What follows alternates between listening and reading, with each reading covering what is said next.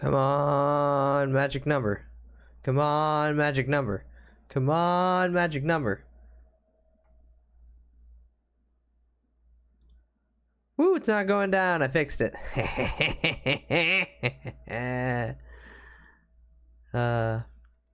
Hi, Siri bot. Welcome back in. Hello, Glenn. Congrats on getting first twice. Also, rip bozo to everyone's FOMO streaks except for you. Hi, Pig. Welcome in. You came in just in time for me to have the internet maybe hold still. Maybe. Also, sorry for the triple ping everybody in the Discord. But haha, get triple pinged. Yeah, they can't kill me yet. They can try. I think I know what caused it.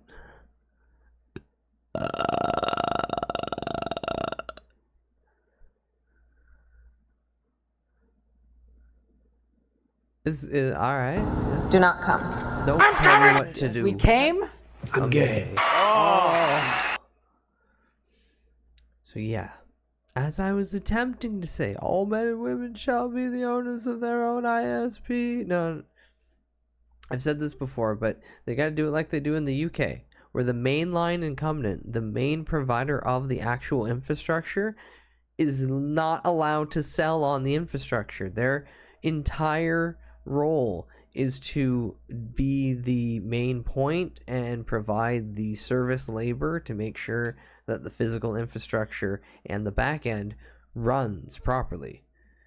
And then they resell upon that service, and everybody else gauges their prices accordingly as being third-party resellers of a mainline incumbent, but that mainline incumbent does not own a monopoly on it.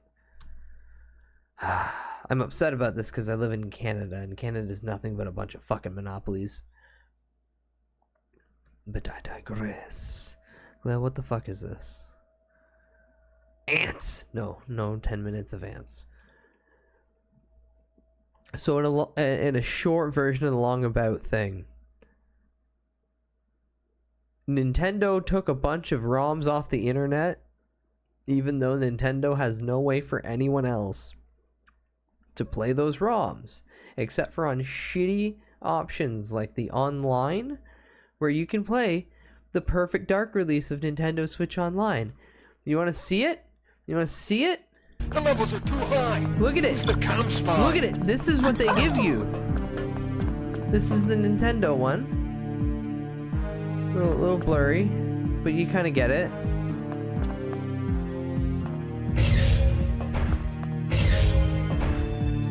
No, this is just the N64. I know. The N64 is vile. This is the Switch. This is the Switch. Look at that. Burn your eyes out with it. They took that. The first one, they took that off the internet. And they gave you this. It's just like when fucking Rockstar ported up the mobile version of the Grand Theft Auto series and then re-released it as a fucking collection. The levels are too high. And then removed the old ones. Oh.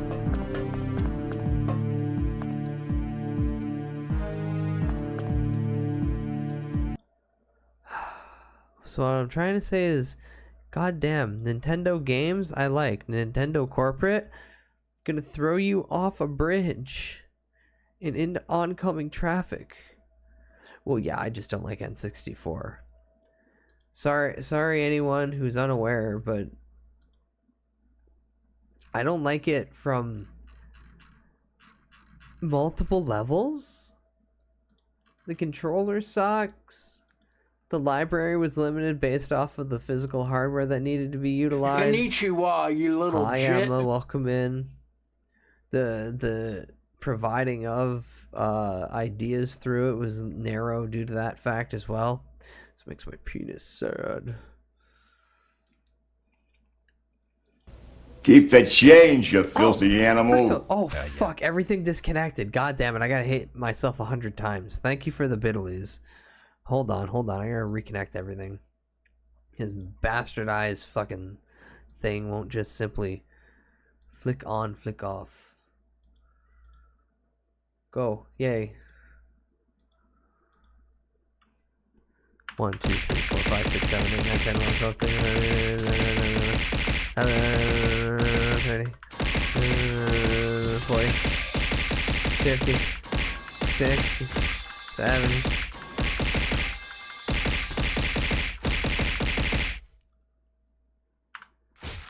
Perfect. Everything disconnected. Chat, do not be fooled by his cool, relaxed demeanor. He is a violent, a sick sociopath, if you will. It's what I was raised on, and it's what the kids of this generation would be raised on too. I never watched it, but OKKO had a lot of influence from the 2000s. Shocker, I know. Something that came out around 2017. So Jonathan Davis of Korn makes an appearance, and almost every line that this character says is just a fucking goddamn Korn lyric. Just saying, your actions have consequences. You don't really believe in that stuff, do you? I was raised on the Grim Adventures of Billy Mandy as well as Adventure Time. Hell yeah. Silver Spark, come on out and face me. And hurry up. My life could end at any second. Succulentus. Is that you? That's right. And I'm taking you down once and for all, I'm just gonna Spark, point this in the name out. of the Cactus Crew. He really does look like he's a few articles of clothing away from being King Cobra. Are you ready?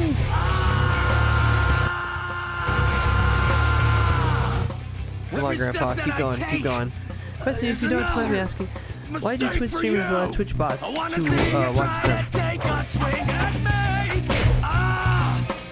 Ultimately, they don't count as a viewer in any sense. It would be pointless to individually go through an entire list just to delete them. Unless they're doing anything heinous or nefarious. It's another random thing in a sea of nothingness. Hey, how's it going? Enough! Stop confusing what is real.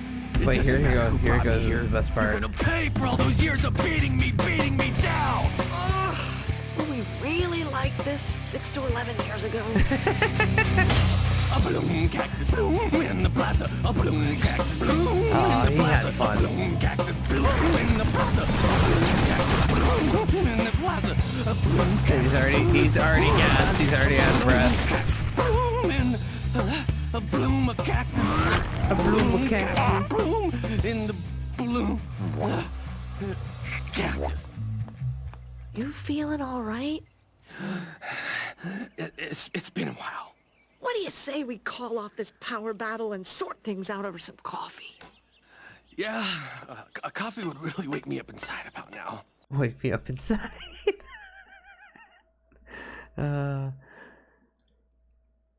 It's adorable to see references to my childhood now in kids shows, and they're like, "What the fuck is this?" All right. Speaking of what the fuck is this?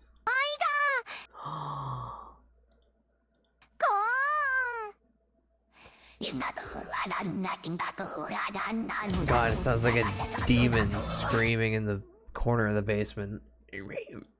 Alright, what was this from earlier? This is hideous. I'd continued playing it, but it's got copyright music, and I don't want to get slapped for the 42 seconds. Also, this. Oh, his little arm! His little arm! That was a Blue Archive meme. Correct. And it was all yellow. Alright. Why we're actually here tonight. Why I started streaming early. I didn't want to hold off and wait. It's a new Folding Ideas video about James Rolfe, aka the angry video game nerd. Ah, hi McShorts, welcome in. Yes, I lived because I figured out one thing that was probably throwing off the entire connection, and I was right. So I'm happy I fixed it. What are we having for dinner? Your skin. Oh yeah, your skin and bones. I have no idea what this reference is. The angry video games nerd. Yes, the James nerd.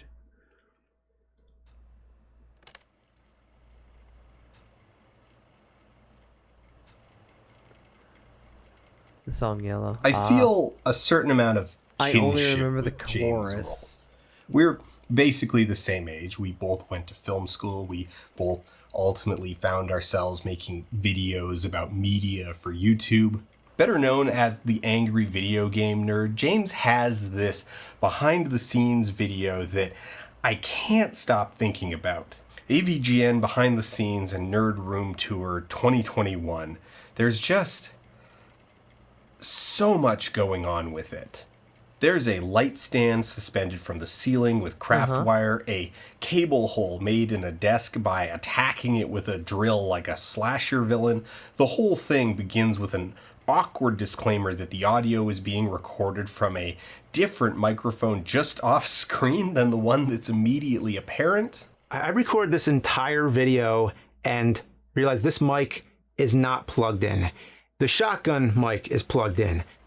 Then there's the tripod. James expresses a desire to keep things out of his way, tripods, light stands, and such, to maximize floor space in his studio. A worthy goal I can empathize with as I sit here in a veritable forest of aluminum and steel.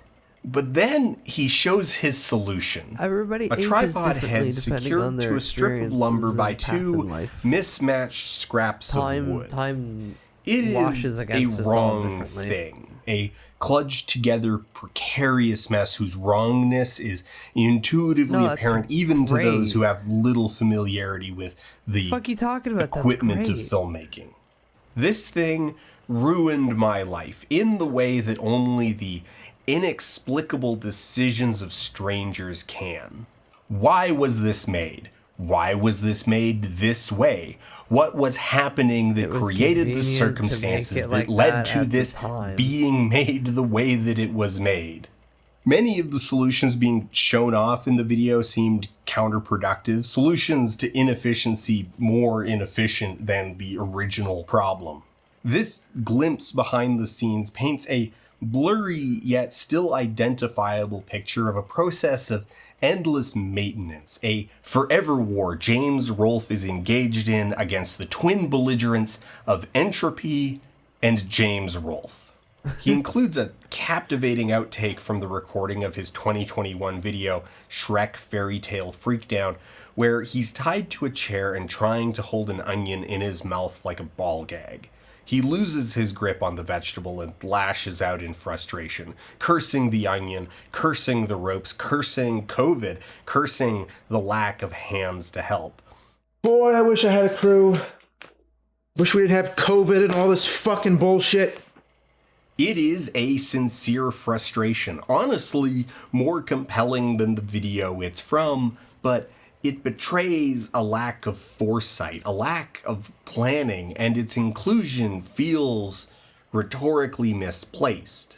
This rhetorical confusion marbles throughout the studio tour. Repeated shoutouts given to his multi-channel network Screenwave, a seemingly out-of-left-field defense of his wife April, and a laundry list of one-off projects consuming his time.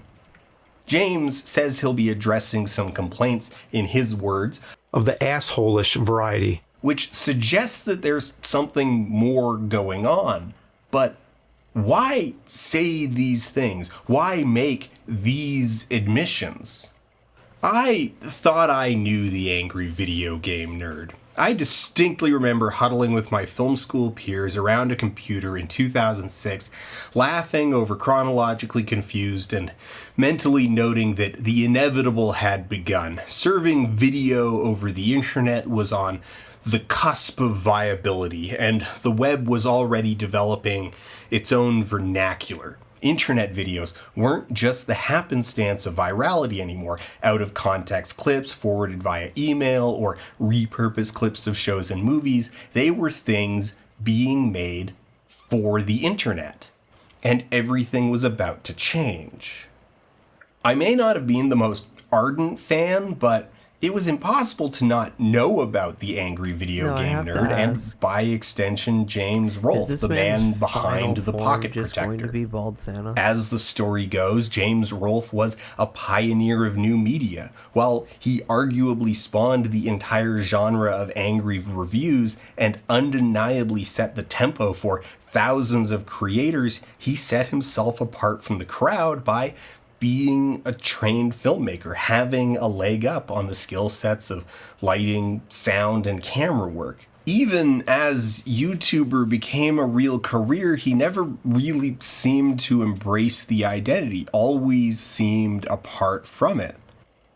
As his peers would often detail, he wasn't a YouTuber, he was a filmmaker. But how could I square that reputation with this admission of his process, with the light stands arduously suspended with craft wire in lieu of a $15 scissor clamp? James says his camera work has grown stagnant, claims that it frustrates him most of all, before detailing an insistence on disassembling an entire rig to move from the prompter to the tripod, rather than using a quick release plate or investing in a second camera body, only to then, minutes later, admit to having a second camera body. This made me keenly aware of one thing above all. I do not know James Rolfe.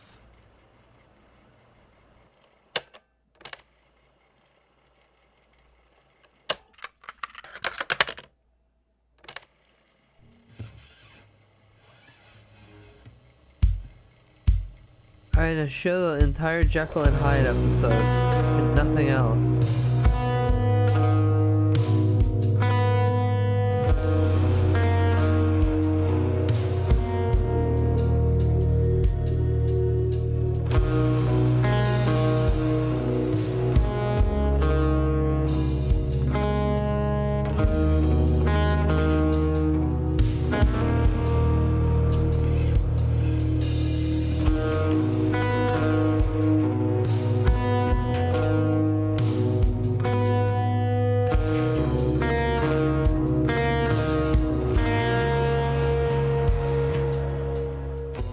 Having glimpsed something of his oddities, the distant specter of the man gripped me with a hunger for comprehension, a compulsion to know more. Fortunately, he had already offered me more. In 2022, James self-published his memoirs and autobiography, A Movie-Making Nerd. Circumstances being what they are, I feel a reintroduction is necessary. Between 2004 and 2006, fresh film school grad James Rolfe created a trilogy of short skits where he played a stereotypical nerd, complaining about old Nintendo games.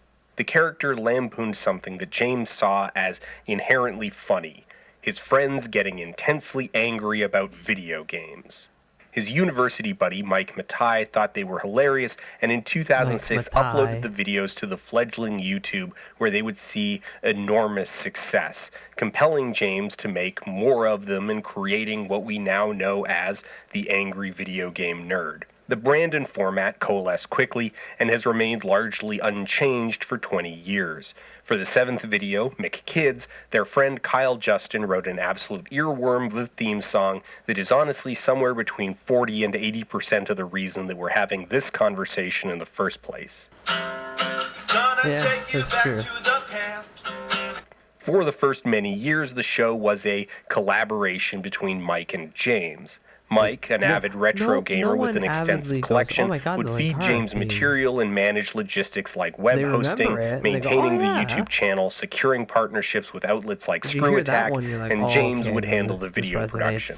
The show's comedy hinged, and really still hinges, on a combination of acidic vulgarity, casual violence, and an excess of juvenile machismo. This game is worse than a Mischief Night prank. Mischief Night is throwing toilet paper all over someone's yard. This game is the equivalent of throwing toilet paper after you wiped your ass. It's as refreshing as a horse's anus. Fuck the crawl up its bird ass, and fuck you, you fucking clown-faced Joker, Kiss makeup wearing King Diamond, Beetlejuice, Alice Cooper, Marilyn Manson motherfucker! But it wasn't James's first creation. James did angry. not He apparate ex nihilo in 2006, and a movie-making nerd is an opportunity to delve into that prehistory. Also, a lot of hot chocolate. A lot of hot chocolate. Now is as good a time as any to mention the odd conflict that swirls around James. He has attracted a not insubstantial audience of cankerous hate watchers, self-styled truthers who have made a hobby of disseminating what they see to be the truth of James Rolfe, that he is a man of hubris, ungrateful for his success on YouTube and dismissive of the very fans who gave him a career in the first place. Alternately, a know-nothing failure of a filmmaker, or a cuckolded visionary who could have had it all if he hadn't been laid low by his bitch wife. I am far from the first person to ask the question, who is James Rolfe? James is, by reputation, personally extremely offline. He values his privacy and sees social media as a distraction from his craft, tries to keep his personal life personal. That is an admirable quality, but it's also obviously not a hard line. Obviously, I'm holding a copy of his self-published autobiography. Whatever secrecy James enjoys by not dropping selfies on the gram every day, he makes up for with infrequent but overwhelming trips into his personal affairs. He may not go often, but when he goes big. And maybe that is why it has wormed its way into my brain. Not all of the fascination with the historical arc of the AVGN is odious. There is something profoundly compelling about James. People who become aware of his quirks find themselves enthralled. Anyway, that's all I have to say for now. There's 10 more videos to make on this subject, but that's James Rolfe and the DVX 100. People talk about James in a very specific way. My friends talk about James in a very specific way, and I have developed a very strange, almost adversarial relationship with that. The cultural impact of AVGN is undeniably far-reaching. He is, without question, the direct inspiration for many, many imitators and derivatives. AVGN set the tone that all YouTube reviews would in some form or another respond to. 2 decades on, the cultural impact of AVGN is deep in the DNA of YouTube. But it is also likewise easy to overstate the uniqueness of the angry video game nerd, as though James captured something that would have never otherwise existed. The concept of media critique as entertainment did not begin with James Rolfe. The bottom line is this: Swamp Buggy Racing is one of the most inexplicably bad pieces of software ever mass-produced for the consumer market. Do not buy it, do not rent it, do not even pick up the box. I'm going to go launch the game one last time to get screenshots for this review, and after that I'll be giving the game disc to the 4-year-old who lives downstairs so he can turn it into a colorful frisbee. 6% PC Gamer, May 2000. Classic. Basically, as long as the review has existed as a literary form, writers have sought to make them entertaining for their own sake. Even disregarding that long legacy, the DNA of the angry video game nerd follows in a lineage with Siskel and Ebert at the Movies, Mystery Science Theater 3000, Stomp Tokyo, and SeanBaby.com. Culturally, AVGN was right in line with Penny Arcade. In 2006, Jerry and Mike were entering their 8th year of success with a webcomic whose comedy hinged on acidic vulgarity, casual violence, and an excess of juvenile machismo, a formula that had proven so successful they were able to spin it off into its own expo in 2004. There were many people putting out the same kind of material as James, but his filmmaking background gave him a critical advantage in the early days of YouTube. Simply owning a digital camera and having a basic grasp of audio separated him from his competitors filming on webcams. James Rolfe was perfectly positioned and by coincidence struck an iron he didn't even know was hot. Like all YouTubers, he got lucky. He got insanely They do lucky. PAX East, they do While PAX the early West. YouTube subscriber numbers look modest by modern standards, I think they James do an Nintendo Australian Nerd one, but was I'm not too briefly sure. the 8th largest channel on YouTube in 2008 with 125,000 subscribers. And the channel's 3, almost 4 million modern subscribers are respectable but somewhat mundane. The subscriber numbers don't betray just how popular the nerd really was.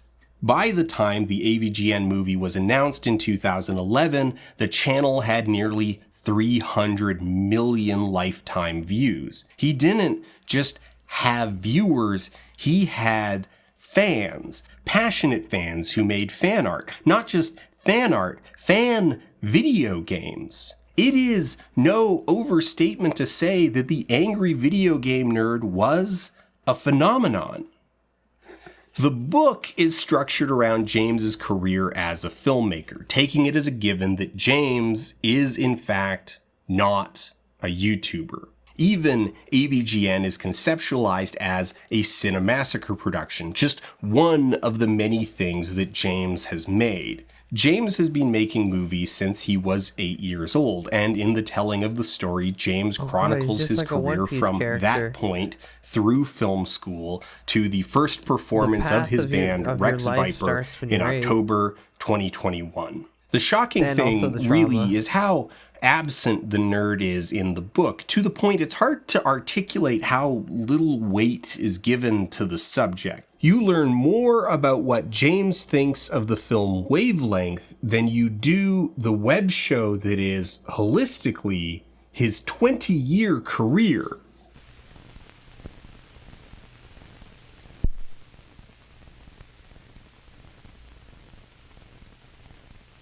I'm gonna be honest with you, Chief. I just don't think he likes doing the nerd. Wavelength is a 1967 experimental short film created by Canadian multidisciplinary artist Michael Snow. Wavelength as a film is relatively easy to describe, but difficult to explain. It functions as something of an inkblot test for critics, as the way in which you go about explaining it will inevitably betray something about the way in which you approach film. Some critics praise the film as the birth of a nation or Citizen Kane of underground films, while other critics heckled the film and many walked out. Michael Snow, for his part, found this hilarious. Wavelength, like many avant-garde films, is what you bring to it. Is it a 45-minute long shot of a wall, or is it a film about film and its relationship to time? Remember, that is an exercise for the viewer. This versatility has allowed the film to be used as a foundation for complex discussions in film theory. But despite its importance, Wavelength is perhaps better known as a foil for students, the archetype of heady, pretentious films to endure in film school. Students prime themselves to reject the film, but even in rejection, they engage with Wavelength. The only constant in watching Wavelength is the act of viewership itself. You must physically experience the film to understand it. If Wavelength could be said to have a core theme, it would be reflection. The film uses boredom and frustration to force the viewer to engage. A wandering mind is, in its own way, an intended response. The viewer is compelled to reflect on their role in proceedings, their role as a viewer. The movie, in essence, holds a mirror up to the audience. In cursing the time lost and in describing their tortuous experiences, even the most checked out students unknowingly engage with the film's ideas. That is the unique power of Wavelength. Even in rejecting it, the viewer learns something about themselves. I don't want to watch it. I'm scared. I'm scared of the mirror. How long you streaming for, bud? I gotta go store. Oh, I'll be up for no, don't worry. You can make your journey. We're trucking tonight. James's profile as a filmmaker is ultimately dominated by his one feature film, crowdfunded in 2011, shot in 2012, and released in 2014. Summer 2024 will be the 10th anniversary of The Angry Video Game Nerd, the movie, a truly bizarre and intriguing piece of outsider art. All movies are miracles, but this one is a bit more of a miracle than most. By all rights, it should not exist. The production was troubled in all the ways that productions are, and then on top of that, in a number of ways that movies typically aren't. It is, on some, not very good, but that much has been said before. It is, as a story, rudderless and confusing, an unresolved conflict of creative fascinations, external pressures, and foundational bad decisions. Listen, James. It's tempting to get caught in the quagmire of those decisions, but for the most part, it can all be traced back to boring foundational issues. In learning of all the myriad ways in which the budget was poorly optimized, in seeing the dated and weak humor, in watching an actor who isn't enamored with the mythology of James Rolfe pronounce the name Deathwathics to little success, it's easy to latch on as though those details are the thing that makes the movie what it is, but the true problem is much more basic. Honey, don't get your panties in a wad. I'm not wearing any panties. Hot. The script was written haphazardly by James and his high school buddy Kevin Finn over the course of almost 6 years, originating shortly after AVGN itself in 2006. It is trying to be a supersized episode of the web show and a flex of James's skills as a filmmaker and a self-aware B-movie version of a blockbuster, and just something altogether not the web show. This is the foundational problem, an inability to decide on what the project actually was. Without a creative vision, an actual big picture creative vision of what the finished product is supposed to be, the end product lacks focus, lacks intent, lacks the backstop of feedback that would tell the two of them that Deathwathics, as the name of the film's ultimate kaiju villain, is an in-joke between the writers that just isn't very funny. The entire movie bizarrely revolves around the nerd being compelled in some way to review E.T. for the Atari 2600, the fragmentary shards of the movie as a supersized episode, but clearance for the actual E.T. intellectual property was never secured, requiring the movie to revolve around a spoof instead, which undercuts the verisimilitude of the movie as a big budget episode. The core plot never makes much sense, the motivations of the nerd are incoherent, and the core conflict seems to be that the nerd doesn't want to review the game because it gave him nightmares as a child, which itself appears to be an episode lifted from James' own childhood, as a version of the scene is one of the recurring nightmares James describes in the first chapter of the book. The production itself was plagued with indecision. James was wearing a lot of different hats that placed tremendous demands on his attention, requiring a level of delegation that he was simply unprepared for. The process stretched out years longer than anyone wanted and left James thoroughly burnt out and disillusioned with the whole circus. Some AVGN viewers wonder why the film introduces two new characters, Cooper and Mandy, rather than relying on Mike, Kyle, Bootsy, or any of the other day players that featured in AVGN episodes, and I feel like the answer is obvious. Can you imagine Mike Matai trying to act in a feature film? No. No, just... No, God, no. No. No, not James himself struggles through the movie because, well, he's not an actor. He is an actor in the literal sense. He performs a character on camera professionally, but he is and always has been an actor of convenience. The only reason he is the nerd is because he didn't have anyone else around to play the nerd instead. That's not to say James isn't good at being the nerd. It takes work to be a clown. James has skills as a performer. His ability to suppress his self-consciousness and yell, scream, fart, and vomit for an audience isn't to be downplayed.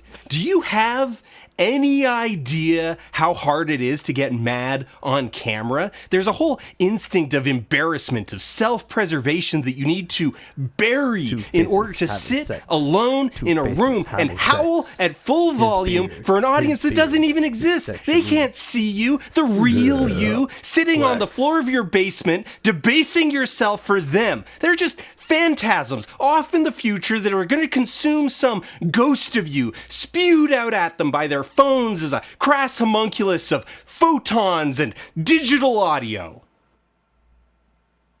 It's easy to postulate on what the movie maybe should have been instead. A low-budget horror movie or creature feature, literally just a big-budget YouTube video in the same vein as the Channel Awesome anniversary specials. Basically anything other than what it actually was. But I have mulled on and dismissed the notion that AVGN the movie is an aberration. Well, there are undeniable conflicting incentives in the mix. The whole thing was clearly an extension of the angry video game nerd because that was the thing the crowd would respond to, the thing they could raise money for. I still think what we got is ultimately truthful to James's instincts as a filmmaker. James's earliest filmography has been lost to the inevitable rot of VHS tapes, but conveniently the book preserves many of them as anecdotes, lessons, and technological milestones in James's journey as a filmmaker. The book by volume is mostly concerned with, second, the shooting of AVGN the movie, and first, the documentation and preservation of over 24 home movies James produced in the 1990s between the ages of 12 and 18. James, from his own telling, draws a lot of energy from being the director, which in the nebulous hierarchy of the playground is less a creative visionary and more the child who leads the play. These home movies, which James pointedly and explicitly calls films, are, from their descriptions, basically what you'd expect from a child let loose with a camcorder. They're improvisational, loose, unfocused, and shot in linear order. In short, filmmaking as a form of play. Getting friends to act wasn't easy. Everyone was busy. Next time I got some of them over was Snicks, 1993. I quickly thought of a spontaneous story about an ancient warlock, Snicks, who died centuries ago but left behind a mask made of paper and feathers. In the present day, the mask is discovered and possesses my friend with the warlock's spirit when he puts it on. He stalks me and tries to kill me. We made up the plot as we went along, but it was cut short when his mom called him home to dinner. After that, I had to complete his scenes by puppeteering the mask in close-ups only and performing Snicks's voice myself. Again, it was complete garbage, but it survived. My God, I remember it's my that. oldest existing movie to feature live actors besides myself, and has become sort of, in a strange way, a classic of mine. His actors were whatever neighbors were available. In spite of his pleas, the filming of Dino Men from D4, 1994, rolled over from Saturday into Sunday and had to be abandoned because his friends just didn't want to do a second day. Night of Total Terror, 1996, was the first movie where James felt his friends wanted to be there. It was, in his own words, a blatant rip of Raiders of the Lost Ark and the Maltese Falcon, the MacGuffins of those films replaced with a cursed genie lamp. His films eventually settled into a routine of James hanging out with a few friends making stuff they found fun. James learned to treat the films with soft hands as his friends refused to learn lines, rarely respected continuity, and occasionally would just overwrite the tape and destroy the footage. This informed his style as a director. James says he likes to work in small crews, treating actors as close personal friends and encouraging them to improvise. This informal style, where productions are measured in hours rather than days, and the enjoyment of the actors is given priority, was well suited to the angry video game nerd series. Mike could goof around and make James laugh, and it would translate reasonably well to YouTube. But the AVGN movie exposed the flaws in James's filmmaking approach. Union actors in Los Angeles don't want to be the director's friend, and the shooting schedule of Snicks Returns does not prepare you for 28 days of principal photography for a feature film. The AVGN movie is, spiritually, just another home movie. So, I may have misrepresented the book, though maybe you already figured this out. It's bad, but In the constellation of awful YouTuber autobiographies, which range from shamelessly improvisational to active attempts to obfuscate crime, a movie-making nerd doesn't really rank. It's not that kind of bad, but it is also impressively self-destructive. As I went through its pages, I found myself tempted to make sweeping claims about how James sees the world, how he sees himself, but stopped when I realized that I couldn't tell the difference between statements that implied a total lack of self-reflection, a mind that still held juvenile opinions 20 years after the fact as sincerely as the day they were first formed, and the weak writing. Large swaths of the book are very basic in their construction, pages of paragraphs of 6 to 7 word subject-verb sentences. The most fun class was acting. The instructor was very serious about it. He was like a drill sergeant. The fans take an active role in the movie. They're the ones requesting the nerd to review the game. I think that's a great thing. The fans helped create the idea for this movie. But my character, the nerd, doesn't want to review the game. He feels pressured. Not all of the assignments were fun. Some of them were rudimentary, like painting grayscales and color wheels. All were tedious, messy, and basic. Some of the textbook classes required writing boring essays to explain why time is like a grain of sand. In other words, do your best to come up with some bullshit. Over 430 words are dedicated to a failed location scout for a boiler room set during the filming of AVGN the movie that could be funny if it were well told, could be a trivial event that details a state of mind or just elicits a chuckle, but is delivered with the narrative intensity of a grocery list. I don't doubt that the book is a reasonably accurate accounting of factual events, more or less in the order that they occurred, and that it contains certain insights into James, his life, his way of thinking, and his relationship with himself. But at the same time, I don't think it can really be trusted for much else. It is not a bad thing that it was self-published, but it is a keenly present thing. It is self-serving, as all autobiographies are, but equally self-destructive. The portrait painted by the book is one of a stagnant man with limited capacity to self-reflect, a poor understanding of how and why things happened the way they did, and a general lack of curiosity. A movie-making nerd compels us to conceptualize James not as a revolutionary YouTuber, but as a failed filmmaker.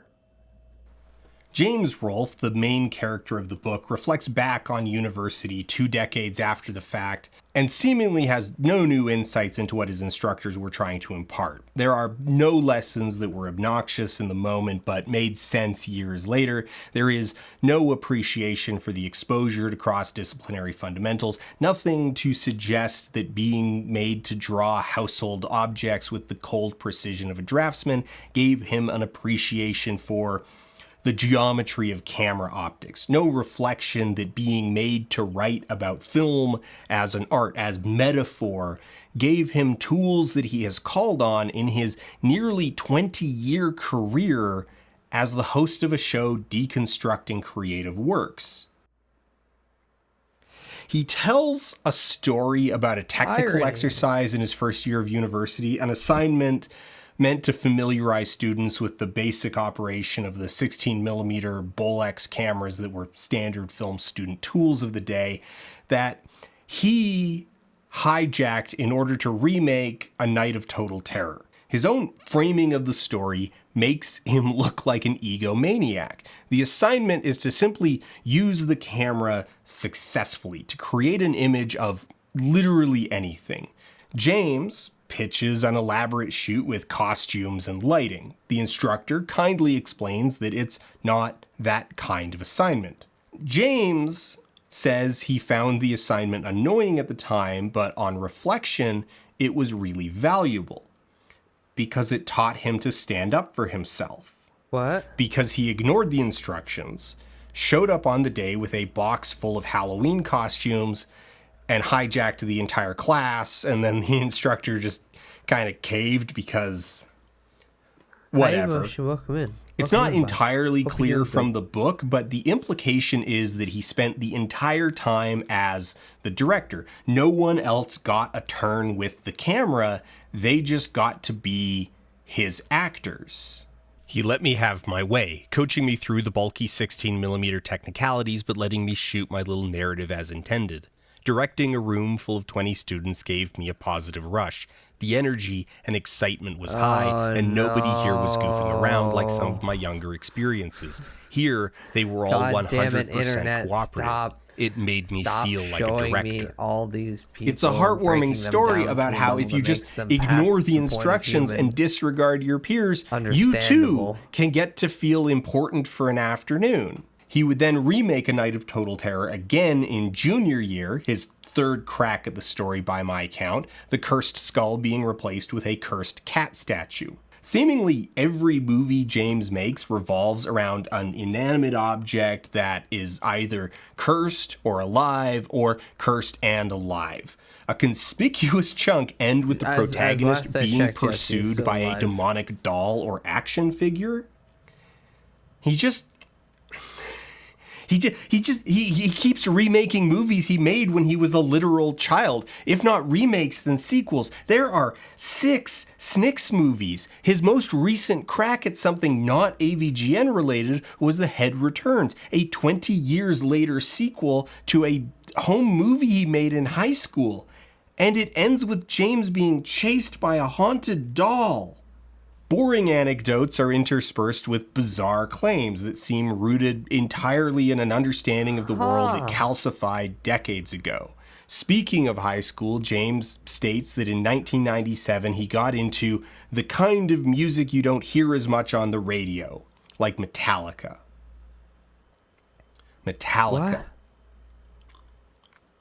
Metallica in 1997 was one of the biggest bands in the world. Every weirdo nerd our age had a Metallica phase in the mid-90s. I had a Metallica phase in the mid-90s.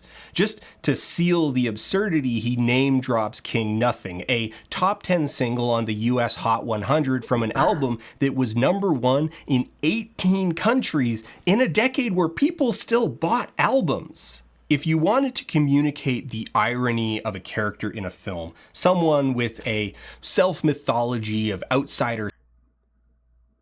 I like how this chapter is just referred to as Book Bad. I just want to comment that the lack of foresight in these statements, and not even like... I don't know how else to explain this, but it sounded like he didn't even have any experiences in college if he went to college only to turn around and later in life be like, oh yeah, and when I was a kid, I was listening to stuff they wouldn't even put on the radio. Metallica. Cut to Fortnite Metallica collaboration. Oh my god, James, what the fuck? Status, while ultimately being no less in step with extremely mainstream tastes, you would drape the character in a Metallica t-shirt. An editor would have caught this immediately. The actual substance of the book is largely a chronological catalog of over 24 of James's home movies, many of which are sequels and outright remakes of his own prior movies. In a roundabout way, this actually seems to have been the original impetus behind writing the book, or at least one of the books that became this book. There's evidence scattered throughout that large chunks of the book are lightly adapted from contemporary documents. Though by evidence, I really mean James basically says it outright on page 150. Now the trauma has long faded, just as the VHS tapes have deteriorated. I never digitized or preserved them since the tapes have had no purpose to me outside of the college circle. This text is the final preservation, which I first wrote down while the incidents were still fresh in my mind. It was the catalyst that made me want to write a book in the first place. Sure, it took decades to finish and publish, but those decades have given me plenty to add. This is weird, right?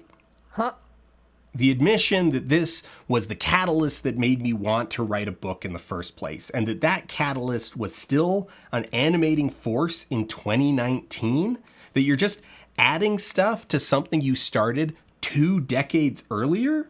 Is this autobiography legitimately a project he began in 2002, long before the days of his public success, and then just uncritically picked up, 16 years later and just started tacking more onto, as though the SNCC sextology getting suspended for an academic year and launching one of the most influential YouTube channels ever are all equally weighted events? The trauma he's referring to is an episode that consumes much of the middle of the book. Over 50 pages, about a sixth of the volume, are dedicated to James getting kicked out of university at the end of his first year due to a whole chain of events where he had these roommates who were trashing their dorm, and he began taping them documentary style. So they began performing for the camera, escalating their behavior, and then at the end of the year, James took all of the tapes he had of them lighting trash on fire, putting holes in the wall, throwing things out of the windows, and cut it all together into a pseudo-documentary that he then sent copies of to the few other people involved, and one of these copies made its way to the dean, who expelled them. The entire episode isn't completely devoid of accountability. He does at times express some remorse for, well, mostly his inactions, but these statements are seemingly stapled on, with the vast majority of the event talked about as unfair accusations and guilt by association, a thing that was done to him. And he even speculates that the school was deliberately malicious in their timing, as the letters of expulsion didn't arrive until too late in the summer to appeal before registration. He insists throughout that he was just a bystander and doesn't really contend with the fact that if you point a camera at someone and they turn to the camera and go, "Hey, check this out," before jump kicking a light fixture until it explodes, you are a participant. But is all this an expression of a true James, or just bad writing? Is self-reflection absent because James doesn't experience it, or is it merely his weakness as a storyteller? Is it the lack of an editor to point out that he's ultimately just talking to himself, to tell him his emotions, however deeply felt, just aren't making it onto the page? All of the above? The way he talks about unfinished home movies from when he was 12 is just really weird, because he treats them as completed objects that are of the same stuff as everything else. AVGN the Movie 2014 and Crazy Carnage 1996, the sequel to Mighty Joe Rampage 1996, left unfinished when the camera battery died, are not strictly treated as equal, but it's insane that they're being compared at all. I keep coming back to James's camera setup. The longer I stared at it, the more the beast consumed me. Why was it? What's going on? Does he even know? Maybe if I built it myself, if I held it in my hands, I could understand. Is this the fruit of obsession? Is this where compulsion takes us? Are the damned and the damnable all doomed to wander to Home Depot? The fact that you're saying this in such a poetic way answers your own question. Building something kind of the same isn't enough. Don't forget the Home Depot bucket. You gotta get the Home Depot bucket. Isn't enough. If you build it out of malice, you inject it full of all your own prejudices. It ends up bad for reasons you created. It tells you nothing. James's board is planed and square, so my board must be planed, squared, and sanded. Taken seriously, a good faith replica, not just a joke. This thing is very strange to build, physically confounding at times. 2 strips of scrap wood and 4 3-inch carpentry screws hold the fluid head in place by gripping the flange around the base, a thing only possible because of the odd profile of the Davison-Sanford FM18 fluid head. I'll admit that by the time my replica was complete, it felt more secure than I'd assumed from photos, but simultaneously precarious. I didn't think it was at risk of spontaneous self-destruction, but still there's a looming sense that I shouldn't push my luck. My screws had already started to bend during the tightening, so done was pretty much done. The thing I struggled with from the very beginning, the thing my brain chafed against like cheap khaki, is that the end goal here, a camera head mounted to a board, isn't some far-off concept, isn't some radical use case. It's a thing. The thing is already made for, already designed to do. Thousands of commenters saw this build and knew immediately, intuitively, that it wasn't right. But plowing through the comments and the commentary of the asshole-ish variety, seemingly none of them knew why. That the head already has a hole in the bottom for a bolt. You can take the lumber and just drill a hole in it. In the industry, it's called a low hat. Cardellini will sell you one made out of anodized aluminum for almost $600, but those aren't very popular. Everybody knows you can get away with $10 of wood and bolts. It's so simple, so straightforward that I can't stop making them. I keep drilling holes in wood and bolting camera heads to them. The thing that's confounding about it is that this is low-budget filmmaking. Like, that's James's thing, right? Scrappy, low-budget filmmaking, practical effects, all the movie magic that can be worked with styrofoam, hot glue, some plywood, and a drill. Well, that would be a fun look in. So why are his low-budget rigs so stupid? Bad?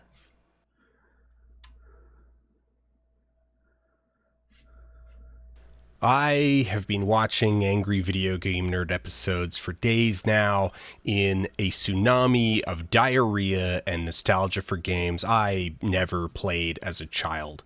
I find myself at times uncertain about what it is that I'm actually watching. Maybe some of the beauty of internet video is that it demolished a lot of corporate ideas about what genres are and what a show looks and sounds like.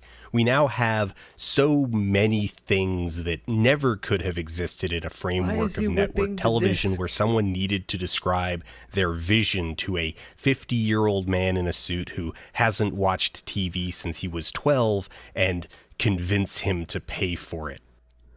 AVGN is one of those things. It is across time formulaic, but ultimately very loose with its structure and identity, and the longer I think on it, the less I believe that it's even a review show. I'm probably not the first person to notice this, and maybe I'm even late to the party, but it occurs to me now, as I psychologically wade hip deep through Buffalo turds, that AVGN is, at its heart, a skit show that uses the premise of video game reviews as little more than a framing device, and as such, there's scant allegiance to the games themselves. But even that's not entirely true, because that would suggest a level of consistency that doesn't exist. Really, it would seem that the show is both review and skit in whatever ratio James and his co-writers are compelled by at the time of writing, though it's unclear to what extent they are aware of that about themselves. The game serves as fodder for jokes and skits, and the videos are rarely a comprehensive overview of the subject because they just kinda work the material until they've got a video worth of stuff. It is what it needs to be in order to exist. The nerd was never a sincere expression of James's obsessions. The nerd was always a character. The critiques are as authentic or performative as is convenient. Superficially, the membrane of performance makes AVGN useless as insight into James, but the hitch is that James just isn't a good enough writer to divest himself fully from the end product, to write organically in the voice and mind of the nerd. The way that James talks about wavelength, both in the book and in the standalone video on the subject. The AVGN movie, however not watched by me, but I have read the synopsis and have heard from enough people, is essentially a very long, strung-out attempt at being a nerd episode, but also at the same time, it's kind of a little neutered in that he feels really out of his element. and the inclusion of random people who were never really in it, it really does feel like he does not belong in it whatsoever. Like he is an oddity placed amongst what would be an otherwise B movie. It's just weird. Where Kick-Assia, excuse me, is everything that you would get from all those reviewers at the same spot, just amplified and in a weird way. Once you know the meta level of how everything going on in the background is happening, it's kind of regardless, they're both bad, but one sticks a little bit more true to the source, where the other one couldn't even get the rights to the ET game. So ultimately, it's not even like he's going after a review of a real game. They had to make a parody. All right, that's my random rant. As himself, are largely indistinguishable from the way that the nerd would talk about wavelength. Wavelength is long, it's boring, it's grating, it's abrasive, it doesn't make any sense, there's no story, they show you a dead body, but then nothing happens. It's just a picture of some waves on the wall. Is that why it's called wavelength? The length of time it takes to get to some waves? Why would they do this? What were they thinking? Call back. Ooh. Super. Sharp picture.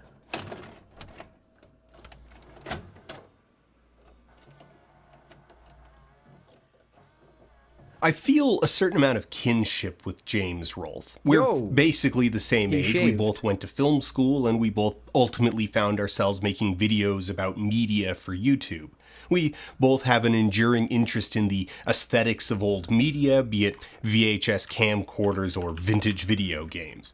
And we both feel the pressure of creation, the sense that there's just never enough time to do everything that we want to get done. Better known as the angry video game nerd, James has this behind-the-scenes video that I can't stop thinking about. AVGN Behind the Scenes and Nerd Room Tour 2021.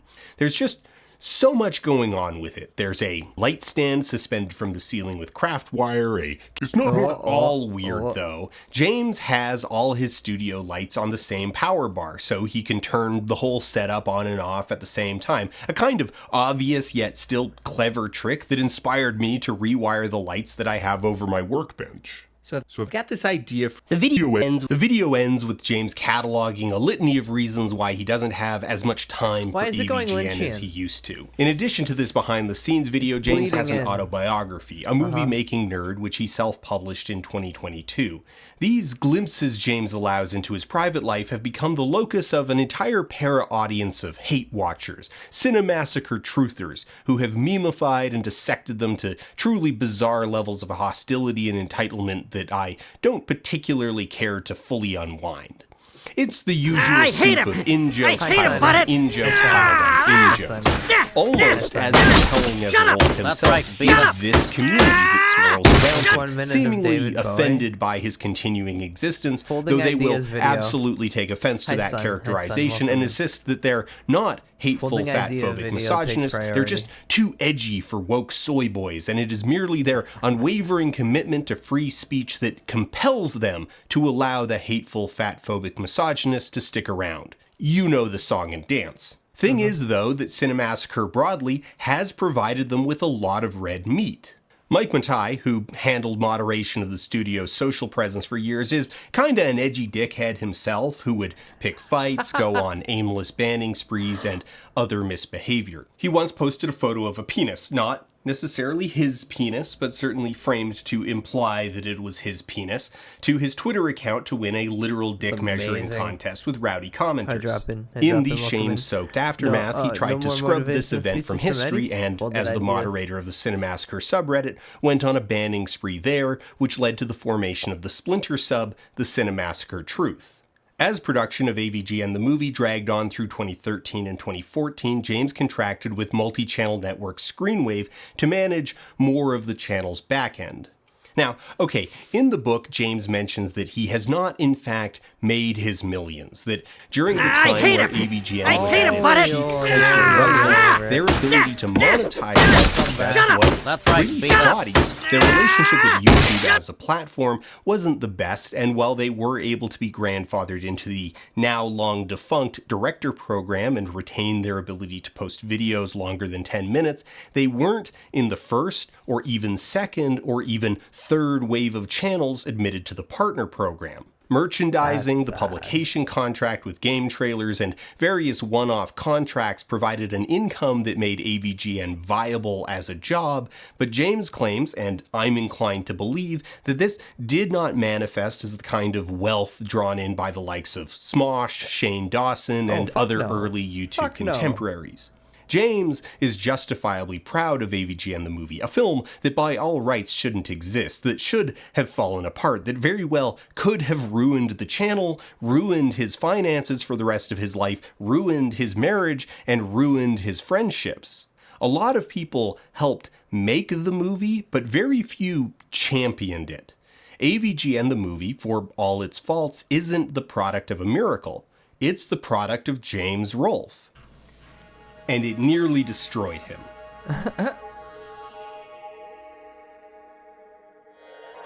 Oh boy. How did it do that? Did it cause him psychological damage? So I have this theory that in 2014, when the movie did not manifest greener pastures, when James realized that he kind of hated making movies at that scale and was loaded up on credit card debt from finishing the movie, someone at Screenwave said, "We can fix your monetization problems." Because what follows in 2015 through 2022 is just an absolute frenzy of content. Podcasts, clip compilations, panel shows, roundtables, vlogs, full season videos, basically every form of content possible that could either be offloaded entirely to an outside editor or would otherwise maximize efficiency. Stuff that takes an hour to record and 40 minutes to edit. Cinemassacre goes from publishing a little over 1 video per week in 2013 to publishing 5 videos a week in 2017. No. In order to facilitate this, a new cast of hosts appears very suddenly. Screenwave employees who are already on the clock and don't have scheduling conflicts or other jobs that they would need to work around to do a podcast and 2 panel shows a week. People who are convenient. Cinemassacre through Screenwave became visibly extremely corporate extremely quickly. And remember, James doesn't see the channel as the angry video game nerd, he sees it as Cinemassacre, the production house. So while this transition made sense to him, it made less sense to his fans, since all of these secondary videos would show up in their subscriptions, not just AVGN videos. When you see the channel has a panel show where James is only an occasional guest, the narrative of a corporate takeover, of James selling out, writes itself. By doing it. But like, none of this would matter if it were good. If the podcast is entertaining, no one's gonna care that Justin and Kieran and Ryan suddenly show up out of nowhere, or that James isn't the main focus. But it's not good, because these dudes they bring in are a void of charisma with basically no on-screen chemistry, because the reason they're there is convenience. Recently, I took the old website and I made a big document of every single article that was on the old website and what YouTube video or it goes to, or whether that video is like lost and we would have to get it from the sources. So I have this like huge map, and I gave it to Justin and Kieran and all. Rangers, hi. Hello. Hope stream was good. Welcome in. Hello. Pathologic. I still don't know what the fuck pathologic was, but I was just watching you have to read long paragraphs, and I was like, but I hope you had fun. I could not read that much. I've realized at this point that games with a lot of reading, my brain melt out my head. I need someone to stand beside me and like slightly whisper either into my ear so I can just repeat exactly what they're saying, or finally admit that all of this is a fraud and that I just simply have a robot speaking for me on my behalf. I'm typing this all out. That's what I'm here for, reading. True. We're finding out who killed our dad. I know who killed my dad. It was the alcohol disease. Cirrhosis of the liver. But I hope you had a good time nonetheless. Everyone followed in the silly little guy on the internet. Also does banger art. My new picture on this hellhole done by her. Very good, very good, very good, very good. And now back to the demise of James Rolfe. All of them, AKA and they're going to his life. start digging through that, or Who having are someone these dig two? through that and start uploading some of the old stuff, like the like all the Turtle Tuesdays and all of that stuff. The goal, Forgot about those. because we're using all the WordPress stuff and stuff. The goal is to get Monster Madness on there fully and finalized. Also, like, James just isn't very good at spontaneous conversation. He's not a strong podcast host, but he's the star of the show. He's the person people are tuning in for, which makes a chatty podcast format a really bad choice. It's a product showing the star of the show in the worst light possible. Brand new Folded Then there's Metals James' video. dad rock band Rex Viper, named after a joke character from the Big Rigs going Over the Road through it Racing all episode of and all AVGN. the Rex shattering Viper is of so what once insubstantial a was what we project that it would assumed barely merit mentioning it if a it weren't really for the fact good that YouTuber James and views James himself alone as a failed seems to take it filmmaker, really and seriously and talks about it like it's important. Interesting. The sum total of Rex Viper is 2 live performances and 4 music videos for parody songs that are just songs from 80s movies with the lyrics sometimes retooled to throw in video game references or the instrumentation altered to mix in game themes. Eye of the Tiger Electronics, Mighty Wings and Hadoukens, Nintendo Power of Love. I'm going to be honest, I hate this entire genre. I am the last person to give it a fair shake, so I'm just going to move on.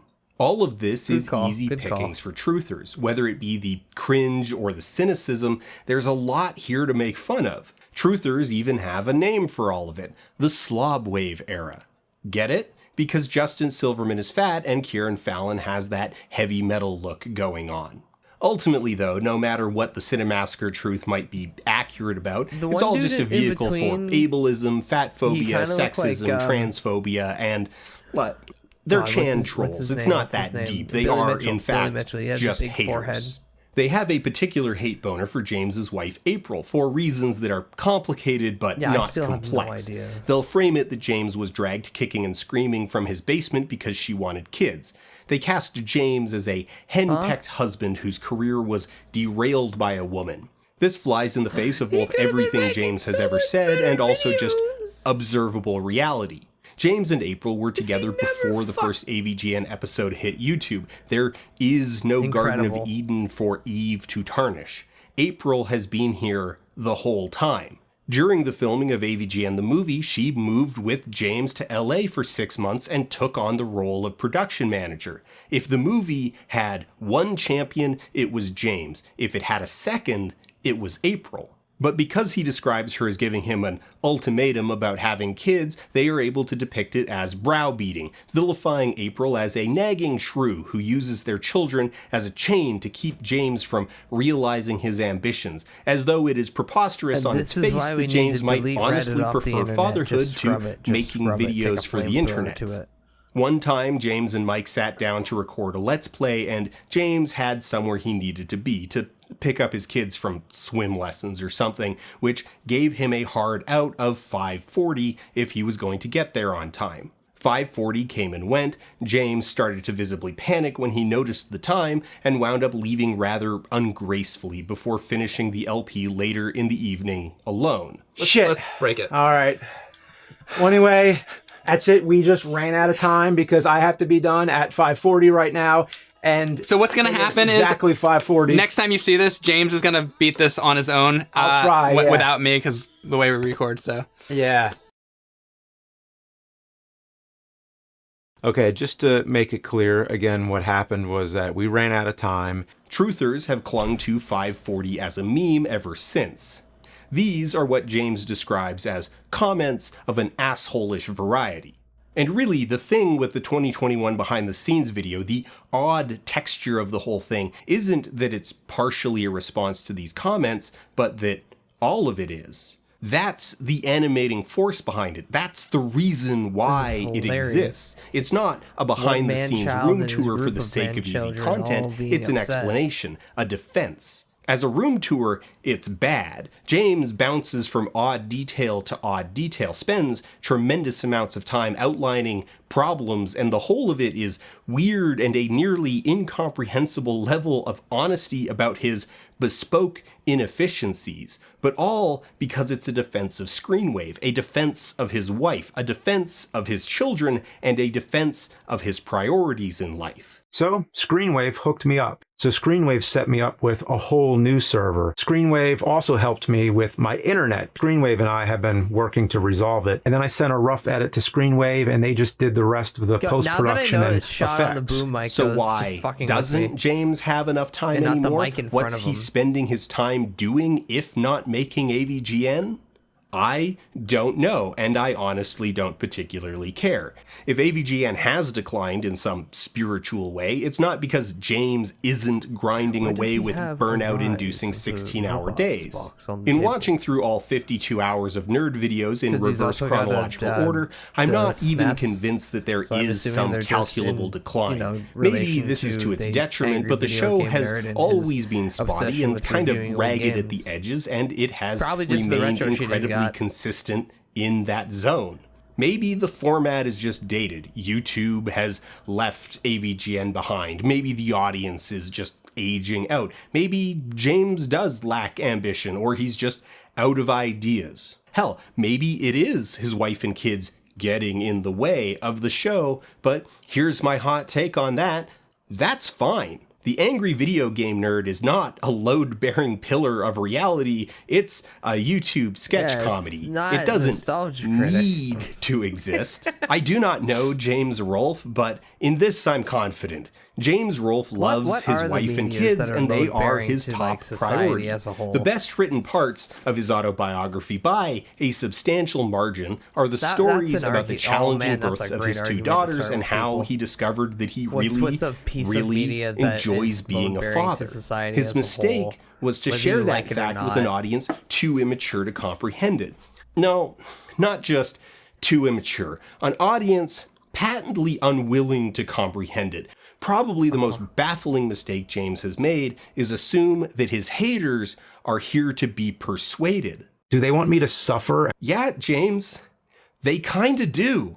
But still, like, mistakes have been made. Like, what's the point of having a company to handle all this stuff if James is going to make a video where he tries to do his own PR response to his haters by showing off his janky DIY rigging? Why employ editors if they're going to leave in the footage where he has a humiliating panic attack? Anyway, part of what is so transfixing in all of this is this parade of contradictions, that from the outside there are these very visible, very public decisions being made, but those decisions aren't producing the intended results. Even without access to their actual back end, I can say that massively increasing the channel output absolutely improved revenue. Even if the podcasts and whatnot underperformed, there's just so many of them. It is on net hundreds of millions of views. But what good is that if it damages the brand? What's the point of doing damage control at all if it just raises a million more questions?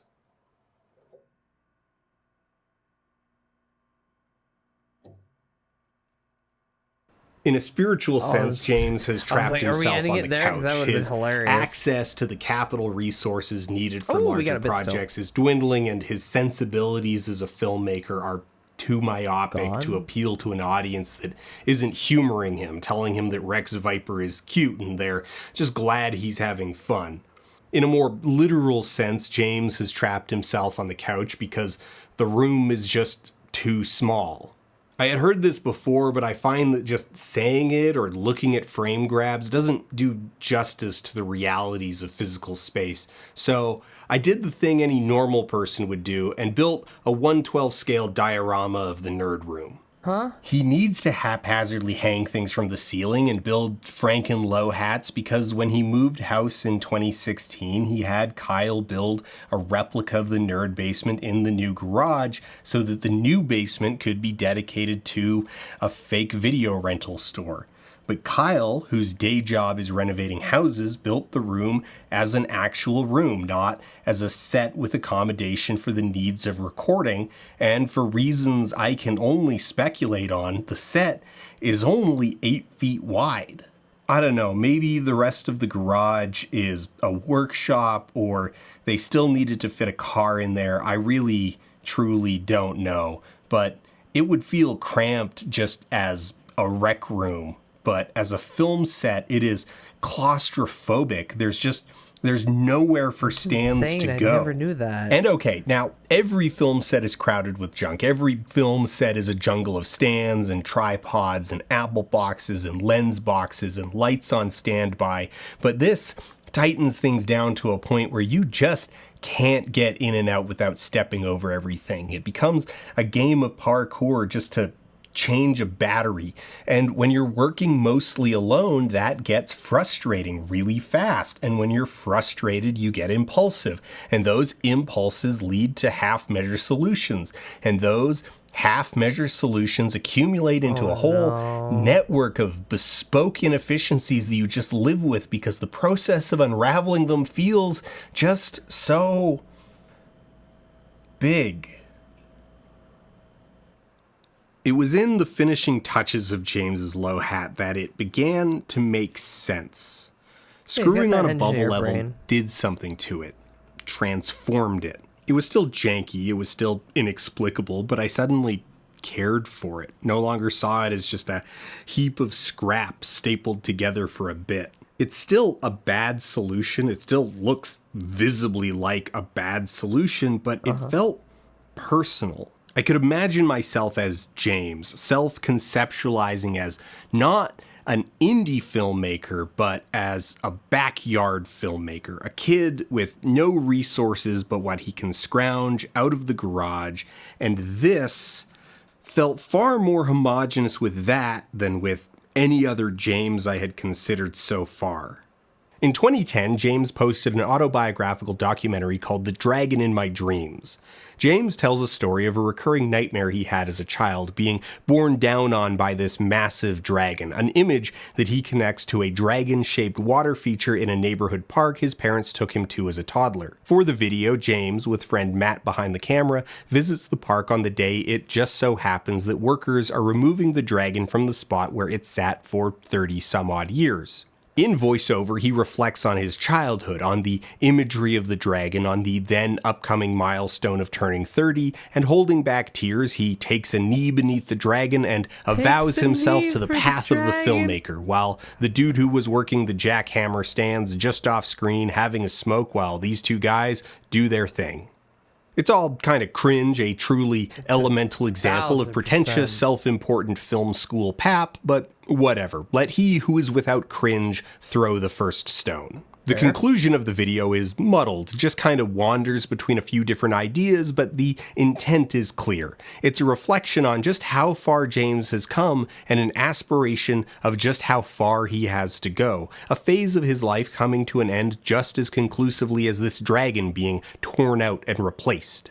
That metaphor crumbles to bitter ash when you realize that the dragon didn't really go anywhere. It was displaced all of 30 feet, from sitting inside the water fountain to standing beside the gate of Fox Chase Playground. In a way, the dragon in my dreams is itself a brutal metaphor for James's career.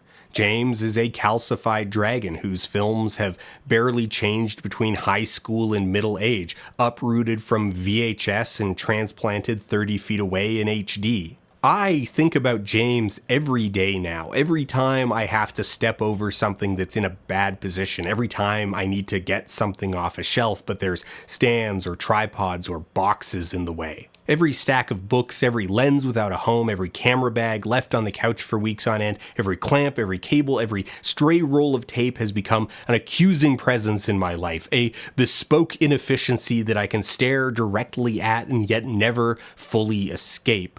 What if the problem is me? James hasn't moved. I've moved. AVGN is what it's always been. The truthers claiming that the show is bad now are getting spooked by their own shadows. The show is what it's always been. The show's never It really isn't changed. The bad only thing now, that's but good in the quote-unquote past. bad is You're the just limited getting camera shots older. because You're he's not seeing a stuck in an titan of YouTube fallen from grace. fucking You're seeing a foot-wide man room. as immovable in his interests and habits as Atlas. But so what?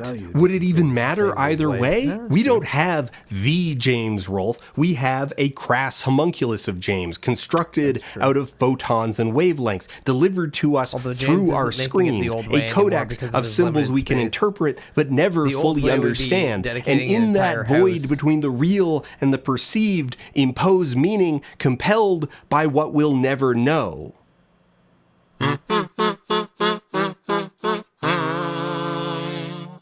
Today we're going back. We're going flashback. Released in 1991, this game was available for most consoles available at the time, plus PC, but all I've got is the Super Nintendo version, so that's what we're playing. This was part of a trend of so-called cinematic platformers. Many of these games are considered classics because of the way they elevated games as an art form, took it seriously, and confronted audiences with complex, sober stories. They weren't just reflex-based arcade games where you hop on Goombas to rescue a princess. They told complex stories like films. So, will flash back to lighten us down, or will it put the ass back in classic? Let's find out. It opens with a pretty impressive 3D cutscene that was clearly intended for PC because the Super Nintendo is really struggling. Still, many Super ports at the time would have replaced these with a static slideshow, so the fact they even tried to keep it is impressive. Okay, so your character crash lands in the jungle with no guidance on who you are or what you're doing here. Well, turns out that's intended. Your character has amnesia and needs to figure out why he crash landed in the jungle. The only thing you know is your name is Conrad. The first thing you notice is that the animations are very smooth and lifelike, because like Prince of Persia, the developers rotoscoped actual footage of actors walking and jumping. This does lend the game a certain weight. When you drop down off a ledge with your pistol drawn and ice tube mutants, it feels super badass. Yeah, take that, you mutant fucks. The second thing you notice is that the controls are ass. Every time you push a button on the controller, Conrad takes one giant step forward, or jumps, or rolls, or draws his gun, and you need to wait for the whole animation to finish before you can do anything else. And that'd be fine, but the game still has tons of reflex-based obstacles that require very precise timing. One of the very first challenges you're given is jumping over this pit, but to do it you need to start running on the previous screen and then enter the command to jump before the new screen has even finished loading, or you just run off the ledge into the pit below and then need to climb back out, waiting a short eternity for Conrad to go through his lifelike cinematic animation every time. Just like in cinema, Conrad doesn't have a life meter on screen. Instead, he has a personal shield that can absorb a certain number of shots. Okay, so that's health by a different name.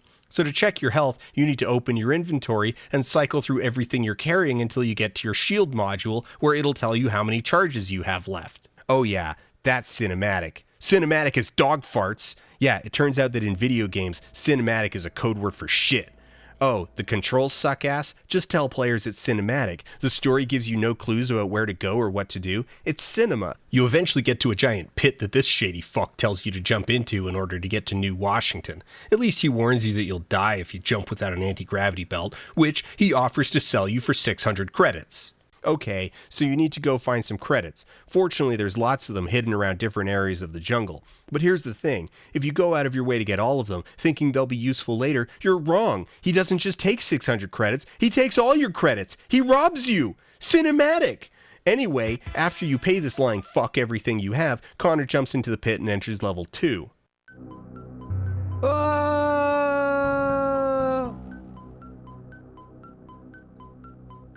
So the people all the way up top in the jungle are the hillbillies, and then people who are living in the underground? What? Cinematic. What?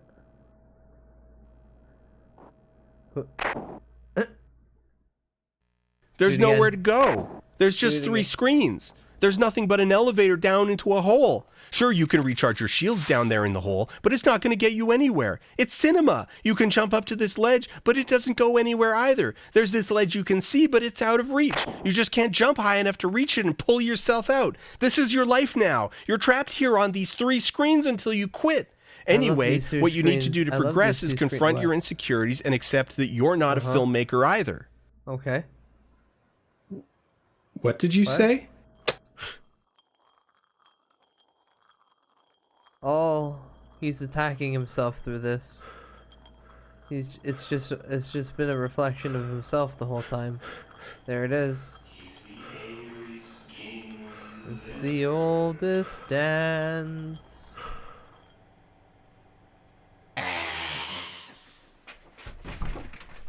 It's projecting oneself onto another.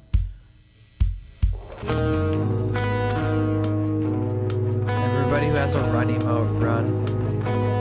Everybody who has a run emote, run with them. Run with them. I'm gonna put Linkara up. That's gonna be the funniest one. Mary run. Mario run. There you go. There we go. Okay. That's a tough run emote. That's fine.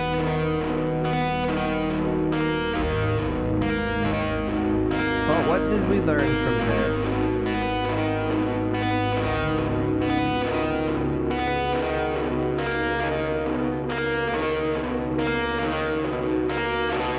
Damn, James. You really do just have one fucking idea. I learned that I am not a filmmaker. That's fair. Don't go to film school.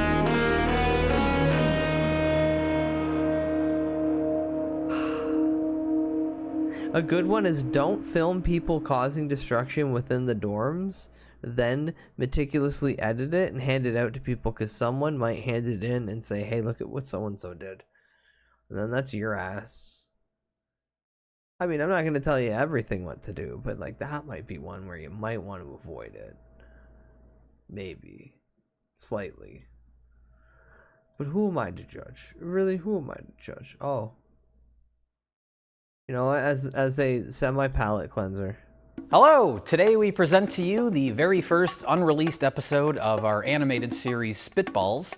The entire idea for this show originally came from us seeing animations that people had done over the years based on our various movie pitches and random rants. That's right, Jay. Now this episode is movie pitches and random rants. That's a Plague of Gripes animation, and I'm so happy that they ended on that one. Before we get into it, before I continue this.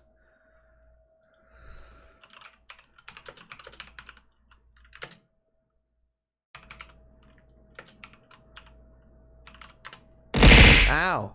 Hi, Sunny. Hi, Sunny. Hi, Sunny. Well, yeah, this leaves us with lots of questions as to the intentions. This is 9 years old. Jesus Christ, this is 9 years old. A toll-free number on the back. 9 years old. Why? Oh my why? God. I think we should call it. Let's see if it's still in service. Or gone. Oh, Rich. Oh, Jesus Christ. Yeah, hi, my name's Dan Wilson. This number used to be for a video thing. I got a video from you guys. It's called Dog Sitter. Well, it gave me a great idea. See, I run Iowa's largest wildlife preserve, and I want to produce a video for giraffes. Just imagine how many zoos are in this country. I got an idea. Hey, it's like this. We're gonna build all these platforms in downtown Manhattan. And then we're gonna walk guys around with cameras, and it's gonna be like a giraffe's night out in Manhattan. All these platforms are gonna be 15 feet in the air. We're gonna put her on a DVD. And I know those kids like the toys. So I want to bombard every DVD with solar radiation. I think that'll create some kind of magnetron. And that'll let everyone who tries to copy the video. It's like a beam's gonna fly right into their eyes like Raiders of the Lost Ark. Yeah, melt them. Wait, hold on, they've come back. Wait, let me go. What's going on? Get away from my door! Can you step outside for a Now, moment? hold on, I gotta go shoot There's some Eli, guys. he's the cop. I'll talk to you later. My name's that cop, the other John cop. We have a Wilson. warrant for your arrest. I run Iowa's largest Sir, wildlife. put down the gun, hands in the air. Put down the gun.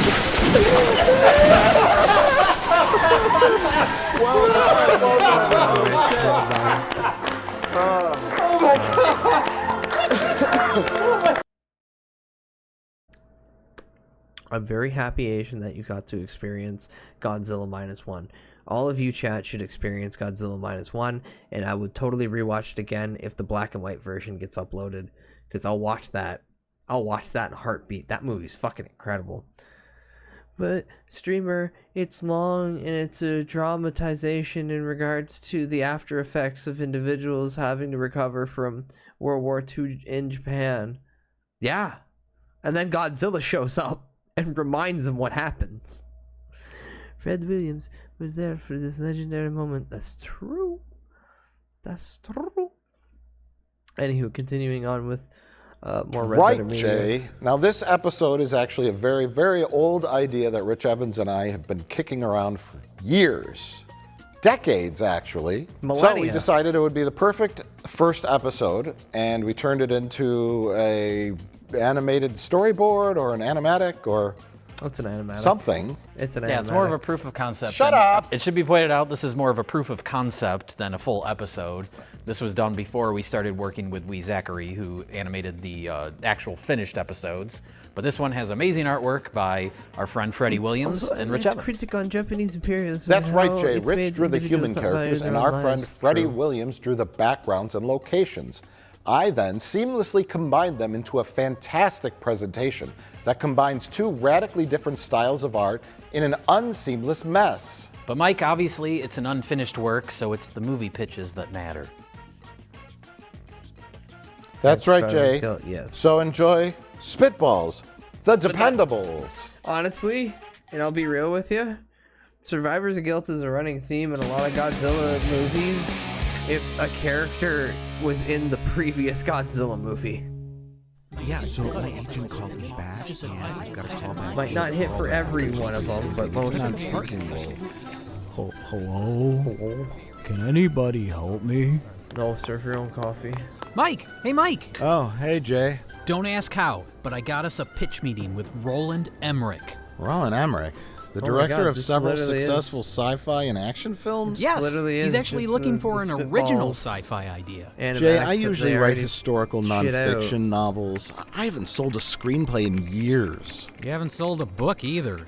So what do you have to lose? Fair point. Rich is picking us up in 5 seconds. Come on! Oh!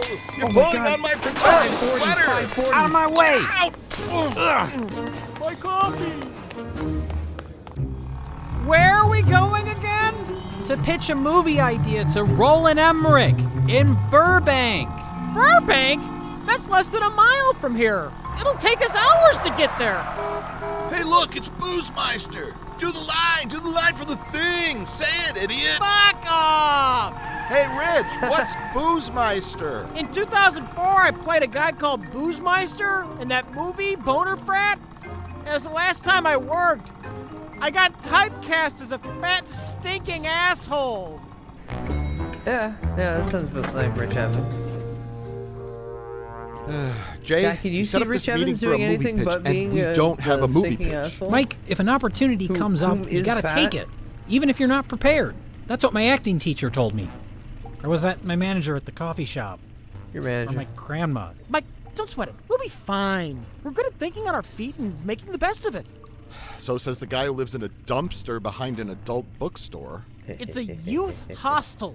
I think once you turn 45, you have to drop the youth in youth hostel. I'm 47, and for your information, I have running water now. Oh my God. You think running water is turning a bottle upside down and opening it, don't you? Well, I mean, technically it is. I knew it! You idiot! No, it's water, it's running. Guys, come on, quit arguing. We've got to think. Thankfully, this is one of those new California elevators that run on wheatgrass juice, so we've got about 27 minutes before we get to Roland Emmerich's floor. Oh, is that why it's going so slow?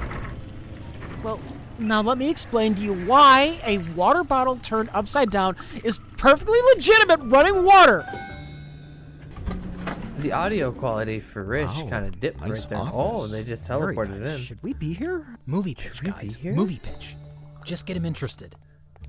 Can we sit? My back is killing me from driving my fucking scooter around. Shh. If we sit, does that make us look lazy or disrespectful? You're overthinking it. Just hi. Hi. I'm Rich Evans. You might remember me from my hit film Boner Frat. It was a hit film 20 years ago.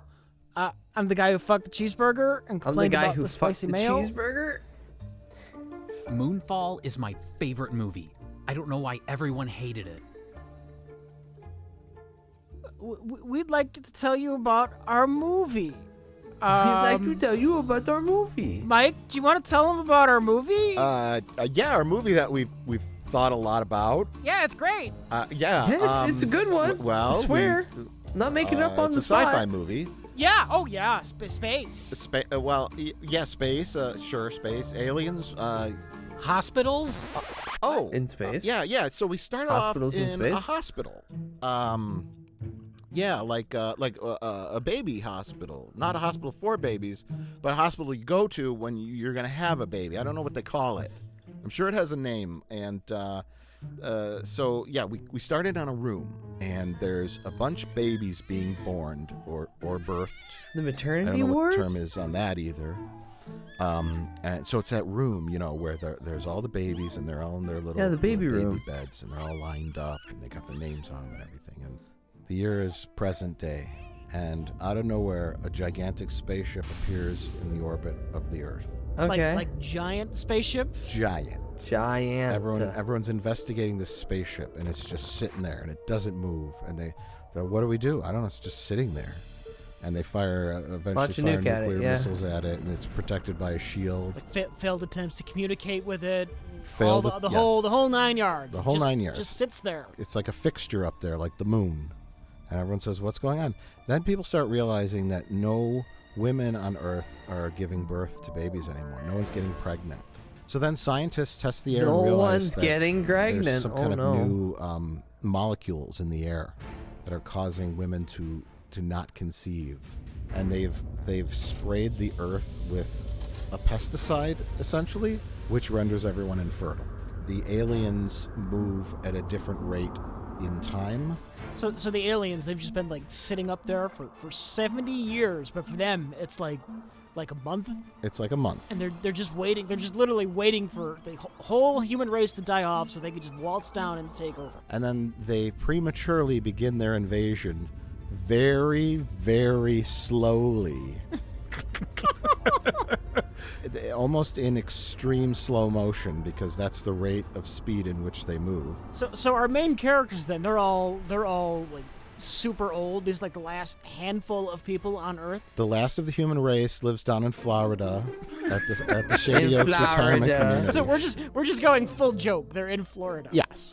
Well, how many people are we talking about? We talking like a couple dozen. Couple dozen. Yeah, how many enough old to be people are a set to happy blow up the moon? ensemble cast of lovely 98-year-olds.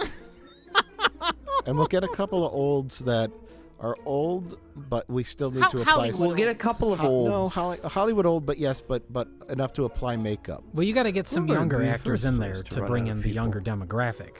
Yeah, but you got to think the other old people would then just moved celebrities and put them in old age makeup. At least a few. The original spot runs out of people doesn't mean people can't relocate. That's true. You don't even need physical makeup anymore. No. Stop. It's 80 years in the future. We've got VR and holographic tech. So the old people interact with humanity has set up the most advanced nursing home in the galaxy. And they have hollow projections of young TikTok stars who like feed them their medicine and wipe their asses. Stuff. I'm just saying, for the sake of getting a younger audience to watch the movie, you need younger actors in the movie. Fine, Mr. Producer. Get Anya Taylor-Joy in there. She's in everything. Okay, Anya Taylor-Joy is the head nurse at the Shady Oaks retirement home, but she's a hologram. Okay, because she's long dead. And so the dozen or so elderlies. They in alien time they have like an hour to live. of aliens time, Yeah, right? yeah. In human time, they have maybe a month. So the aliens are a little bit impatient, and they start their invasion early. They start walking out of the saucer. Our elderly heroes, they go out to check on this, because it's very strange to see these aliens walking in super slow motion coming out of the ship. So you have action scenes that are kind of flip-flopped, where you have an alien who's walking, and seemingly out of nowhere, a 90-year-old runs up to him faster than the Flash and hits him with his walker and knocks him down. When in real time, in our time, what we see is an old man kind of like slowly hobble up to this alien that's moving in super slow motion. And Just like pokes at it. Picks up his walker and goes, just the visuals of those kind of action scenes flipping back and forth. Like but you know that the first time they'd swing, I think it's brilliant. Like the aliens he'd go to pick up his walker and then fall backwards on his ass.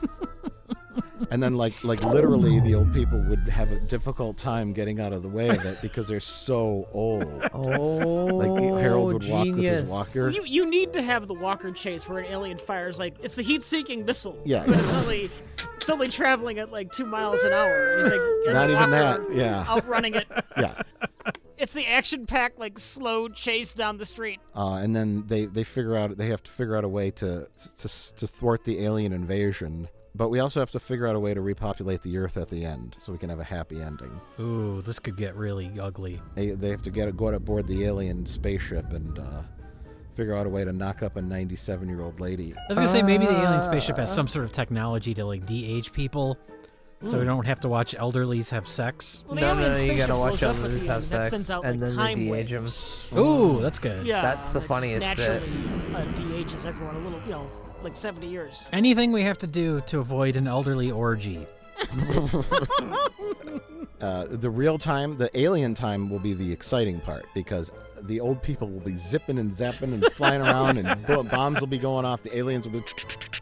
I want a scene where, like you said, the heat-seeking missile's coming, but Harold, he's got to go in the pharmacy and get his prescription for his salve for his like shingles. Hereditary. And he keeps looking over his shoulder. Acting up. The missile is literally on course to blow up the pharmacy, but he's got to get all the salve and all the blood pressure medication and everything all the old people need out of the pharmacy before it gets destroyed. And so the aliens are watching with like alien binoculars, and they see the missile, and then Harold goes in the store and cleans everything out in like 2 seconds, and then it blows up. Is there a way for them to weaponize their adult diapers? Yeah, of course there is. They set them on fire in a wheelchair and like launch the wheelchair at the Oh my god, aliens. the aliens have like spacesuits on, but the smell of the old people is like toxic to them. Permeating. That's like something they didn't plan for. It's like War of the Worlds. Right. Yeah. Yes, exactly. Where the nitrogen oxygen atmosphere of Earth is fine, but when they get a whiff of old people, it's like poison to them. Of them. And then they like shrivel up and die. Their plan, once they realize there's some humans left, their plan is we got to get back aboard the spaceship. All we have to do is wait 2 hours.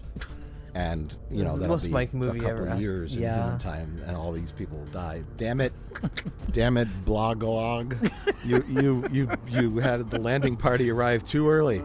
2 hours too early. Sorry, my calculations were off. Your alien hubris. Your alien hubris, you didn't account for the dozen or so elderlies down in Florida at the Shady Oaks retirement home. They're going to undermine our whole invasion plan. It was all for A naught. couple of 90-year-olds. There are a handful of 90-year-olds. What harm could they be? Just How the fuck can't fatal you flaw. just shoot 'em in the Underestimated head? the elderly. They had gumption. They literally ruin everyone's plans. So aliens. Yeah, no, are that not actually makes the exempt. most sense. What do we call it? Roland Emmerich is interested, I think. He's looking at us kind of funny. Perplexed. The Dependables. That's it. That's it. It reminds me of Bubba Hotep. A little bit.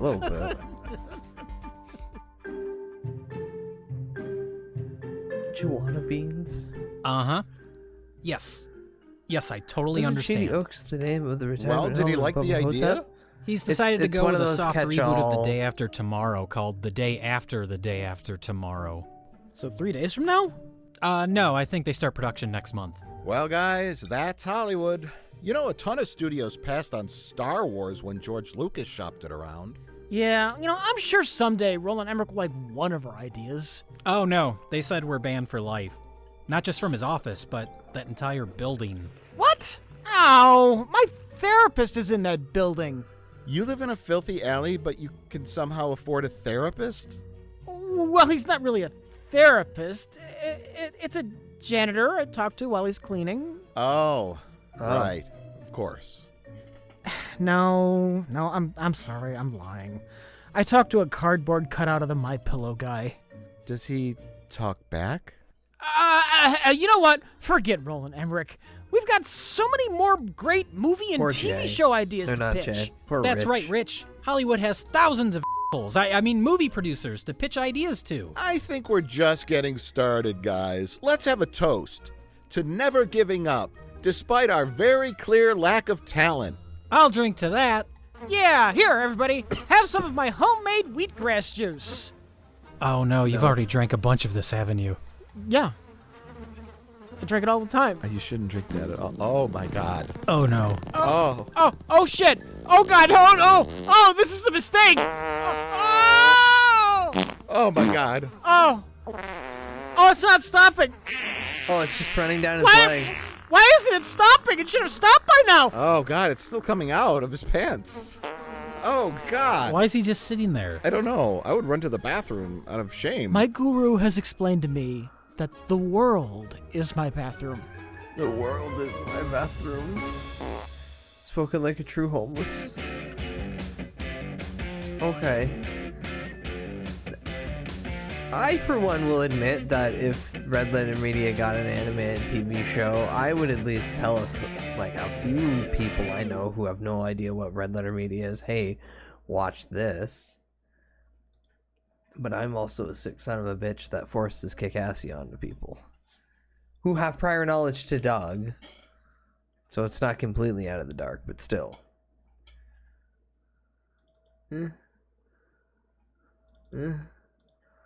Okay. Chat, it's time.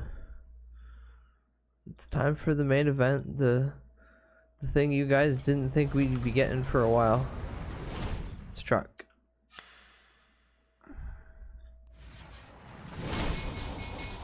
That's right, it's American Truck Simulator! Give me my mouse back, video game. Nebraska! American Truck Simulator. Time to go to bed. Good night, Clay. Have a good eat, bud.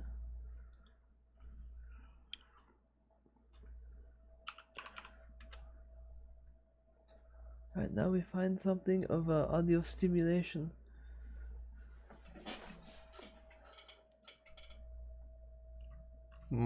Yes.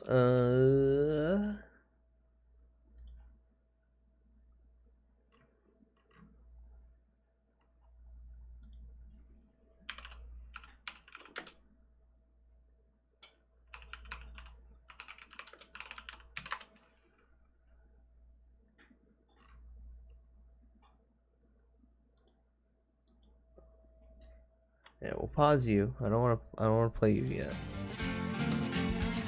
Alright, let's continue game. Yes. I should probably fix this slightly. Where am I?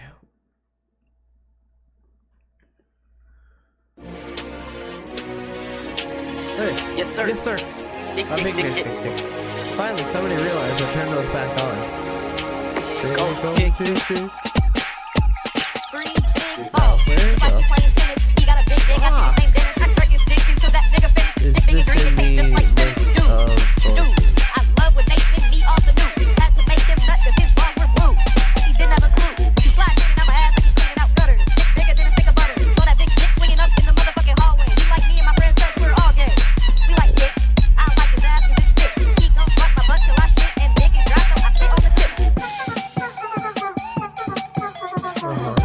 right there, but where am I?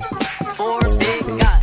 And they bust on my eyes, fade my ass just like Avatar. If they keep fucking me like this, I might just die. They pop my booty till I cry. He licked my dick and it comes start dripping. I took a bite of his ass, it's like a pepper chicken. He throw me up in the air, my booty flipping. He doesn't know my booty like he's not living.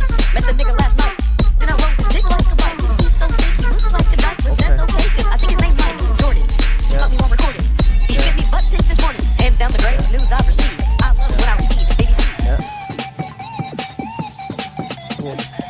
I read any of that. 3 big balls. Look like we playing tennis. He got a big dick. I think his name's Dennis. I jerk his dick so that nigga finish and his dick big and green. It tastes just like spinach. Dude, I love when they send me off the loop. I had to make the nut. His arm was blue. He didn't have a clue. I don't own a truck yet, so I don't care. Dick swinging up in the motherfucking hallway. He like eating my friends 'cause we're all gay. We like dick, and I like his ass and his dick. And he gon' fuck my butt till I stick and his dick will drop. Long load, oversized load, oversized wide load, and wide load. So many options. No truck. No.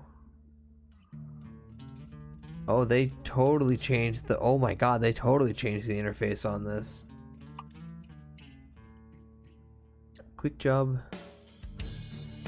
Price highest to low. 15K. It'll take me... No time at all? Yeah, let's go. Where am I going? I'll do that in my sleep.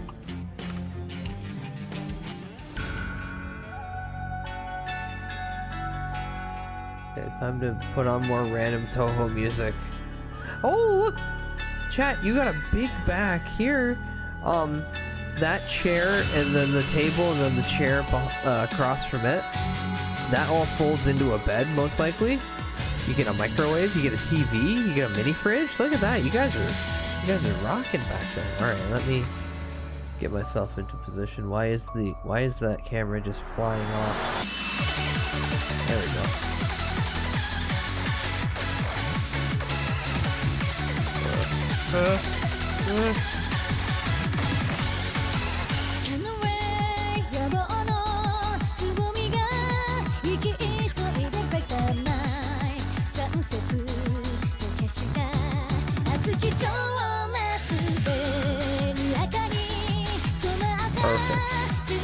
Perfect. This is completely unnecessary.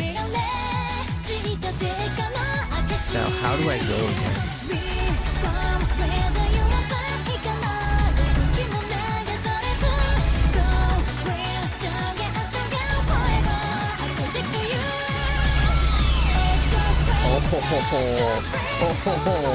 I have a huge load. This is gonna suck. Wait, what are my controls?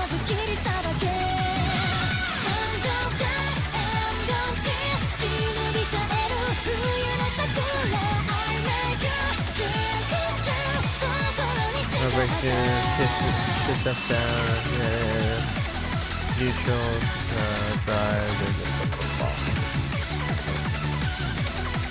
E, parking brake, space, engine brake, B.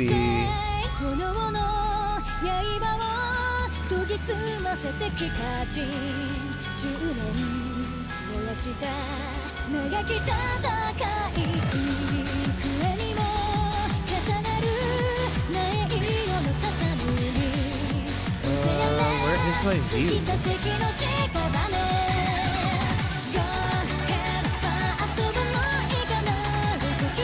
Wipers is P.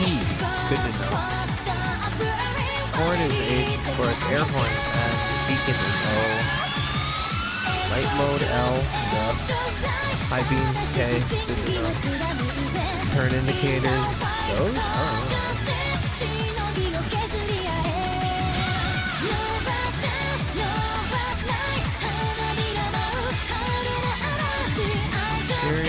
Chase camera, top-down camera, roof camera, bumper on wheel, drive-by. Rotate camera is the right button. There's no zoom. And the numpad does a bunch of other shit. Hoggers.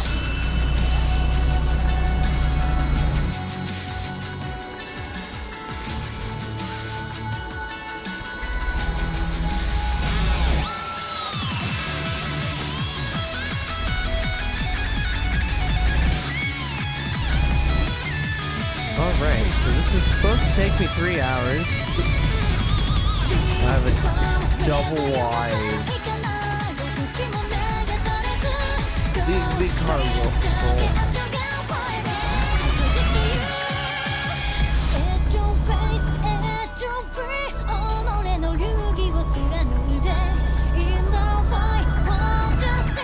Chad, I look forward to crashing directly into traffic and flipping most likely. Oh.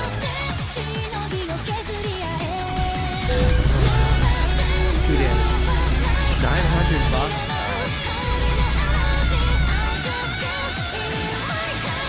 Now I gotta remember which is the. Oh no, that's just stationary to that. Oh, that's kind of cool that I could do it. I could basically drive this completely without a camera, but that sounds like hell. I don't care, I'm merging.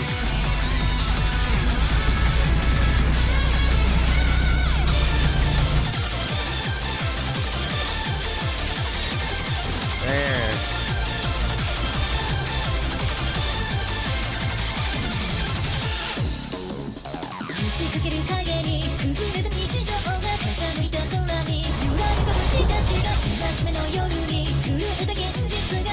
Now let's see how long I can actually try to drive like this without causing a horrible accident.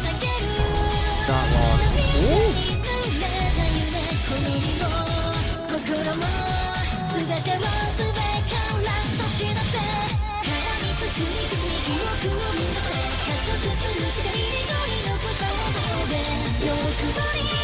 Okay, we're good. Those rocks, is there no cows? Oh, we have to assume that there were cows. Ooh. Also, I'm realizing me using the cinematic camera angle, it's probably not the best given that you see the back of my head. Let's look from the emergence.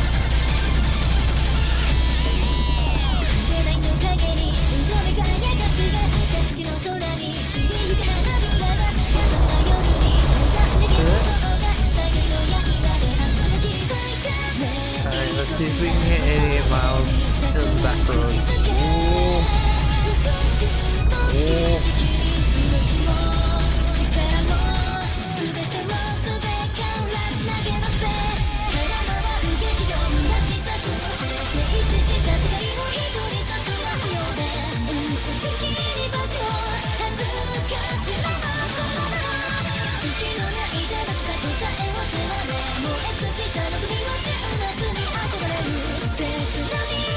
Wait, why do I have my hazards on?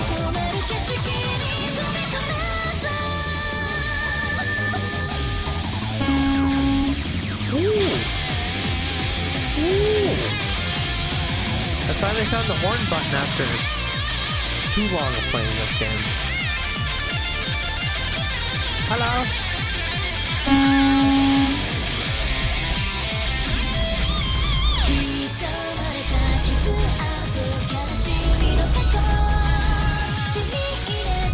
Every time I see a kid, this is how disconnected I am. Every time I see somebody camping with like a full-on camper, I question why they went camping. I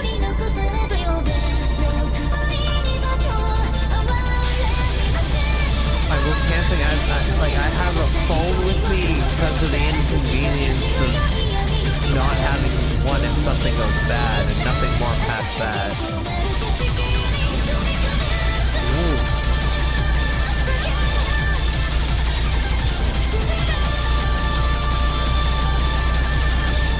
But if I'm going camping, I want to enjoy nature.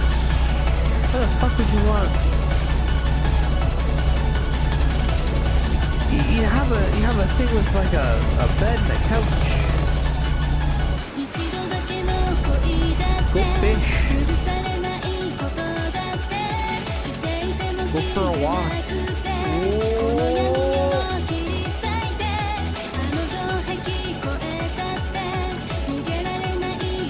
Pump the brake, pump the brake, pump the brake, turn.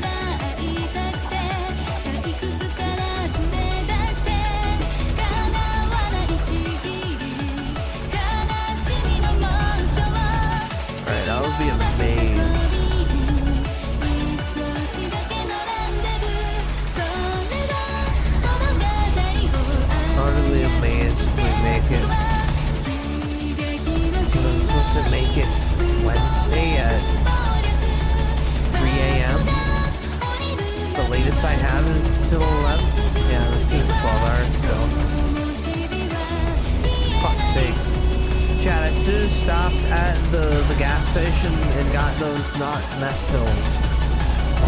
The pep pills. Trucker's friend. Or no, Trucker's choice pep pills. God damn it. It's finally hit the point where I need to go back and watch a bunch of old Simpsons because I'm like, I still have the bit, but it's slipping. Ooh.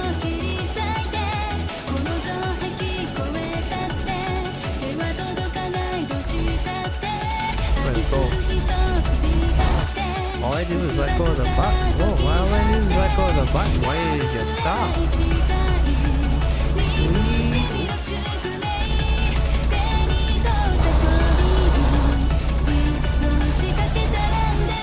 The fact it's all background is really nice. It's less tempting than on the highway of trying to hit like 100. The apple orchard, maybe.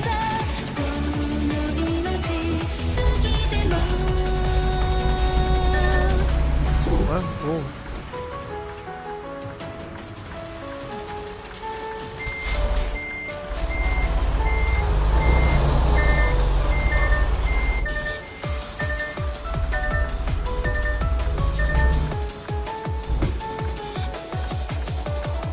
Our first technical difficulty.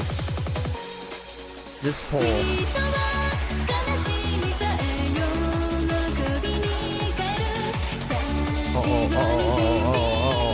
Straighten her out, straighten her out. Or actually...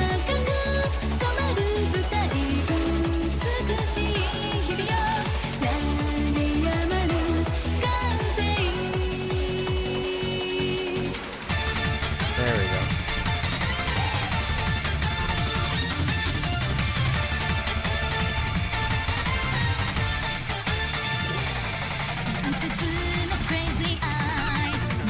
Gonna say, please don't get stuck. Please don't get stuck. No. No. Alright. Fine, we'll do it this way.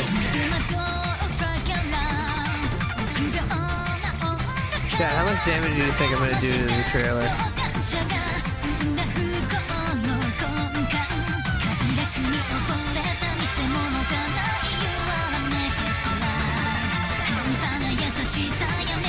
No, we'll be good. There we go.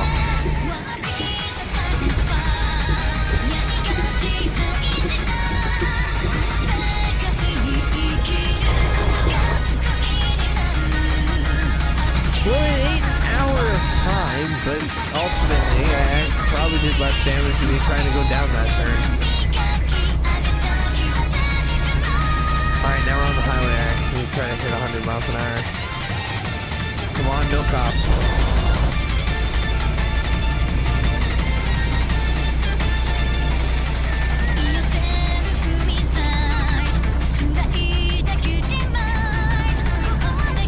Also, don't be afraid to dump a link if you wish for music.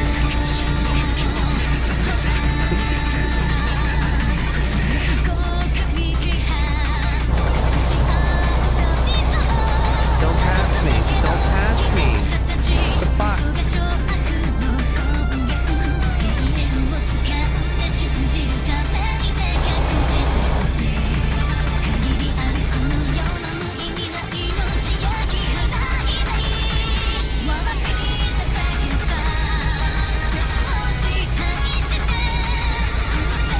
No, I think this summer I definitely wish to...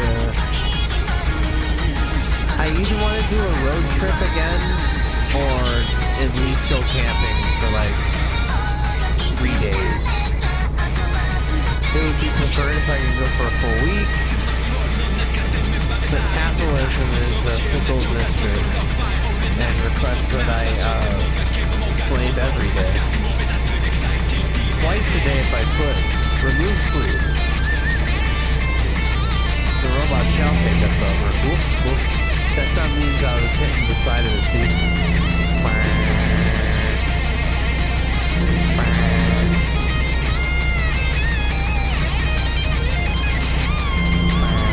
It's there to make a sound, Swiller. the driver.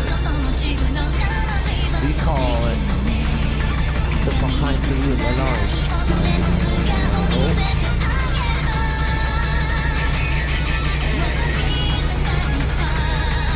Alright, 73, that's good, that's good.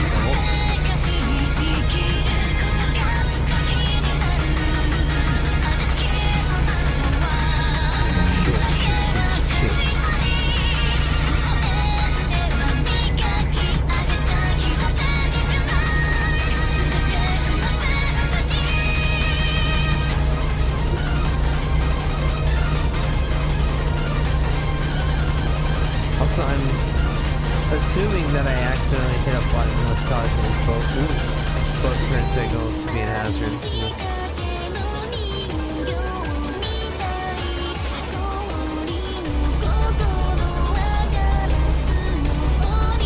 Can I overtake? Yeah, don't turn into me. Oh, you turned into me.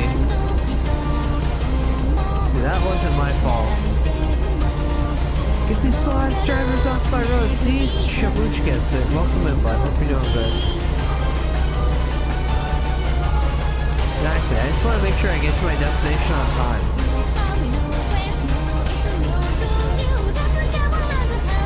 Well, I wish we just had the same setting as the Autobahn. You just go with the flow of traffic. The flow of traffic will drive fast. Well then, drive fast, motherfucker. Get out.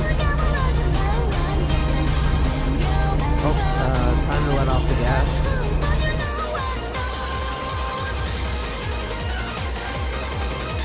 And now I get the slingshot with the extra propulsion. Let's go. Let's go. There's a cop. $5,000 speeding violation. I don't care. Streamer, why don't you take off the cop violations and everything? It's not fun with them off.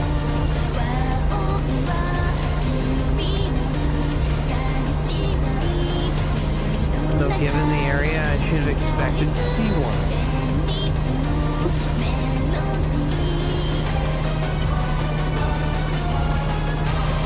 I'm so surprised we're just insured.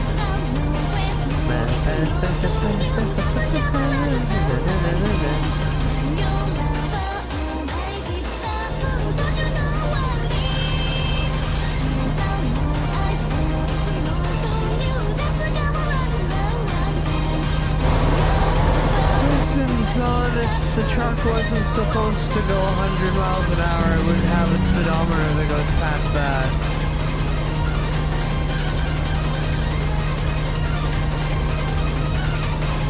My truck ain't governed just like me and my law. Kick corner, brother. Oh. Fucking smashes into barricade. Kills everybody.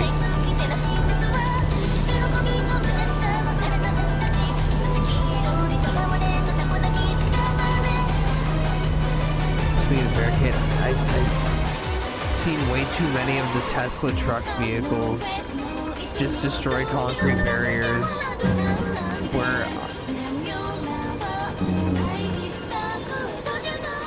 they're terribly designed, but my god, for battering rams, they're amazing. You might get 2 uses out of them if you're lucky. But still, that initial use is going to be fantastic. It'll be so aerodynamic flying into the wall.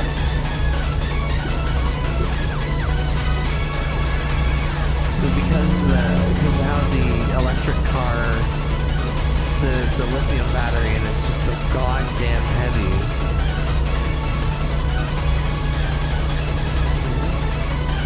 That it weighs down the front center mass and causes those aerodynamic monstrosities, we'll call them that. Overly engineered pieces of shit is used too often. It turns them into such a low, heavy, impactful object. They can rip through concrete barriers. Up to like 4 I was seeing on some vids. It was stupid.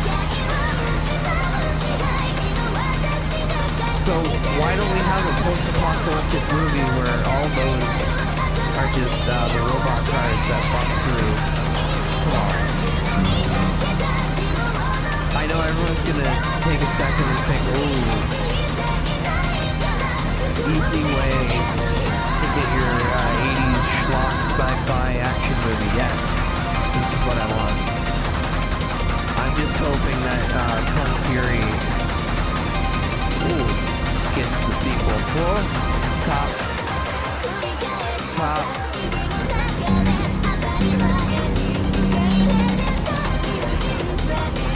I don't know how I got past both of them. I don't know also how I didn't get fined.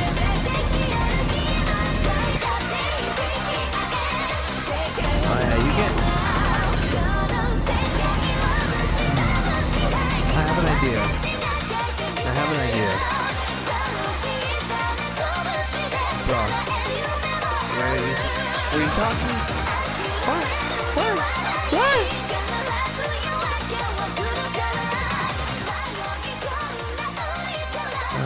Can I do this? Property. Can I put up a hotkey to it? Nope.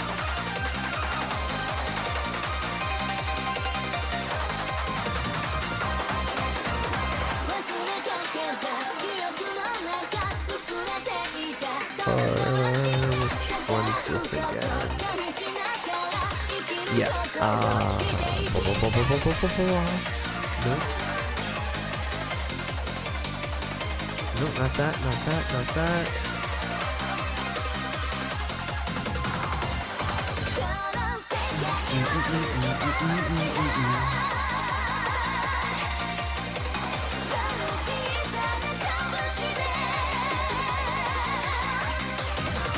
Oh wait, it's upside down? Oh, okay. There we go.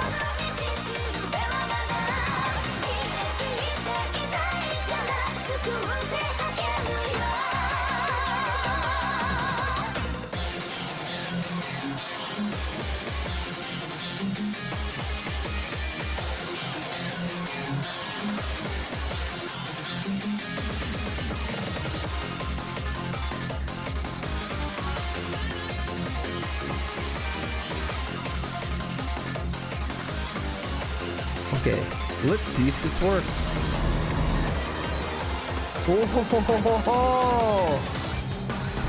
Alright. Hey, it's that thing I should have done a while ago. Damn, I lost so much speed doing that. Alright, time to build it all back up.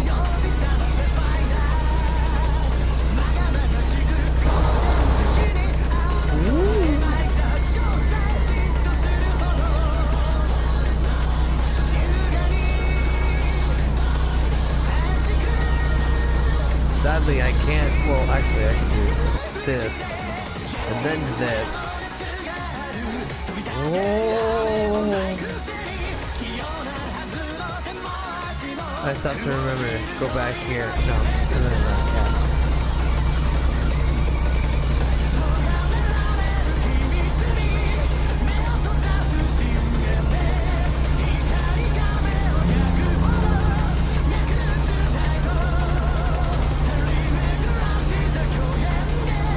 Yeah, this summer, I would definitely like to, if possible, either go on some sort of road trip, anywhere really, or just get out in the middle of the woods and escape. Make a nice log cabin. Ooh. Speeding violation, come on guys. Shit, all I'm gonna do is make back maybe the money that I lost on the transport with the delivery. How many more hours do I need? Oh. Well, in better news, I'm projected to get there in 2 hours. Which is...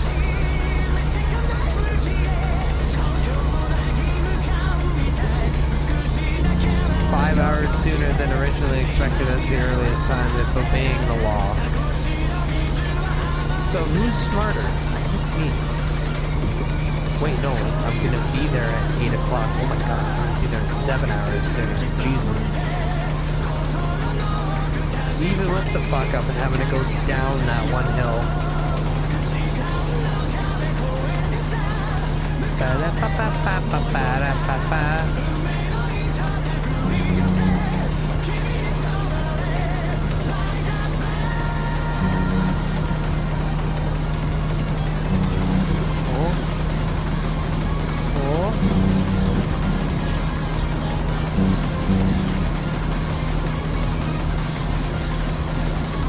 Amazing.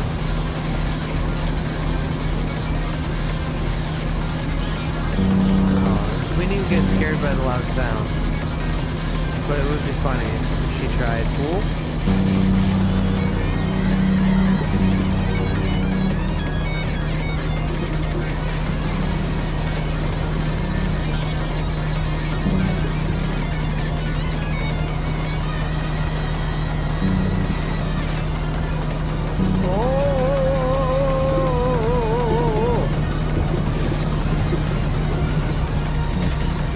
There we go.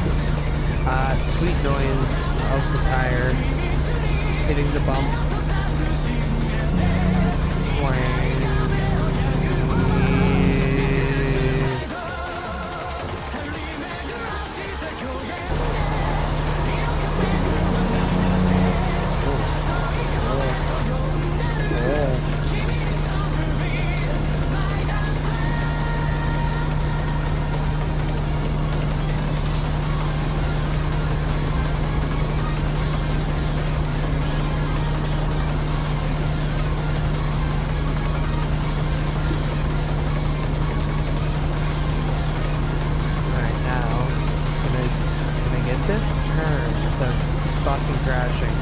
You're an idiot. Hello, Seeker. Welcome in. Well, I'm an elf, so I guess.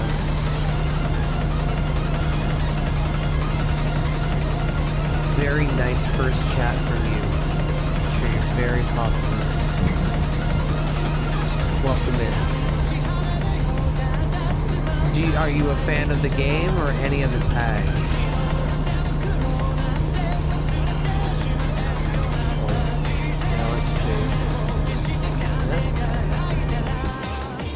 Chat, will I flip it? Oh, I killed the Griswold family. How did you make it so the back of your bottle go away when you switch perspectives? Whoa! Fan of the game? Fair enough. Oh, I just set up a hotkey via OBS. It's that thing that every time I wanted to start playing this game meant to do. Do you even profit on jobs? We can just simply take out an exorbitant loan from a bank, never pay it back, and then just run from the debt. We don't need to make profit. We can just scam fake money. That's how real life works too.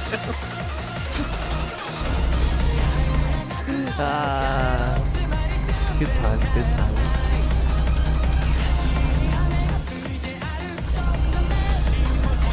The only thing I wish is if I could set it up elaborately enough, hotkey-wise, so I could position things on the desk, but because the perspective is my mouse, the field of view would always dramatically change. Which is why they need to have better mods for this, so I could put in a UI and just have Vansama right here on the console. Oh, hi. Hey, look at that! They expected us not to show up until about like, fuck, what, 3 a.m. at the earliest? Here it is, 7:50. I can get my 15K and go straight to the bar. Let's go, boys.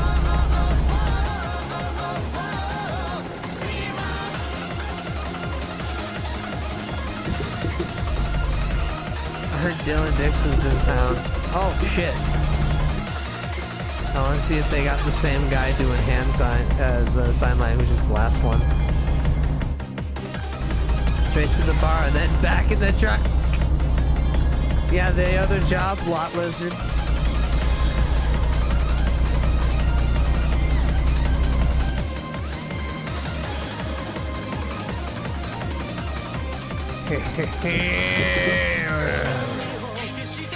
Fuck no, I ain't doing well.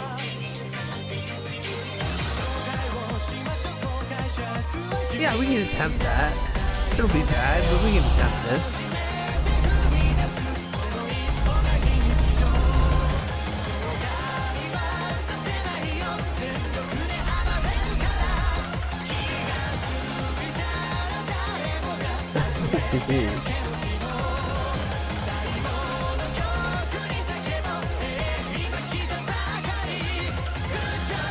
What new welcome in?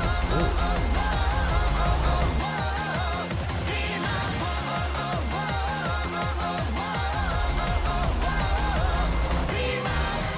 Oh yeah, this ain't happening. Actually, no.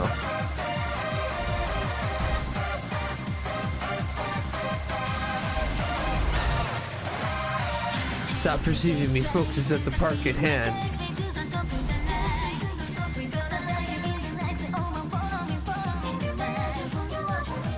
I'm perceiving you, I'm perceiving you, I'm perceiving you, I'm perceiving you. You're noticing that the truck is just aimlessly driving behind me. I have no control over it right now. You can see the mirror, you can see the mirror, you can see the mirror. Why aren't you stopping me? Why aren't you taking the wheel? Why aren't you taking the wheel? This is gonna crash. It's gonna cost this company thousands of dollars. The economy's going down, the economy's going down. It's all crashing, it's all crashing. But also, we're listening to like Toho Eurobeat remixes, so you know, it's somewhat nice and relaxing. Just look at Van Sama. Just look at Van Sama.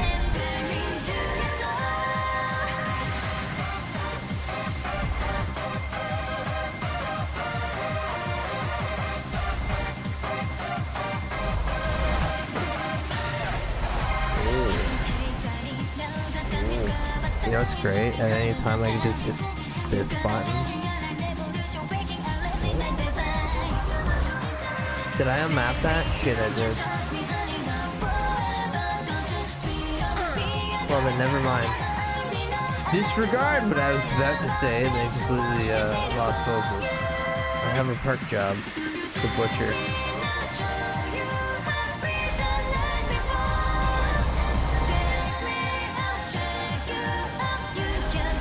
Could you imagine if I tried for the actual difficult one? Oh wait, I can't because I've locked out of those now for failing too many. That's the best part of this game. No, I'm good. Oh, will it not let me just end it? No, it used to just let me end it. I could hit a button and then just be like, oh, you're giving up?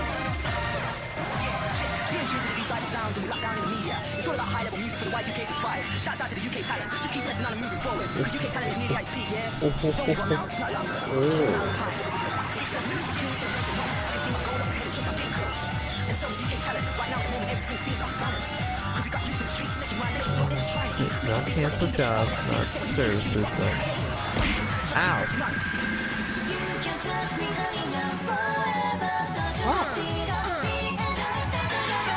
That's good to know. That's right, streamers only now hitting any of these buttons. I just got the game to drive the truck and try to crash. Nothing more, nothing less. Ooh. Now I have the dilemma of actually having to park.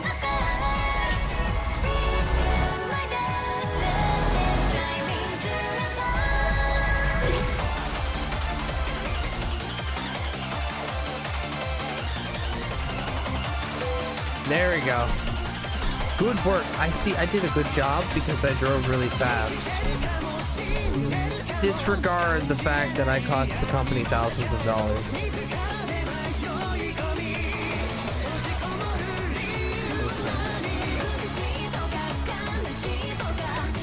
What dung put job can we pick out now? Dynamite!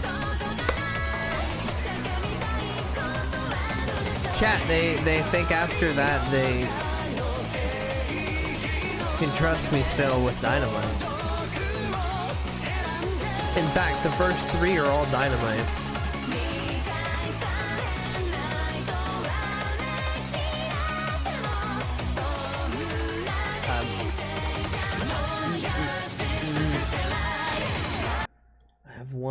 mind.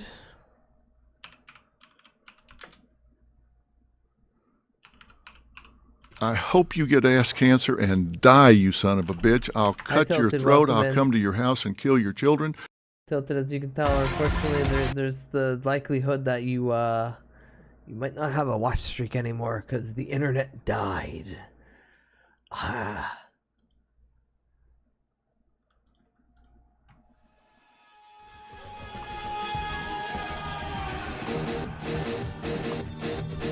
Okay, I take a job.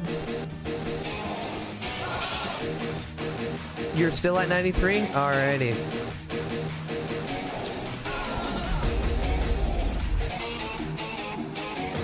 Oh, it's a double wide. Ass.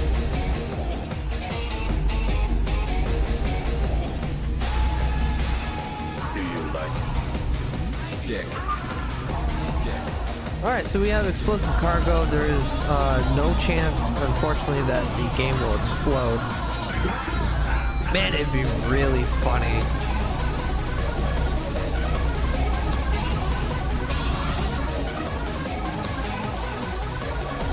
But then at that point, the game would turn into people literally trying to crash into tankers foil. John! Alright, let's see. This time, I can drive without causing massive amounts of financial damage. Probably not going to happen. Let's take out a loan. But, for record, 50% of my profit overall at this point has went to fines. Master.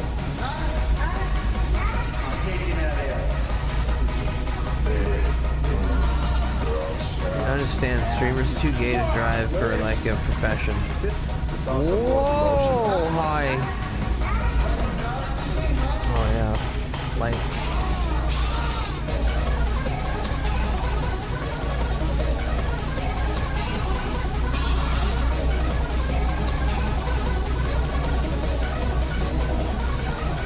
I wonder if keeping my high beams on will get me a penalty for being a dick. As if the individuals are trying to socially train. Come, follow me. Dungeon Master.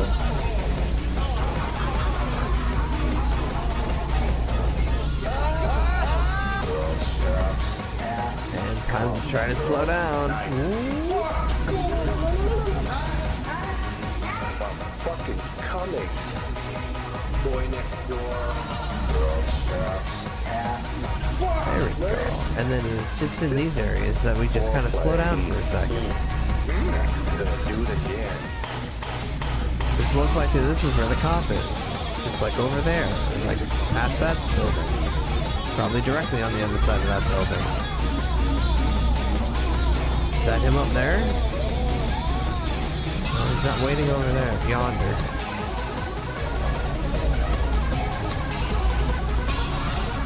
Anyway, let's turn on the brightest lights possible and blind people. Spanking.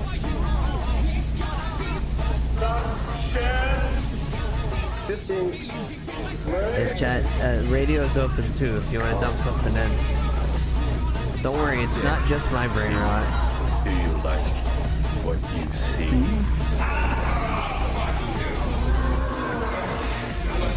Why am I stuck at like 42?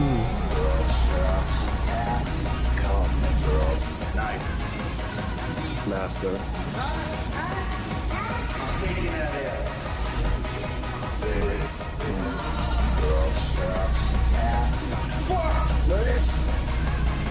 It's also more emotional. Tumbleweeds? I don't get cows, but I get tumbleweeds? Okay, I'll take it. I killed one. Oh my god, what the hell?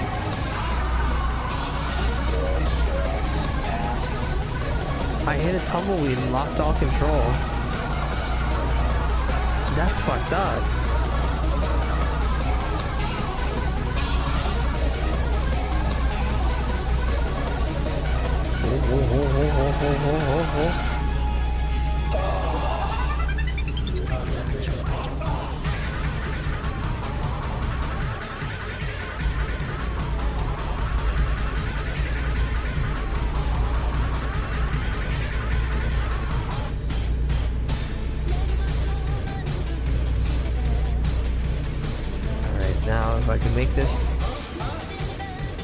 in the next few hours. It says I have 6 hours, but we could probably do this in 3. More tumbleweeds. Hopefully hitting one doesn't make my fucking truck spin out. You know what?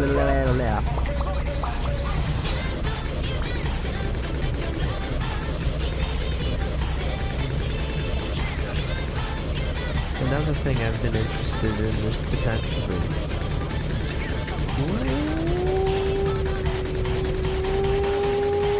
If I can make this turn, then I can explain it. Whoa! Whoa, whoa, whoa, whoa! Okay. Don't know how I did that without hitting him. Anywho.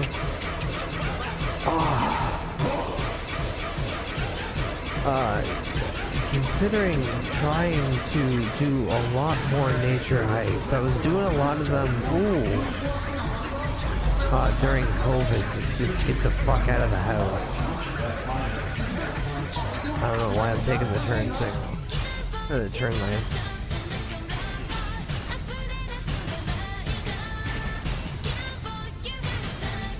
Yeah, I should make it more interesting. I'll drive on the wrong side of the road for a little bit. Come on, give me the turn so I can... Yes. Uh-oh. I accidentally hit E, which just auto shuts my engine off. Here we go. Man, that move's pretty, but it should be Nick Cage. His extra name is because Bud doubted my ability. I hate you! No. I hate the air that you breathe! I hate the fact that you're even living! You make me sick! You should not be alive! You should not breathe the same air I breathe! You are scum! You are below me! It's almost been 2 years. There has to be some sort of economical growth and downfall and others overall. Hi Woozle, hi Woozle, hi Woozle, hi Woozle, welcome in.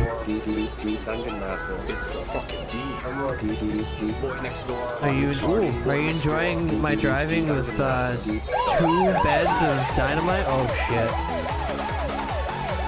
For some reason they allowed me to carry explosives. Oh, that's good. Oh, yeah. Fucking come in, dude, like what you see. I'm so horny. You know I don't give a no. But can you run someone over? Buddy, if I could see a single pedestrian, I would feed the entire family to this thing like it's a hungry goddamn Dodge Charger. Fortunately, there are no human models, so I just try to barrel into as many family-sized vehicles as possible. Or like your Griswold, like old Volkswagen. Not Volkswagen. What the fuck is a Griswold? The Plymouth. You go below 40, it all explodes. Oh, I fucking wish. That's what. There needs to be really good mods for this game.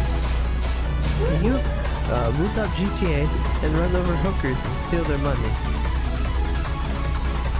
I have San Andreas for the PS2, but that involves me having to play a baseline version of it on the PS2. I have Reservoir Dogs on the PS2. Truck Sim Hooker mod? Well, why isn't there Lot Lizards? Also, Garb Sune Miku, welcome in. Hope you're doing good. It's frozen peas. You're hauling. Need a family of 4 blood. No, I'm hauling dynamite. I want to remind everyone that I'm actually cargo dynamite. Cargo dynamite under the explosive category. Hazard class 1. Why are the dogs reserved? They're show dogs. They're showing everyone a good time. Please crash. I'm trying. That's why I'm going as fast as I can. We hit 84? So not enough to travel back in time with the dynamite, you know, and correct the mistakes. But we're getting there. Also, ooh. The mood is right. The mood is right. The mood is right. Oh, cow. The world's happiest cattle that are gonna get fucking slaughtered. Don't worry, eventually I will crash though, it always happens.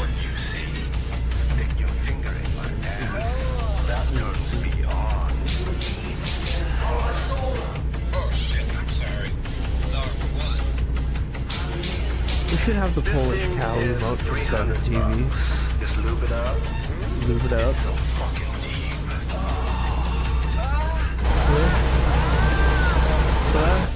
But can you scream over the music so I can hear you?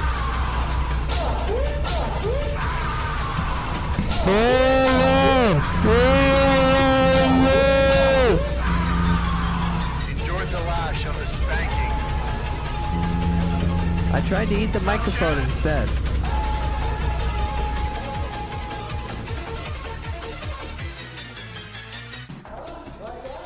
Thanks. Okay. You're welcome. No one's here for me. They're here for whatever's screaming in the background. Also, I'm kind of just sticking my head out the window every once in a while. Kind of staring at people. Chestnut Avenue. What? And then driving on the shoulder just to get a little bit ahead of people. Ultimately, just going to cause an accident. But I get there a little bit quicker. It doesn't do much in the end. In fact, it does a net negative. But I discovered Fresno. Another net negative! I want to hang out with my good buddy Sneedlex. Oh, you see the hidden icon in the top left? And we can all thank a Jingus for that shit. I didn't go to Fresno and discover whatever the hell those two things are.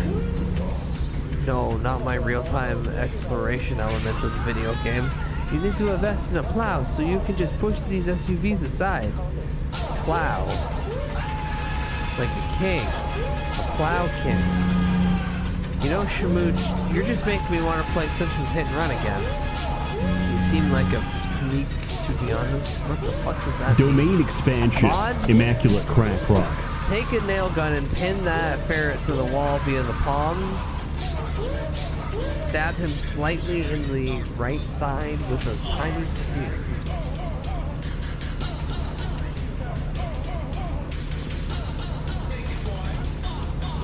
No, don't take him down. Don't kill him. Just let him bleed out and suffer. Run. Look at boy 45. Look at boy 45. Look at boy 45. No, I've been wanting to replay a few things, but I've replayed. I think that's like an October thing at this point, where I just go through the hell that is. Simpsons Hit and Run's really good up until the end, and then it's like, why the fuck did I play this game? Why the fuck did I play this game? Why the fuck did I play this game? Oh shit! Fuck out of my way! I'm hauling dynamite, you goddamn moron! Looks pretty. Looks pretty. I want a better image of the room. There we go. Shit. It's out of view now. You can 100... Woozle, I'm never touching that fucking game. I had my... Oh!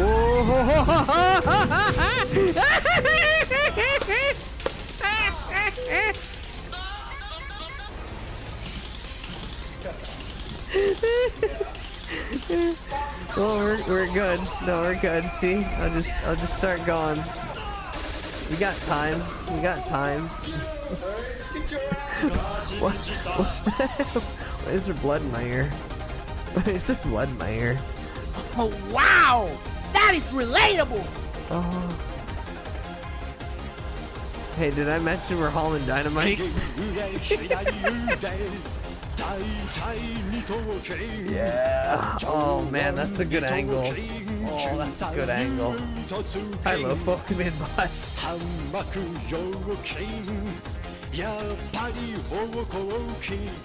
I've never been more proud of my driving to be able to completely block the road and yet have my cab touching the fucking fence. I thought DK64 is probably the best rare game. Okay, so Woozle, a couple things. Yeah, how's my driving sticker should be on the back. 1. I hate the N64 with a passion. I hate that stupid fucking controller and the fact that it was an unnecessary continuation of cartridge games overall. But that game specifically ties a connection with the fact that my last ex tormented themselves over trying to beat it and broke 2 controllers in the process. I don't ever want to have to deal with that game ever again. But also I got to... Fuck, who's the guy who made the music again for it? I got to meet him. And I got a signed copy of Donkey Kong. I don't own it anymore. He took it, but I had it one point. It makes sense though, if I can't remember the man's name, I probably don't deserve to have one. But he was nice. Frank Kirkhope. Thank you, Musso. Frank Kirkhope. Yes, that's the man. He was nice. I think he was at the con the exact same time that John Con was. Funny. Alright. I should call for help, and also I have a concussion. Visit service now immediately? Okay. Can you adjust my vehicle? Can you adjust my vehicle 90 degrees? Let me adjust the mirror real quick. No,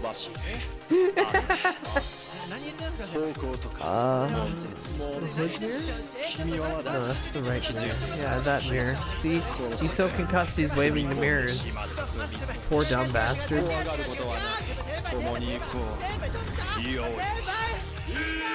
Bro, you need to call AAA. AAA? Why would I call a wrestler here? What is he gonna do? You're a great little ferret. Sometimes you're a fucking idiot. Dude, what the?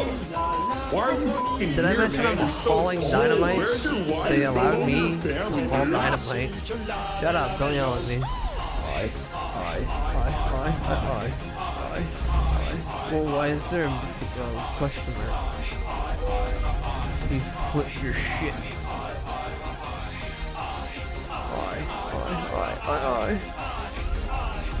Pedigree the truck. Time to play the game. Hold on, that's a perfect segue into a clip I never thought I'd get to play. It was a video game move. So, at one point in WWE, they got Triple H's theme to be done by none other than the one and only Motorhead, aka Lemmy. And because it was WWE, Lemmy wasn't allowed to play that song ever. He recorded it, but he wasn't allowed to play it because it's WWE property.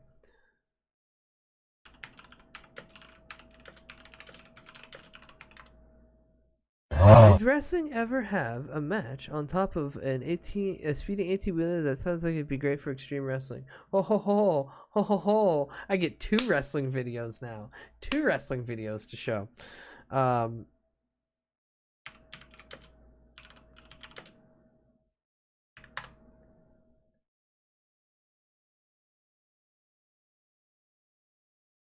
Alright, let me set these up. Alright.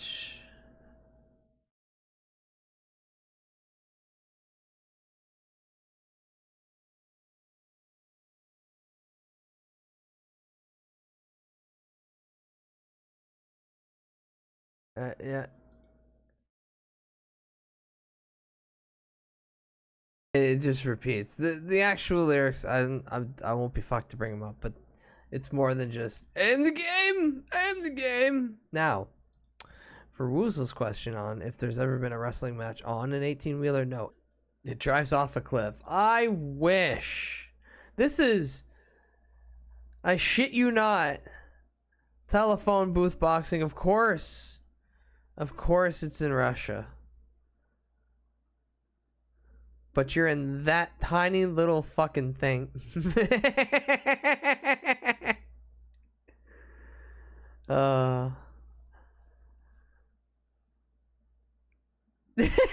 Just turn around and start going.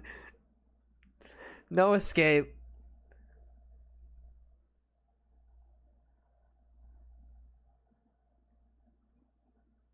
This is real fighting. So true, Mug. So true. Welcome in, bud. Hope you're doing good.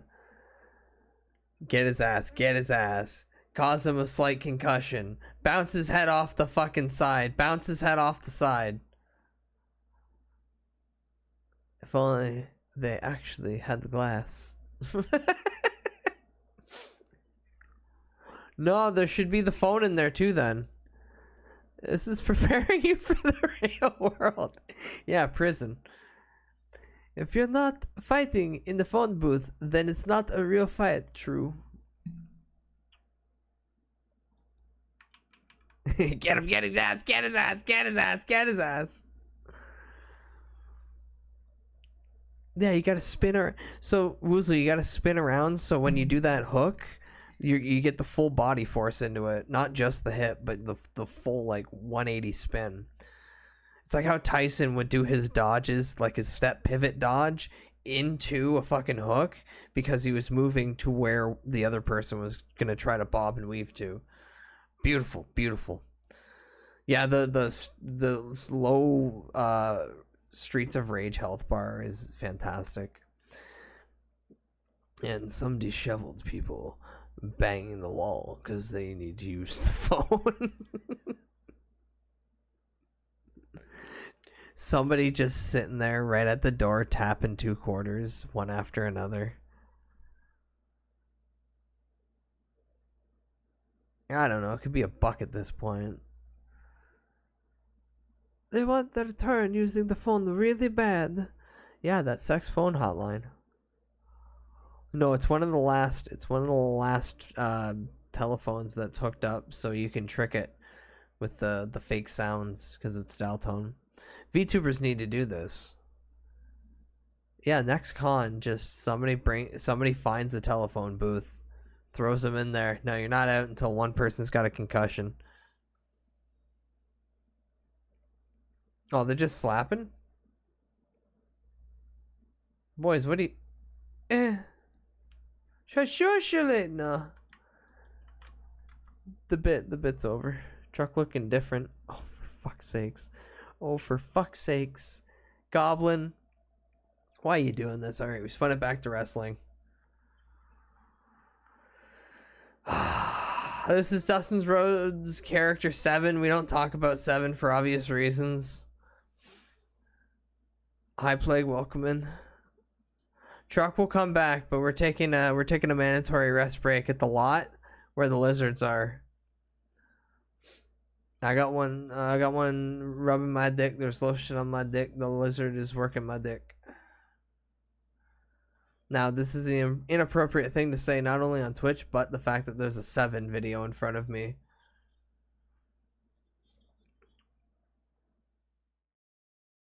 That line exactly.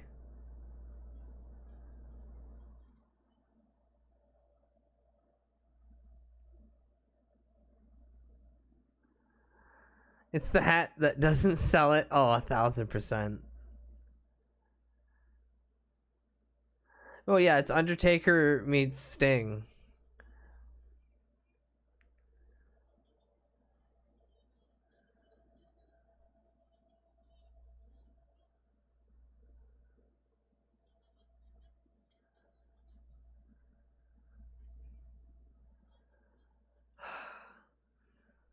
When did the Undertaker become a Cenobite? There's that small arc everyone forgets right after the ministry, like the corporate ministry, right before American Badass, where he got really pale. Remember, he is a natural ginger. They used to call him Wendy. The funniest part is the character is based off the guys from the movie Dark City. Come, rope.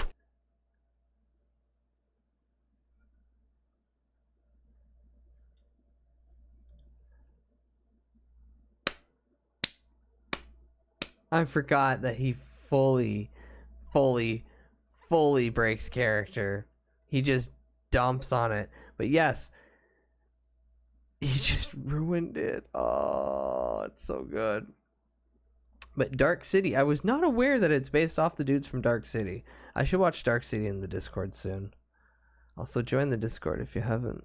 We watch movie night every Sunday. But yeah, no, let's just watch this man tear into the thing that he left WWF for.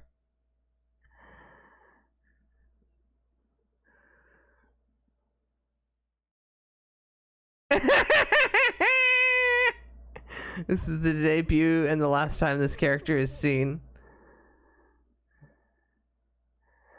Biggest letdown, imagine paying $55 a ticket for that. Oh, fuck yeah.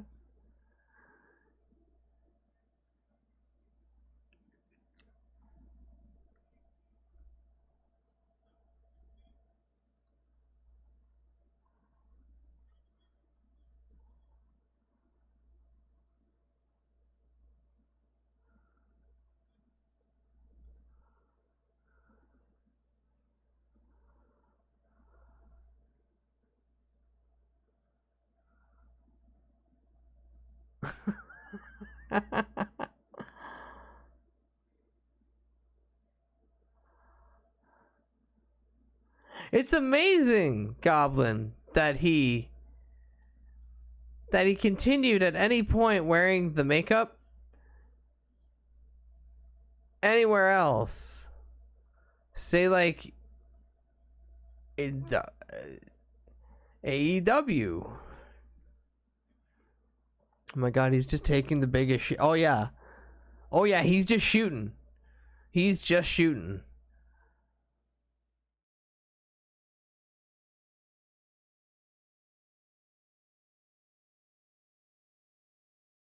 Oh my god, Dusty. Bro's dropping his trousers right in front of the camera. Yeah, he's waving his dick in the wind.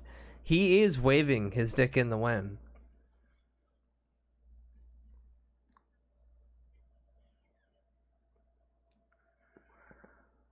How the fuck did they not cut his mic yet? My father?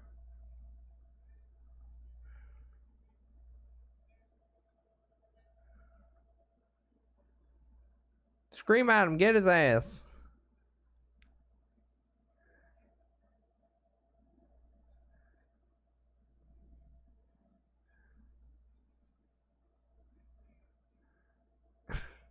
Maybe they thought they could spin it.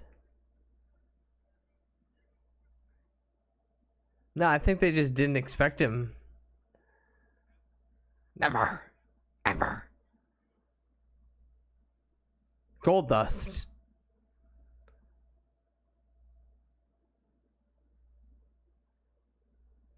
Just that one person. Gold dust. Gold dust.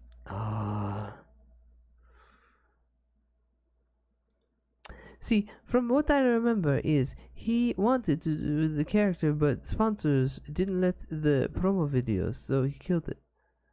Oh. Fair. 7. The promo video previous to that is him like creepily hanging out outside a child's bedroom, and the camera angle is from within the bedroom looking out to the window, where he's kind of just there outside during a storm, kind of in the shadow, acting all creepily. It is terrible. It is terrible. Alright, he's like a real life monster. Yeah, just like the Harvey Weinstein or the Jared from Subway. Yeah, that's not a good look. Oh, no, it was fucking bad. No, it was fucking bad, mate.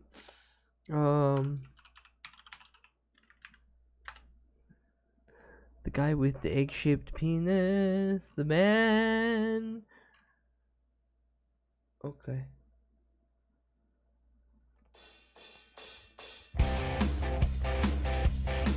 Time to get back to trucking.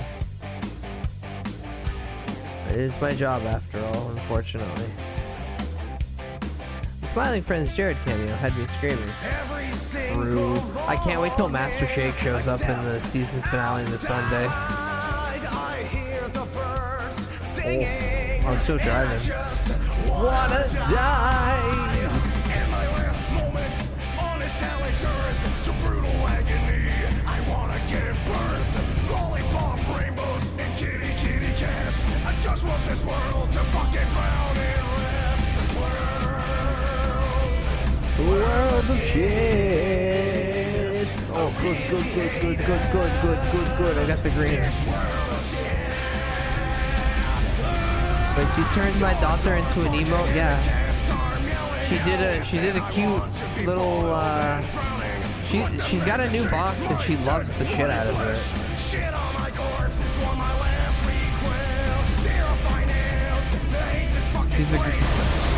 She's a very cute lurky emote. So don't blame me. Where's my money? In your bank account. but not for me.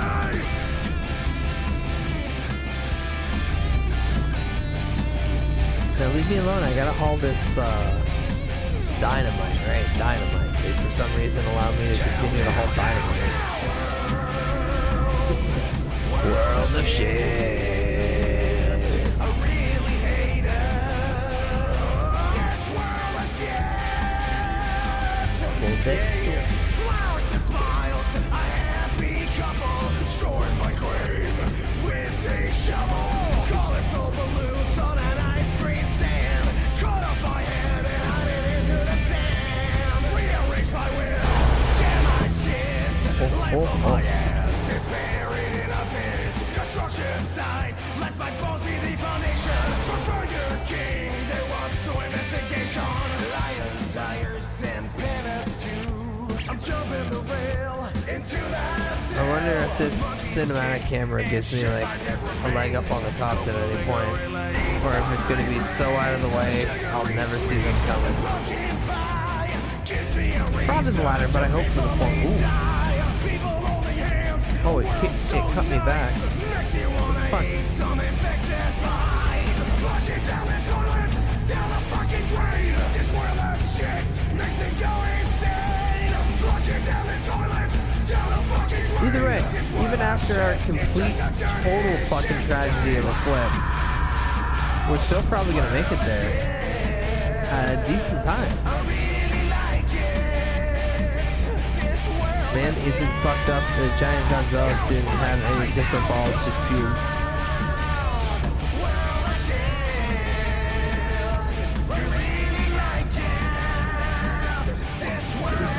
This is what I think about your comment.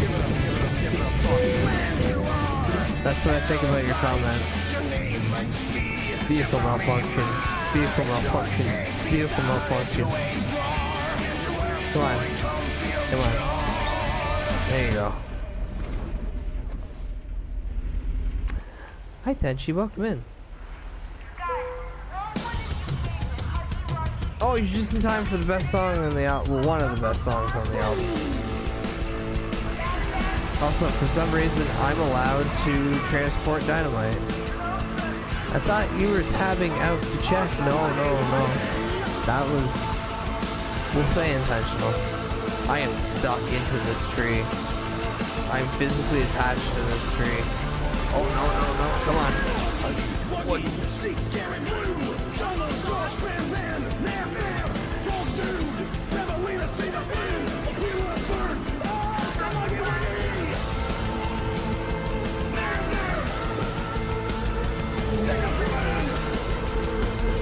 If I can avoid going to the fucking service center. Let's go.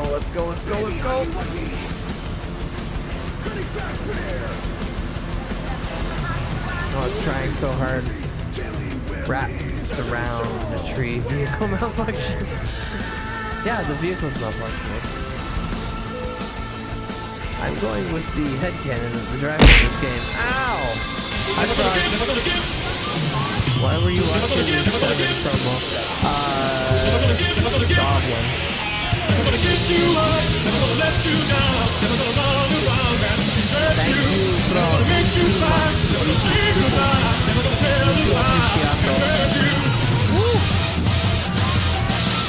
I'm going with the headcanon. The driver in this game takes speed. Why are you watching the 7 So promo?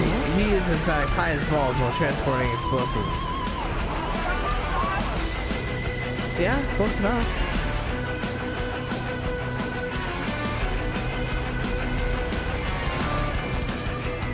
Alright, just keep scraping the TNT against the tree. And then eventually it'll just knock out. Ooh.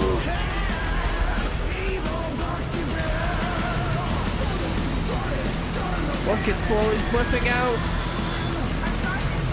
It's like when you're sitting there on the john. It's like you know that if you get up now, you have to pitch it off. Just keep swimming. Oh, it's so close. Where are this man's deacon balls? Tickle the TNT with the tree.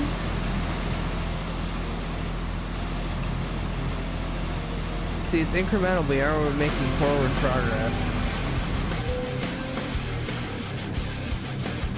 Hey, start up again.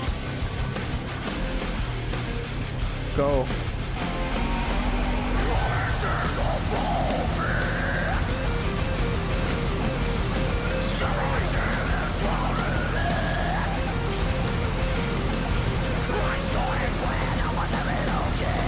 Come on, come on, come on, come on.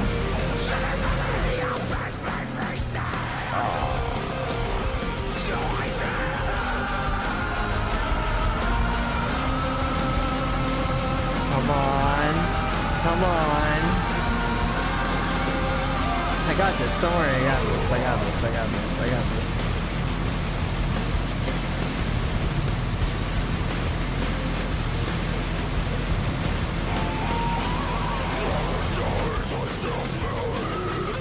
There we go. What a lovely cinematic angle.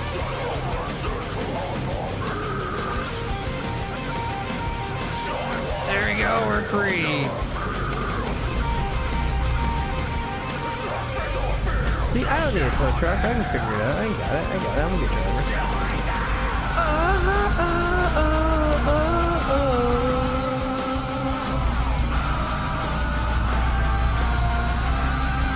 Goblin, what do you want? What's that? What's that link in the chat? Vomit in the ball pit.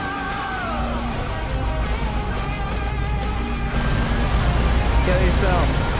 Don't pass me. Don't pass me. I'll crash this. Ooh. Oh. Start it. Start it. Start it. Start it. Start it. There we go. But yeah, we might have this issue where every once in a while the truck decides to just die. That's because it took too much damage collectively. It's fine. It's fine. I just pump some gas into it, flood the engine. Oh, can't shift. Okay, don't shift. Don't shift going forward.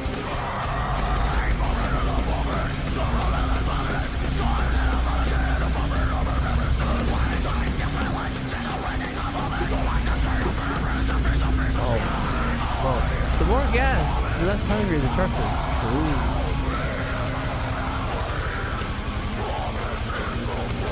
Let's go to this 37.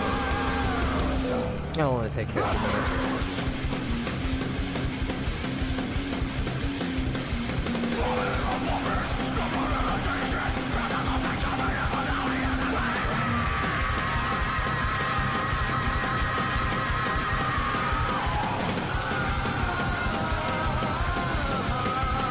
Thank God the repairs are covered by my employer and not me. Or I'd be fucked. But is it possible to drift in this game? A couple times I've gotten it, kinda. But you don't get like a good sweet drift.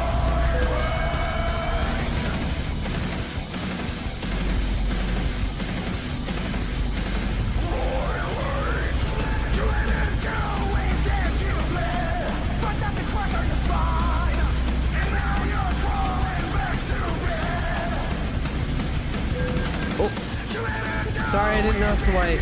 Hang on. I've been driving all night, you see, and you get really sleepy driving with dynamite for some reason.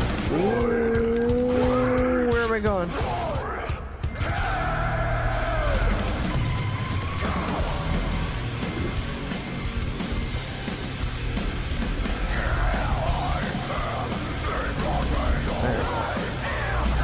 Oh, I can go to Stockton, where apparently there's a place that I don't have.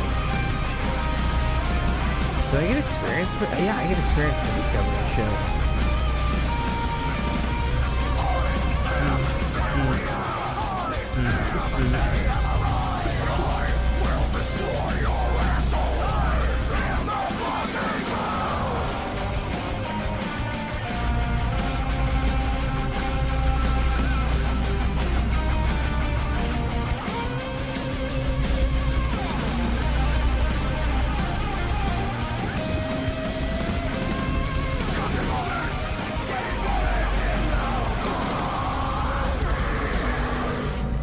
I love the story that Joel told, where when he went to America and he got to meet Vinny, he hung out with him in the studio with his band, and he's like, yeah, so do you guys want to play like some Red Fox tunes? I know a few.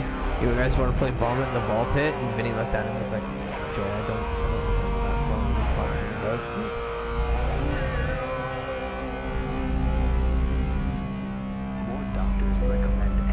I've discovered a recruitment agency. Oh. Oh, I didn't care to discover that. What the fuck? Oh, also, I need to sleep or I'm gonna pass out. Can we listen to Sex in Minecraft next? Once this album's done.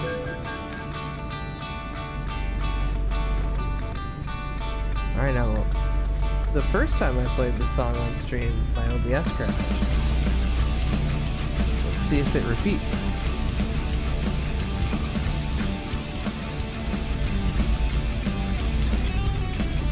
Is this a bit? No, it's just total shit. Next game, please. This game is feces, get a clue. Mine is dream is bad. Please, Joel saying granddad. Nothing is working and nothing exists. I don't know how I didn't fucking smash it out of the truck. Can you honk at the other drivers? Do you want a light honk or a heavy honk? Do you want a gentle, hey, how's it going? Or do you want to get the fuck out of my way? Difficulties on the street.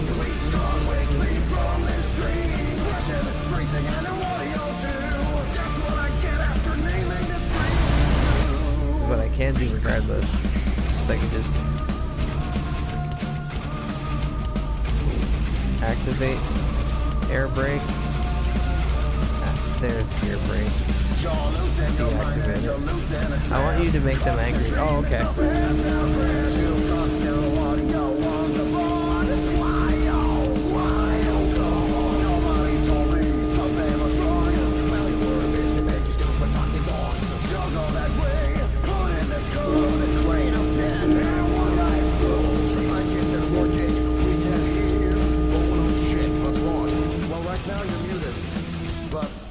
Oh, I put the wrong turn.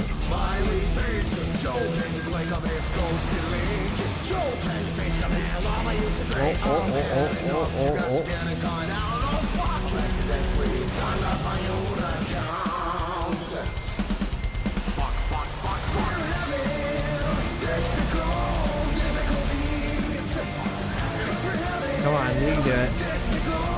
Come on, you can do it. Come on, you can do it. Hey, bitches and bros and non-binary hoes! Check, I won't win. The drivers knew what it was in these trailers. They wouldn't drive behind me. What do you mean? What do you mean? I'm doing it right now. Hold on, I almost got it. Hold on, I almost got it. Hold on, I almost got it. Yeah, this idiot's fucking mine now. Now I feed my truck. No, I gotta feed the truck. I gotta feed the truck. A small family-sized sedan. Woozle, didn't I say I was gonna feed the truck? Box in and absorb.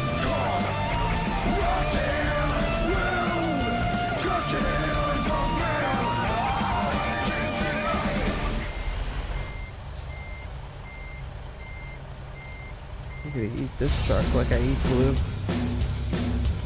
Slowly. And gleefully. Do you wanna know what sex can be? Do you wanna know what the side beat be? Do you wanna know? I don't know why Nightbot reacted to consume in that sense. For the... But, alright. Good. Excellent. No, you're stuck here forever. You're stuck here forever. I'm a little rich, I cannot fight already. But you can rock out to a song that reminds me of my come. Where's that other truck going? Can't see it. That's not a good cinematic. That's not a good cinematic camera. There we go. Perfect. Semen is another kind of milk. This is the stream now, by the way. Hit yourself right now.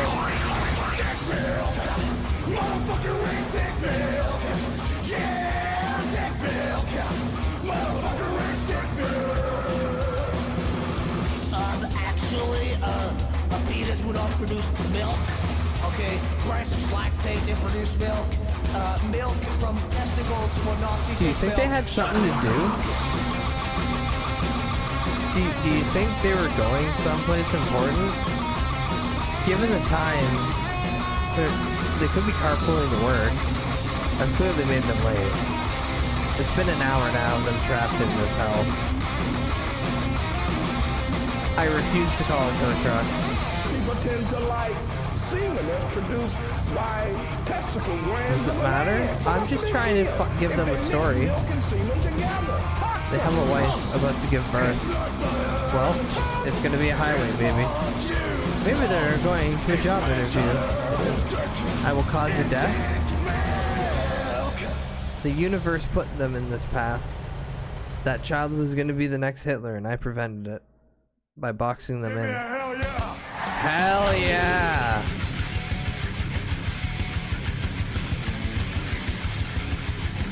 See, all is right in the world. All is right in the world.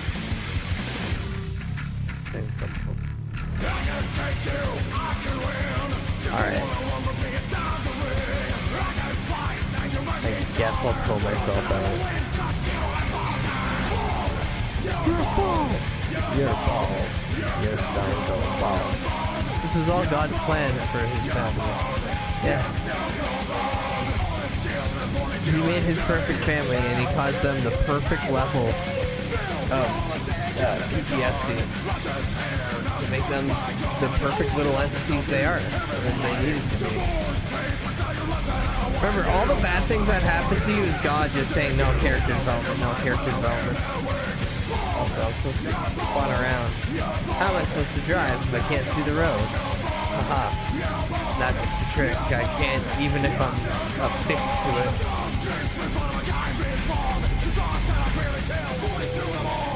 The wall, brother. Oh yeah, I gotta sleep, actually.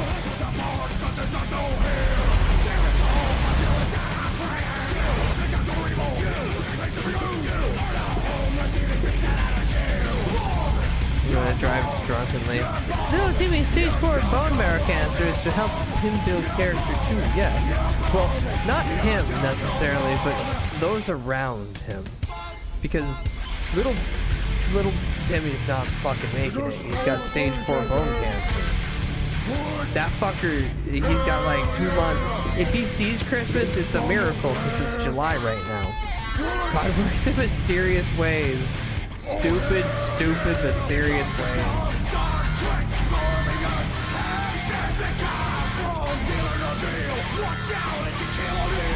Oh, I'm gonna flip it again. Nice.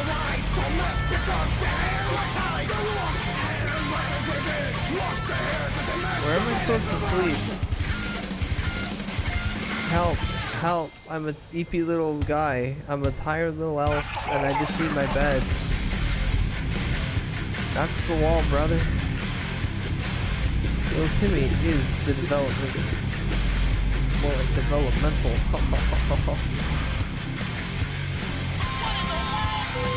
Sleep in the middle of the road. Oh no. Oh no, this is a truck dealer. Where am I going for? Where am I going for EP time?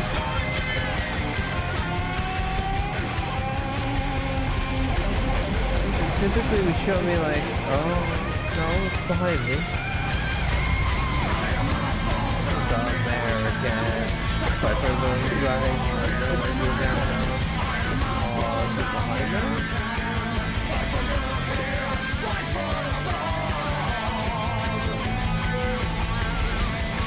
Or is it a situation where I can... Oh, there's Sleepy.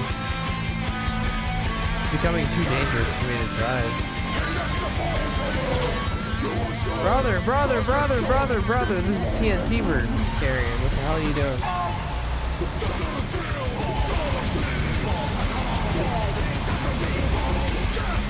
Oh. This is advanced jackknifing. Yeah, self-jackknifing.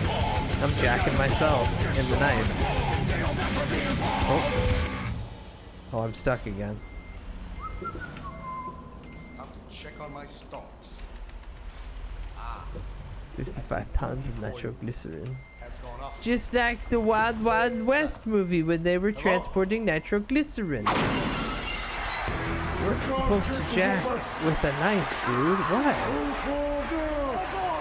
I feel protected. It's like when you have your Charizard card out, you know, for protection. Charizard would be destroying anyone breaking into your home while I'm trying to whack my wing in the comfort of my own goon den. Oh!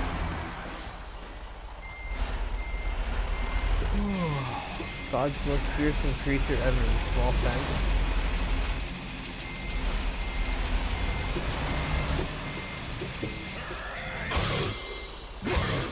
Now can I just...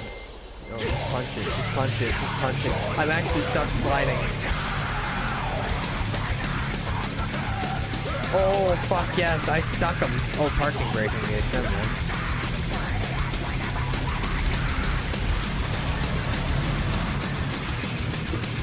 Oh, there we go.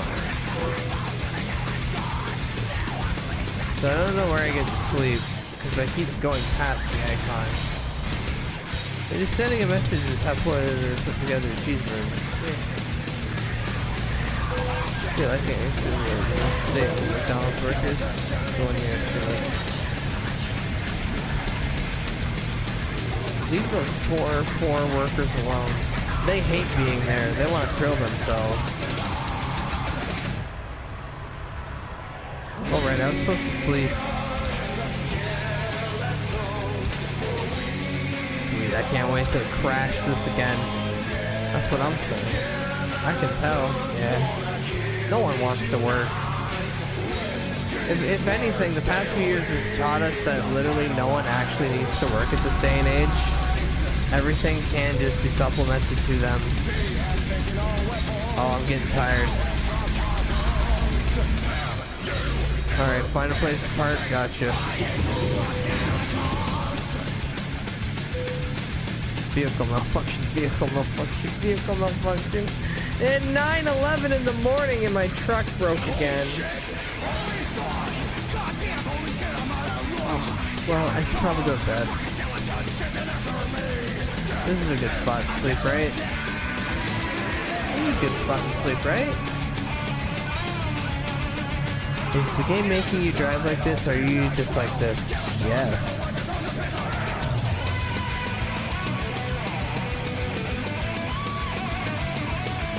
Look into my eyes. Can you find them? Alright. That should be long enough to give up.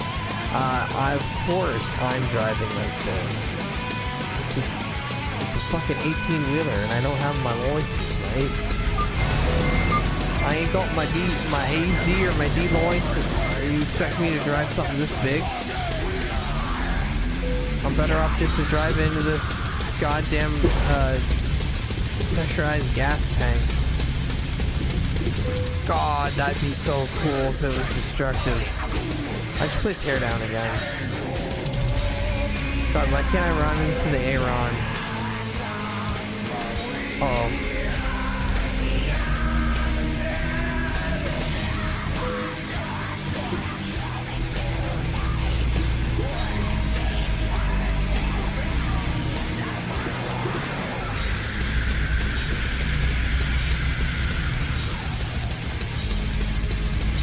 Alright, good. I made a big turn. Oh boy. Yeah, we're good.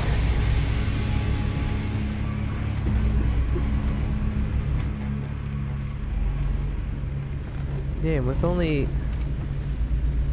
1/5 of the truck's health damaged. Yay. Alright, now we have 2.5 hours to make this delivery.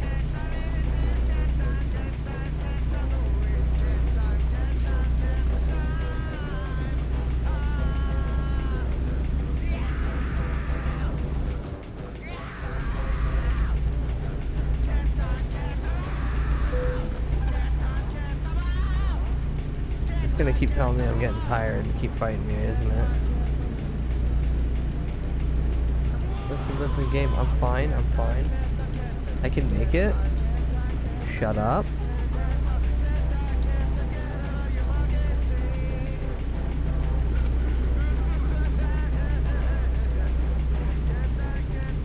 Oh, San Francisco. I don't want to drive to San Francisco. Why is it making me drive to San Francisco, for fuck's sakes?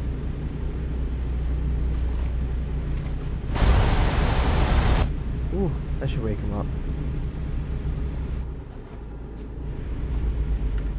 Alright, just for the remainder.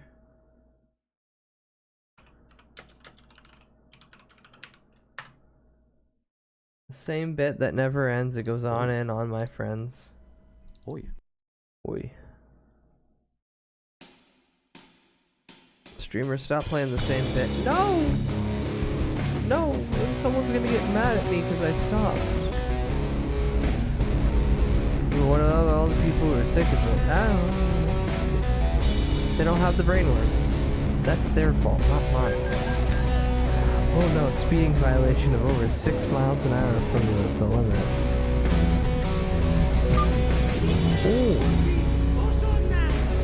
Green black asshole, and paradise. Oh, I'm getting tired.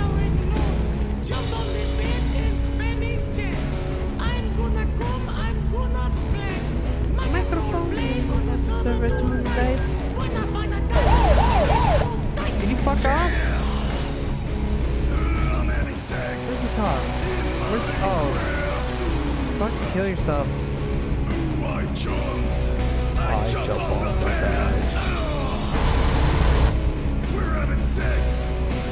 Big deal, I'm going 12 miles over the speed limit.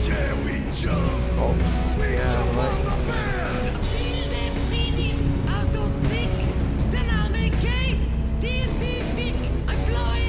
Shit, I forgot. That's probably one of the only times I can actually plow into humans or human-like individuals. Since they like stand there and move like mannequins. Hydroponic, welcome in, streamer. Can we stop for chicken nuggets? God damn it, I don't want chicken nuggets. This is unfair. This is unjust. A child has knocked on my door. Did you shoot? I would have just grabbed my gun and started blasting. Take no chance. That could be. That child could have been rolled in fentanyl and sent to kill you with a single touch. That child did not wish to purchase your fucking chocolate. There's lasers fentanyl, you dodged the bullet. They're gonna wait until you ate it and then break in and steal all your shit. Sadly, something akin to that. There's a new scam going on. I forget exactly where it is. Either South Korea, China proper. But they're taking, God, what the fuck? They're putting chemical applied paper in the faces of individuals to make them a little bit euphoric, to ease kidnapping. So they just have somebody walk up with a booklet and ask for directions and confirm, yeah, what I'm showing you right now is where I need to go, and then waft it in their face. Oh no. The sleeping thing is really fucking me up for controls. His reaction time is starting to slow down.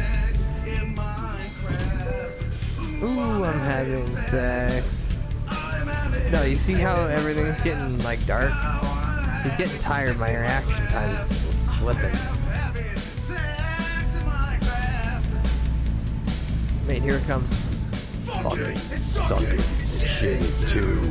Minecraft is the game for you. There's been an accident.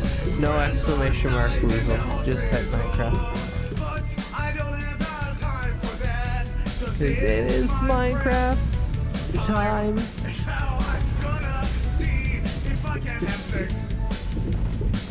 Oh.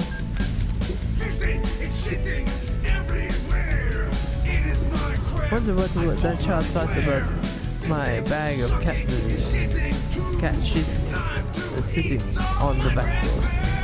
Guy's got a cat. Escaping from the hospital. We're playing Minecraft. I can't. I gotta deliver the goods. Game, you can't tell me.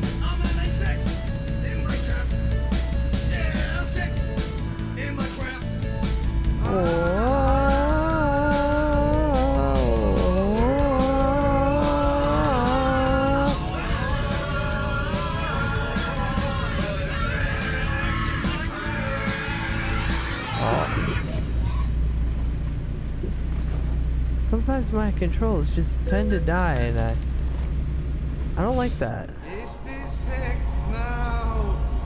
In the Minecraft, am I having sex now? In the Minecraft, oh, is sex in Minecraft now?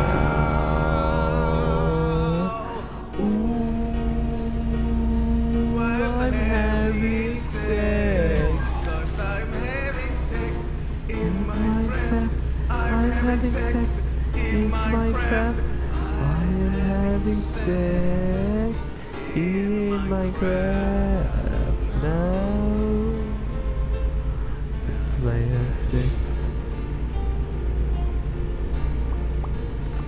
Wait, here it comes.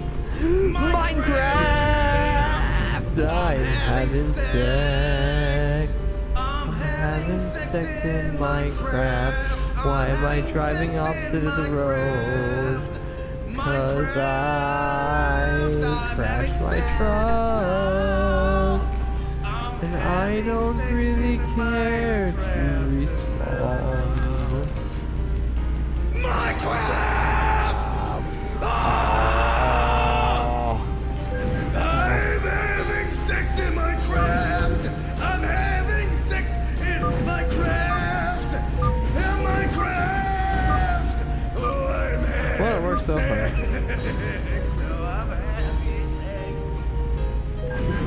Oh, never mind. Joe's so real for having sex in Minecraft. I mean, Grandma's dead. What else is she supposed to do? I'm having sex. I'm having sex in Minecraft. I'm having sex in Minecraft. Quit drifting. Oh, that's why. But I don't really care. play Minecraft. No. Minecraft. Oh. I'm having sex in Minecraft. I'm having sex in Minecraft. I can adjust my vehicle again. You stay already. Yeah, she wasn't I rich. just wanna play Minecraft. I just want to have sex in Minecraft. Minecraft.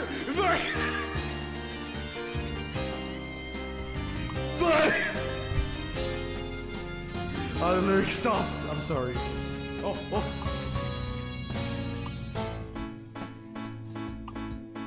I just want to have little sex in Minecraft. Minecraft, sex in Minecraft. I want to have sex in Minecraft. I got sex. I like sex in Minecraft. Minecraft, having sex in Minecraft.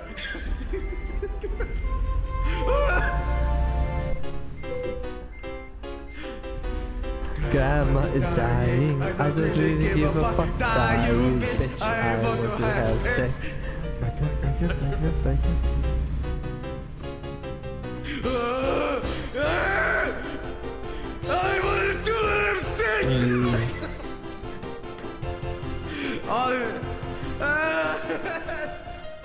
Oh la la la. Ah, fuck this. Ah!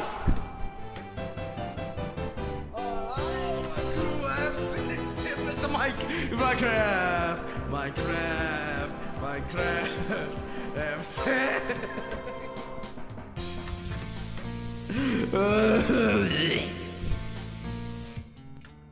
Why can't I confirm this?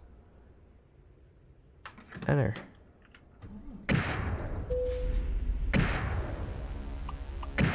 Alright, cool. Don't.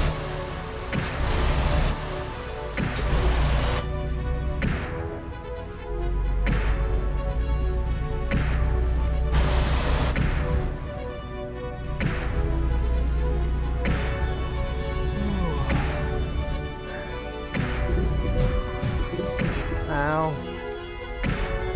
Why?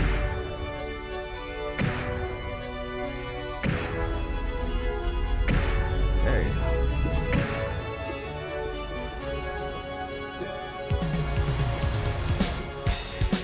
Oh.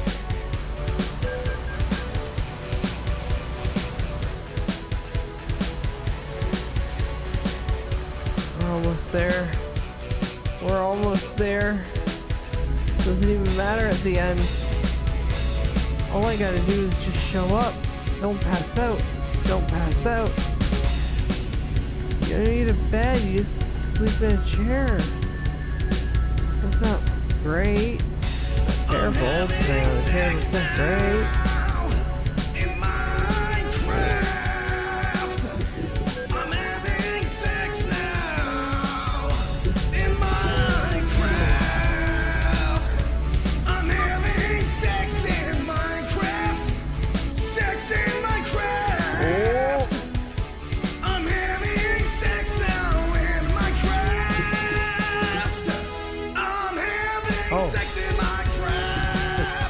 The coastline mining crew.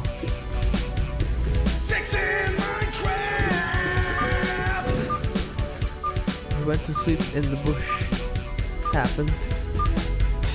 My grandma is dying in the hospital. She's screaming for death. And I'm playing Minecraft. They're gonna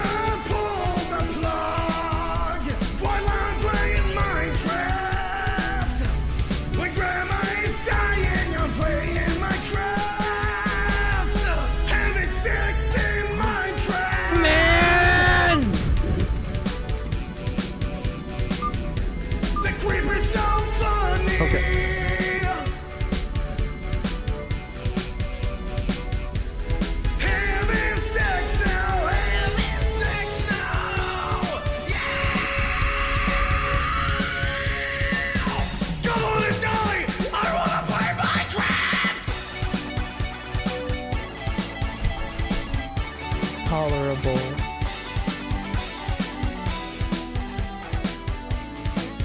Chat, I'm tolerable. Chat, look, I'm tolerable. Keep saying it right there, I'm tolerable. I build the house, made out of stone, then I add wood, and maybe some brick. Grandma is a total fucking dick. But you look miserable. No, I feel miserable. I look like shit. They're trying to take away my phone. They say, don't worry, I'll look. Please pay respects to Grandma. But I only got one word for them. I'm gonna become flat again with the ability to move. So maybe look forward to that, or I'm saying nonsense lies again. Who knows? We look ready to advance to the next stage. Like a level. If you make the XP joke, I swear to God, I'm gonna shoot you out of a cannon into a fucking cheese grater.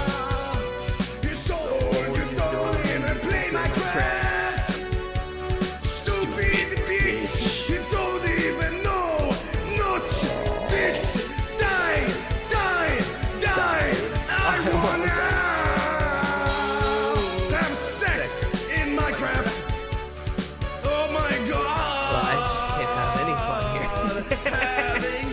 No, you can still have fun here. And then I'll have fun too. The consequences of your actions might potentially be entertainment for us. Better remember, the Coliseum was funny for a reason. People were entertained. Alright, on this, I'm going to take a second to go have a fat piss, given that I've streamed longer than what that's stating. I've streamed at least 4 hours and 15 minutes, almost 20. I hate entertaining others. I hate it. It's unfair, it's unjust. I can't just be a funny little silly guy on the internet. I mean, you can. But that's not the point. Regardless, I'm gonna go take a fat piss and then get a Pepsi. You also take a fat piss and get yourself a beverage of your own enjoyment. Or you can just drink water with a little bit of salt in it. It's not much, but at least you got your minerals. Okay, sit down in front of the TV and shut the fuck up like good little brainlets. Moi, kiss on the forehead.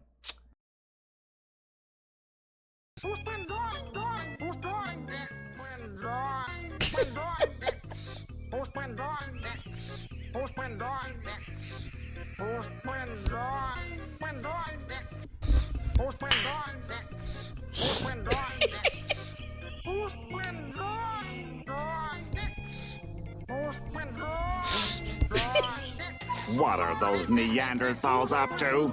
Don't they know I'm busy spoiling myself?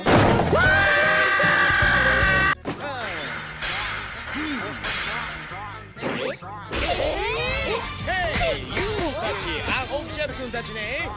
ぴったりのファールフェイスね。なんですって？ああ、この方々がさっきの元祖戦隊もののパワフルレンジャーさんたちですよね。どうも、はじめまして。今さらお会いとしてもトレートよ。アメリカで生まれたパワフルレンジャーをパクってまんまと戦隊シリーズするジャパン最低ね。最低何言い出すんですか。それ全く逆でシャラー。ちょっと何やってんの。危ないよ。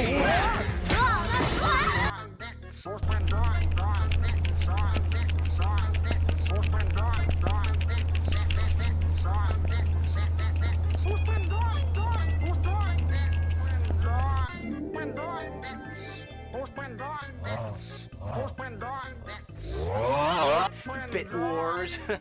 64 bits. 32 bits. 16 bits. 8 bits. 4 bits. 2 bits. 1 bit. Mr. Dragon. More fucking features.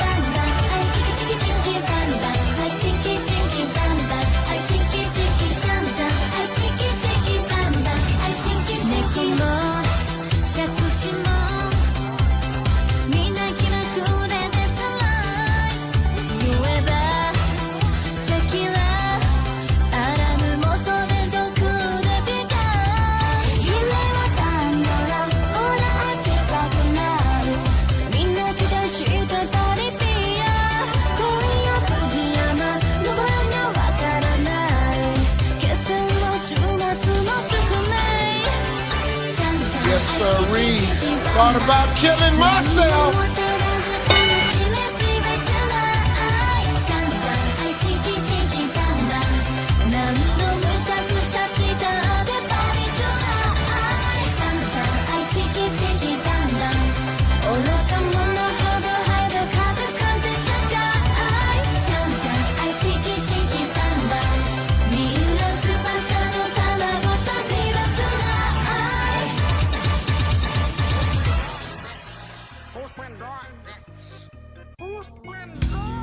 I could spend all day in my underwear watching Ernest Goes to Camp. Yes, I'm a simp. Super Idol 的笑容都没你的甜，8月正午的阳光都没你耀眼。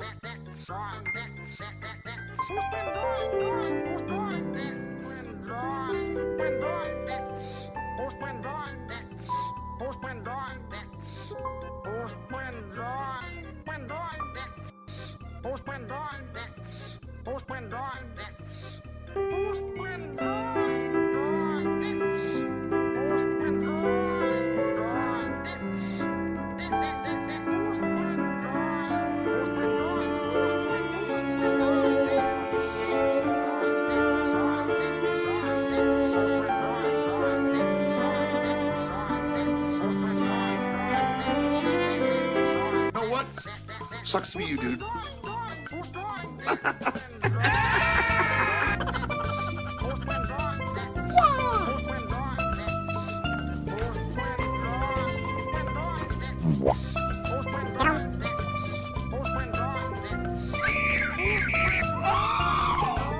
Do it.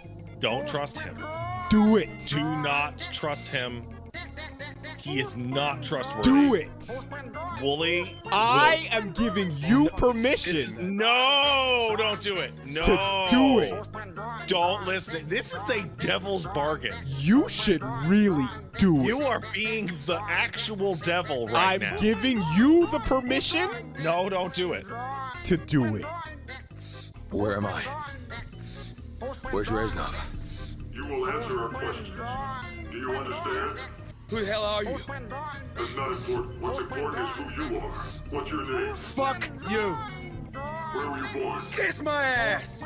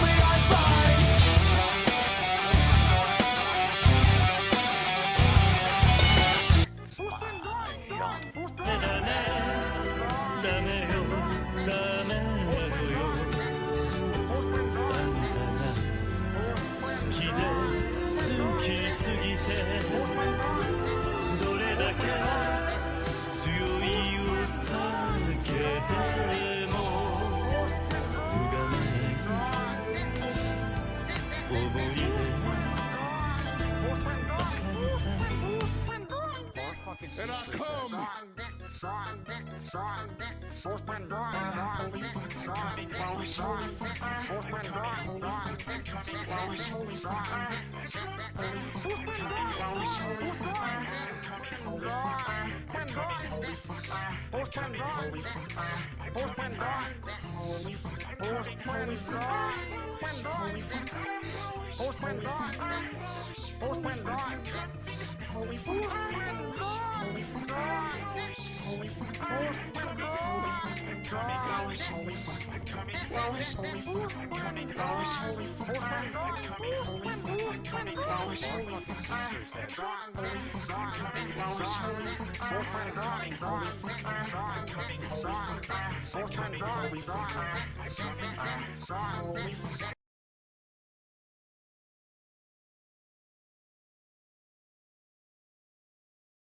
Hi. Hi. Hey, you lazy goblin. What? But have you seen the Jet Jaguar short film? I seen the long film where he hangouts with the Godzilla and they beat up the one dude real good, and then it ends with Jet Jaguar. G vs JJ 23 4K. Added date November 10th, 2023 at 10:06, 18 seconds in the AM. Well, they deleted this off their YouTube. No! Time to watch something that might get me in trouble. There we go. Now get my dumb big head off the screen, or at least, no.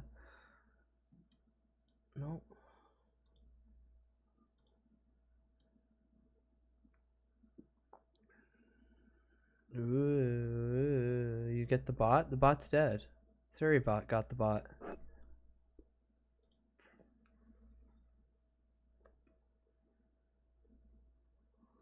Yeah, the other bot got the bot.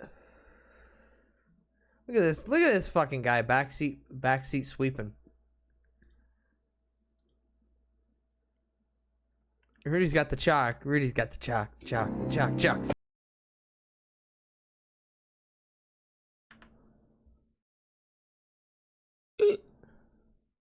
Yeah, that was tolerable. Could you imagine me tolerable? Fucking not on your life. Not on your life. Alright, one thing. Jet Jaguar. Oh wait, no, I still gotta continue. No, I defeated it. I defeated it. I just didn't get any money because I fucked up so bad. Oh, I don't like that was a thumbnail. I don't like that was a thumbnail. Frog, don't clip stuff like that. Don't snip stuff like that. That looks heinous. It looks heinous and disturbing. And I disavow it.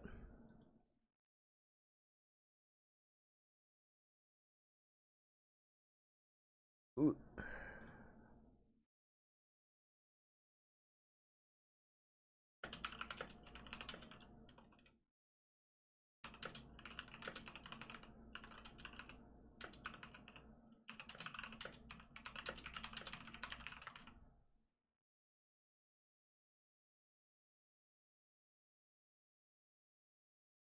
Also, did you use Hina's tweet?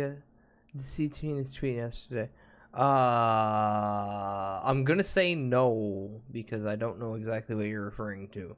As always, the links are flowing.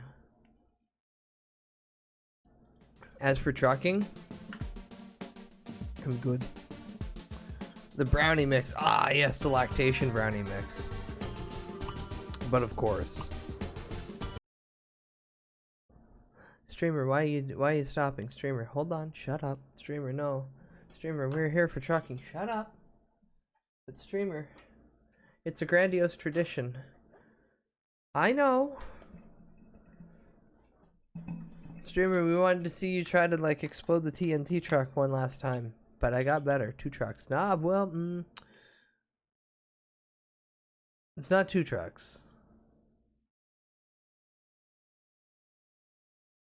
It's a game I haven't played in quite some time.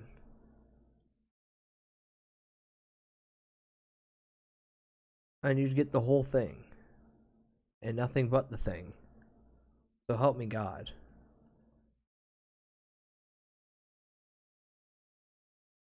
Chat, you get a freebie.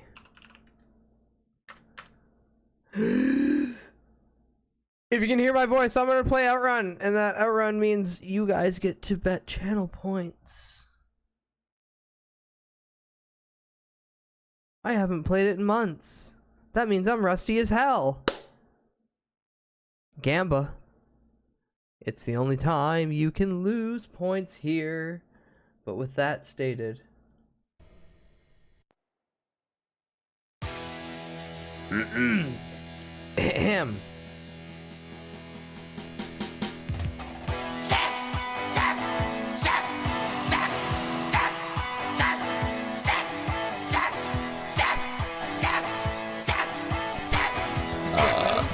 I hope you don't use constantly. Oh, what are you talking about?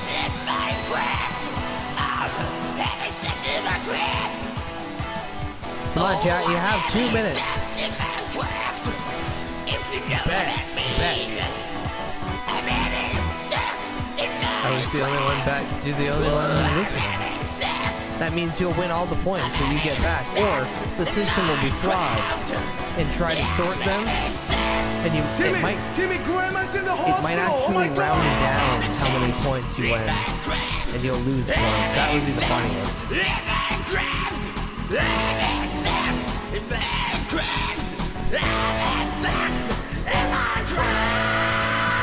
Now leave me alone, I gotta drive. Oh, fuck. Yippee!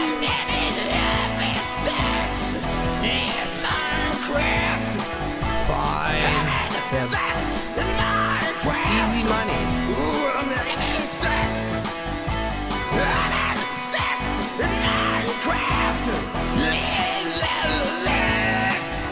I already fucked up on the beginning track.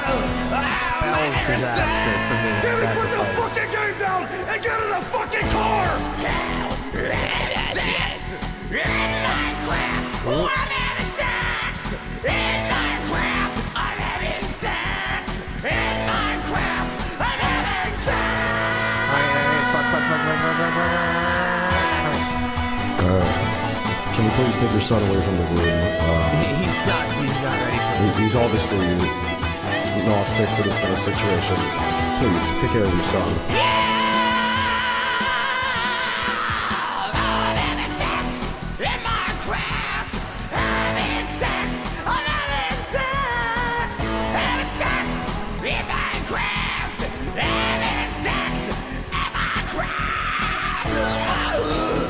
Shut up, Grandma.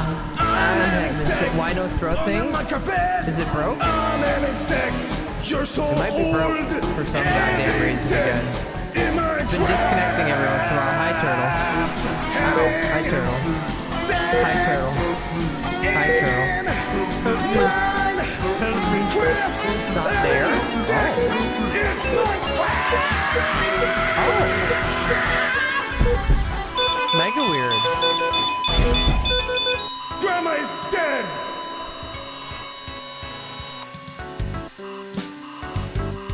Well, I'll fix that in a moment.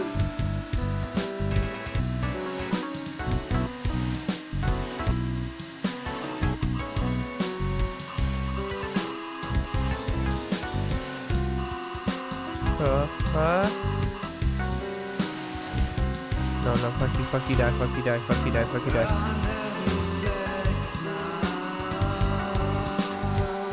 Wait, nah, it is what not it is what the fuck. Now it's out. God damn it, goblins. Goblin, fuck you. Alright.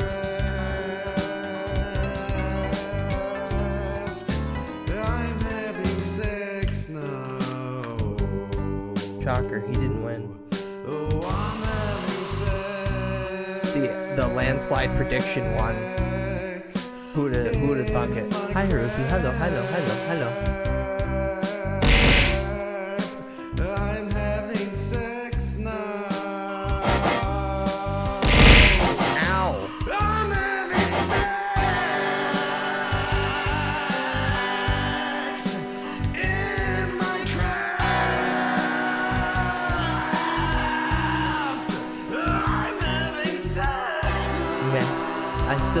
see? That's cool. Yes, you were so close. I was legit punching my ass. Put a lump of coal in there. You get a diamond. You get a diamond. And then you can realize that they're actually worthless, given like the overabundancy of them, and they were just marketed as something that's precious, just to get them to push. Otherwise, they're only really good for like tool and die.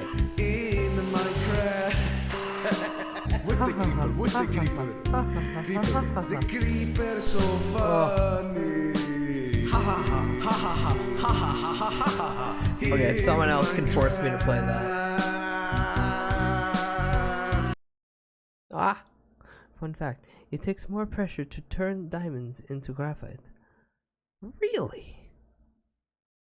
Would you have a IRL diamond shovel? Now, is it in a 1-to-1 to the Minecraft, or are you going to give me a quote-unquote diamond shovel and then it's just a chunk of ore on a stick?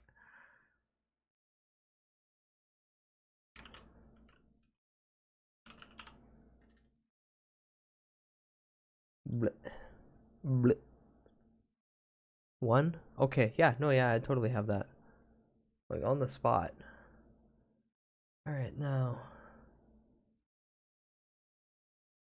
I'm in a very ADHD brain rot mood, meaning that I'm going everywhere and nowhere at the same time. Ooh. So I think at this point...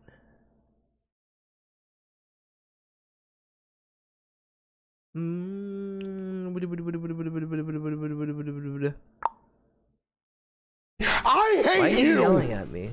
I hate the air that you breathe! Look, from this perspective, I hate the fact that you're even living! You make me sick! You should not be alive! You should not breathe the same air I breathe! You are scum! You are below me! Okay, back. Ooh. Whoa. Dear Capcom Nintendo, please put Monster Hunter Gen-U on the PC, thank you. You're never getting that. You're never getting that. Why do you think you deserve that? You don't even... You're never gonna get that. You don't deserve it. You're insane. You're insane. Alright, where's my copium? Copium's how I gauge where I'm supposed to put him back. There we go. Perfect. Haha.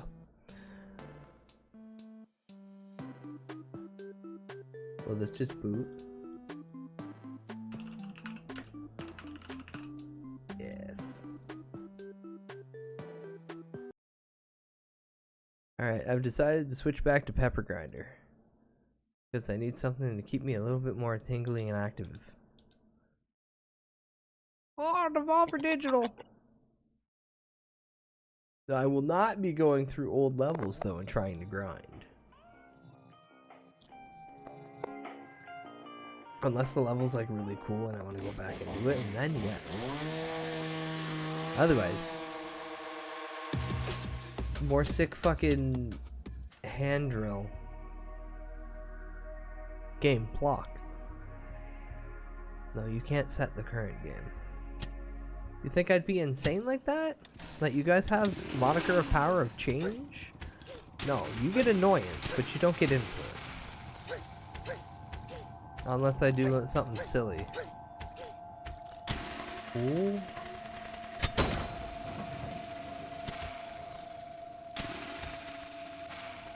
Okay, cool.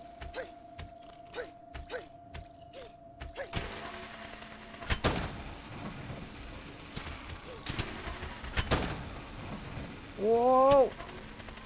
What game is this? This is Pepper Grinder. It's a Devolver Digital game. It's fucking base as hell. Your weapon's a drill. And this is how you move. And you get the boost. And through boosting, you get a little speed.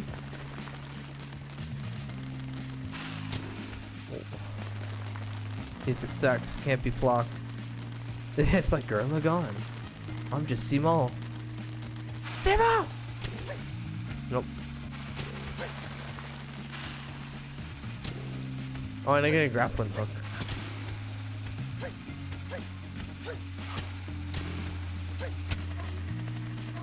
Bam.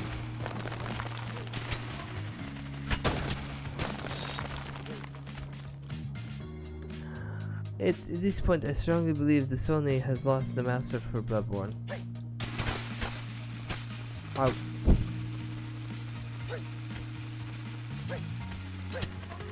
Yeah. Honestly, now that you say that, Goblin. Fuck, I missed it.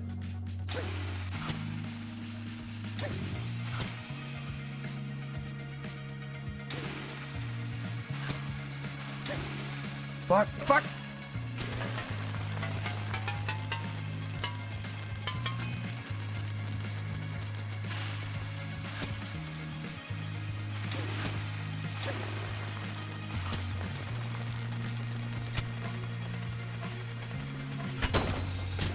Won't be the first time, won't be the last.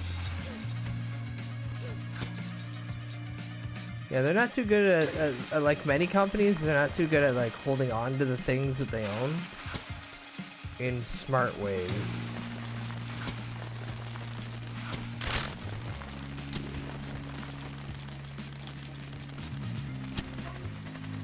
I didn't mean to do this. I didn't mean to go straight into this. Oh, I get it. This is like Pizza Tower mixed with Nights into Dreams. Yeah.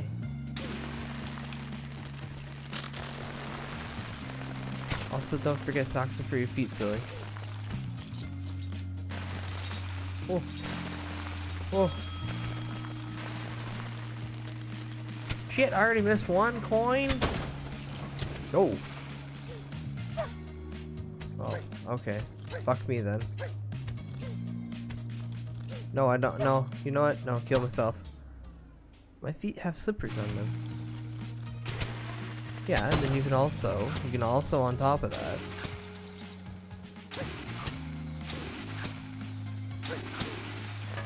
Oh.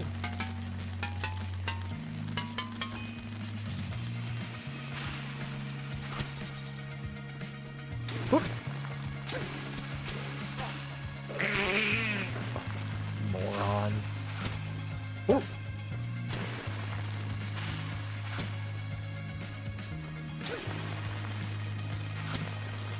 Yes, sirree. Thought about killing myself. Listen, listen, listen. Everything is single button input, but I can't have the other input active. Drill is right trigger. X is grapple. Let go is right trigger again. But I gotta switch back and forth between the two very quickly. My little monkey brain can't handle this. I get scared and flustered. Get up. Bitch ass.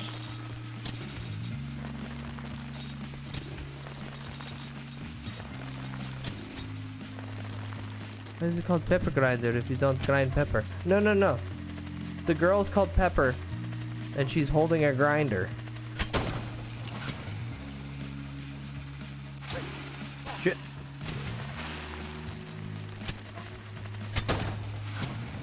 She pepper on my grinder until my drill pierces the heavens. Fuck.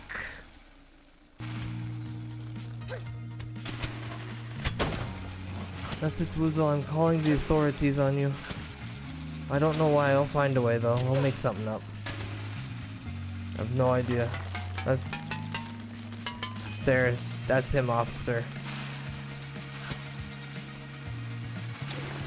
Ooh.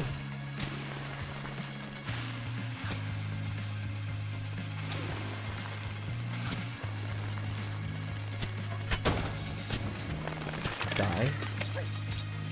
Get you? I can't imagine playing Monhun.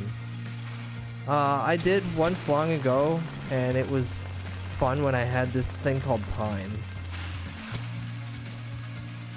Now I don't have any of that anymore.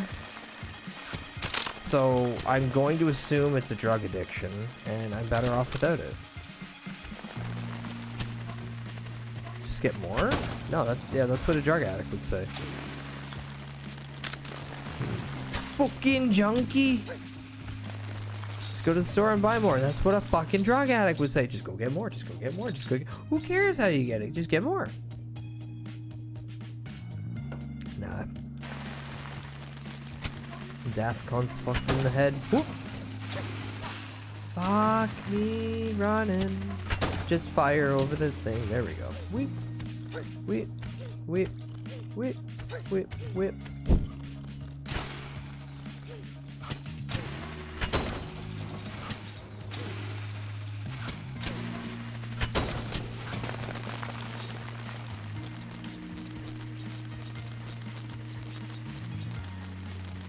Is there any break? No.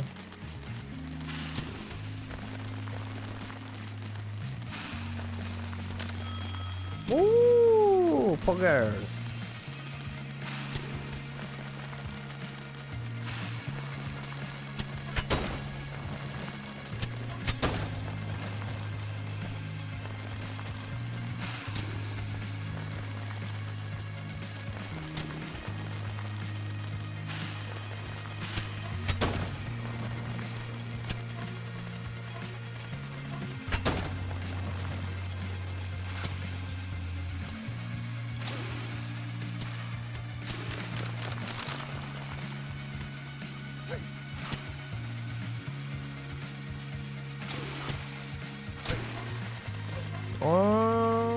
Okay, I don't see anything on the wall I can break into, so go. What?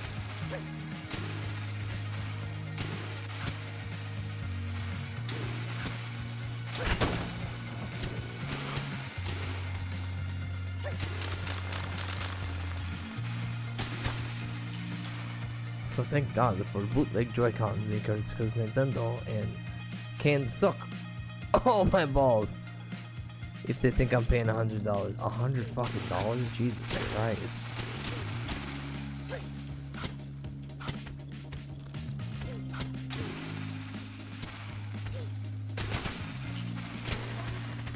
And fire.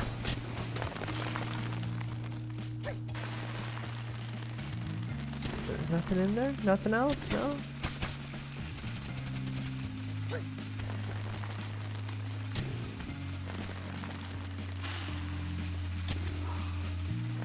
Can I arc that? Can I arc that just right?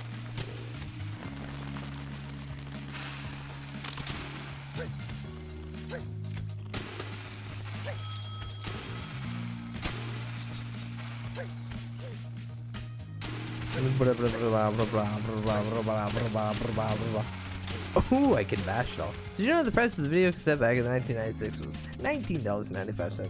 And today, a DVD of the new release is $25. But movies cost about 10 times more to make. What's the deal with manufacturing prices? Well, you see, Woozle, why the fuck do I pay the same price on Steam that I would a physical copy in the store? Oh wait, the physical copy in the store now is essentially just a piece of paper in a box that says download this code. That's the fucked up part. That's the real fucked up part. Is that physical discs are gone, but they still have the inset pricing set around if they existed. Fuck, didn't mean to do that. Thank God. But thank God we have the capitalist market system that we have. Switch game cases are still, they're insanely funny for the amount of plastic waste that goes into it.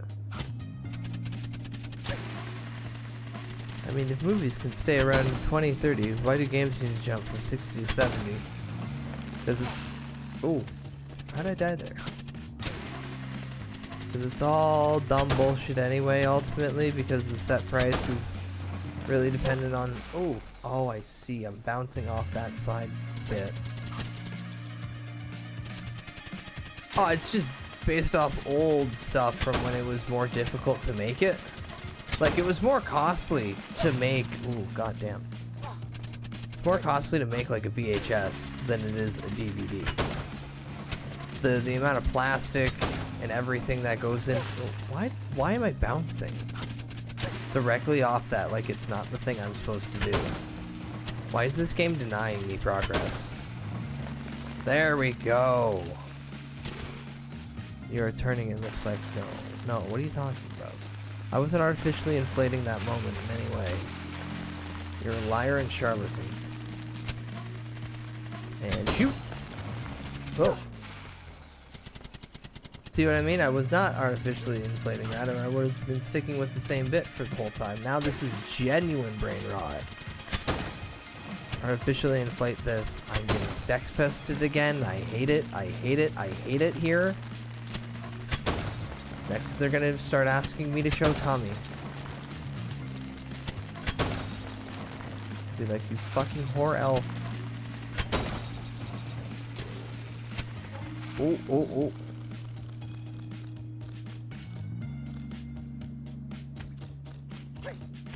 Yay. Yay.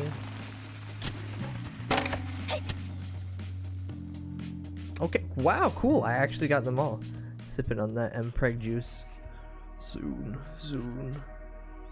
Oh, also for reference, this game's got a sticker. You can have a sticker book. It's very nice. Every stage you get, you can buy it. No, you didn't. No, I didn't what? No, I didn't what? Why are you yelling at me?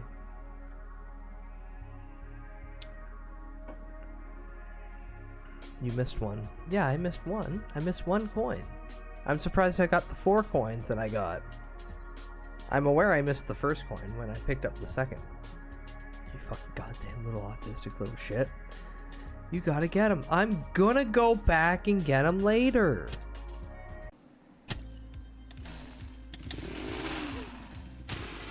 Time to grind me some motherfuckers.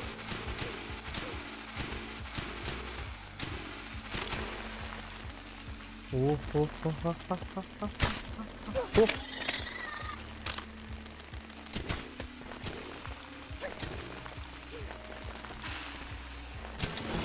Yes! This game is badass. Nope, nope, nope, nope, nope. Get back on. Get back on.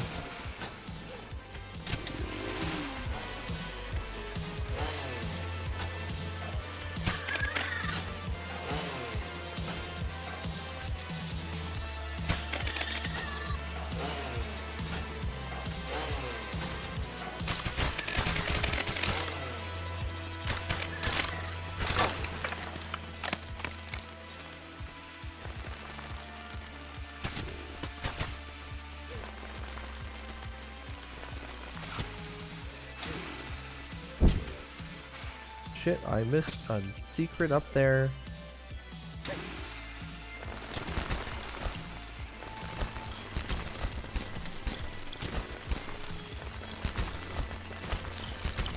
Oh man, that's fucking cool. Shit, I'm missing a lot.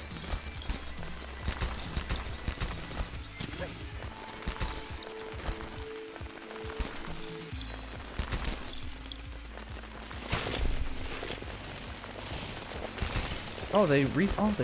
Nice.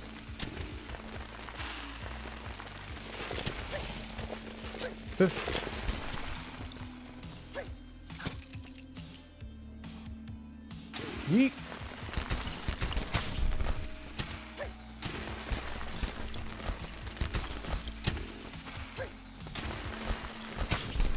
No, no, no, no. Thank you, game. Thank you, game. Very cool. Very poggers.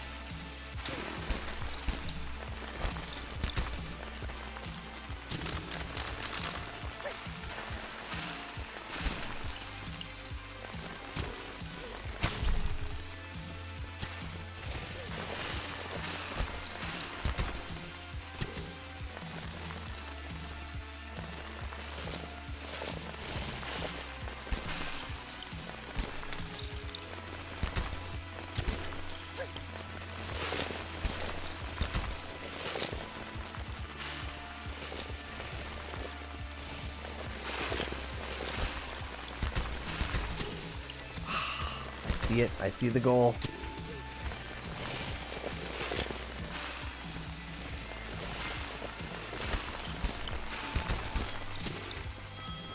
Ah, yay. Whoa. Whoa.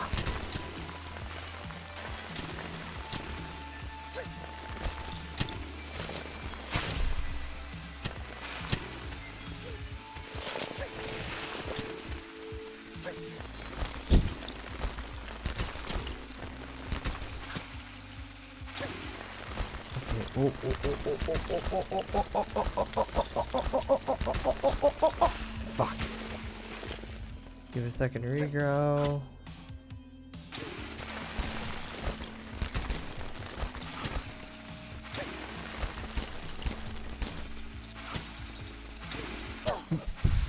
Nosedive.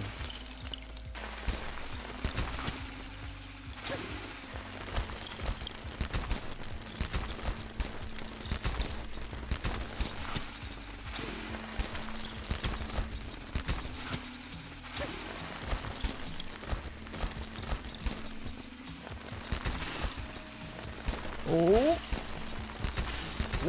Okay, we're good. Fuck! No!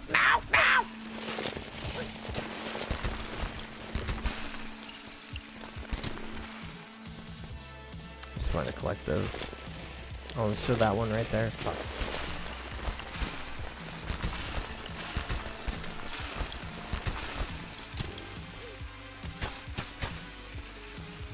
Oh, fuck you. Give me your shit.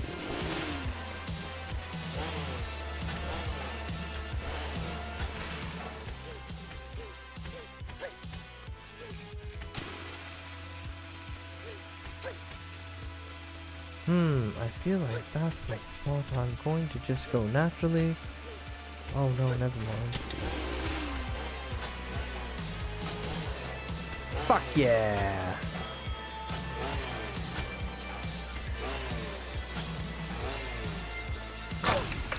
Never mind.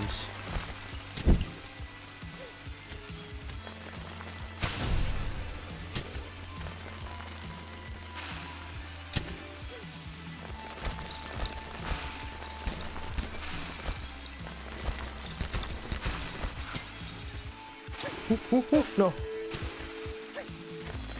God damn it. Ooh, no! Okay, run it back.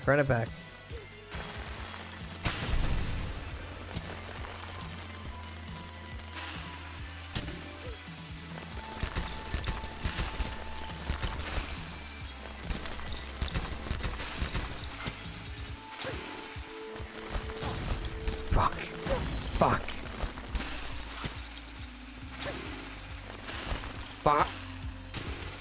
Why is it angled so weird? I wish women were real, chat. Not me. That sounds gross. Ew, oh.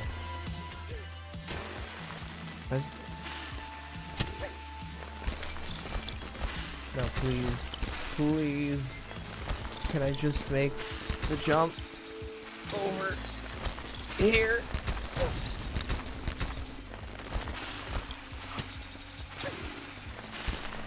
There we go. I can skip most of this. Oh. Is there a way down? I'm gonna die if I fall down this, but I feel like there's a secret. Okay, I'm gonna die. Yep. Never mind.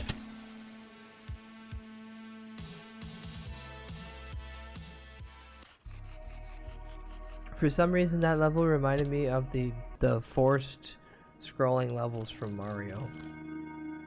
Bye, key. Thank you. Many wigs.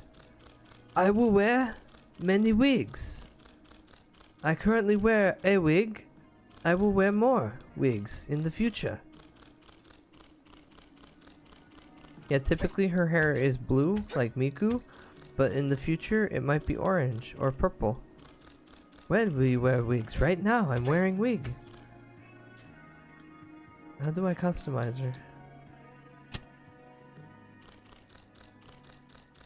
Cause this is all buy, and I want to put on nice wig.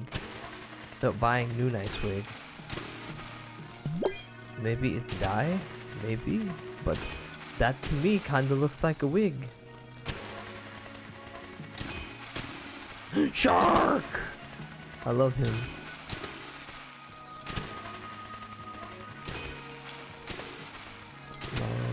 Gnarling, swimming in the ocean, causing a commotion, cause auger head. And old hat. And jelly. So, every time you beat a stage, you get the option to buy the stage as a single image, and then you can put stickers on it.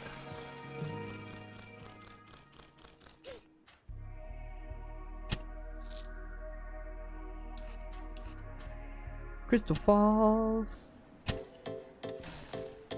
And now I get the bonus level. Oh, that's fucking cool. But also pain in my dick hole.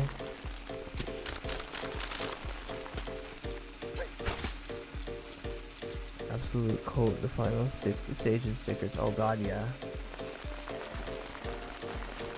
It's gonna be so covered in the gooey stickers. I believe it. No innuendo, no innuendo. Oh, no, no, no, no!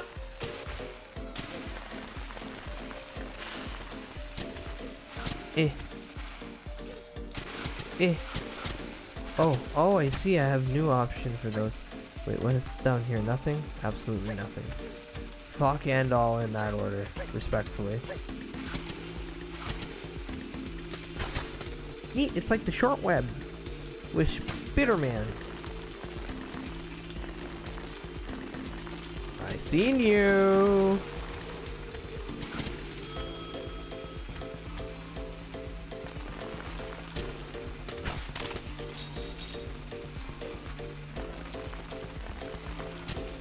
Shit.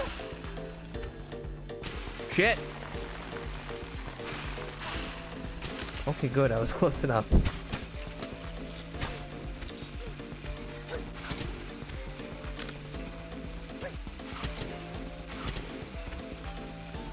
For the end of this game being, hey, remember everything you learned?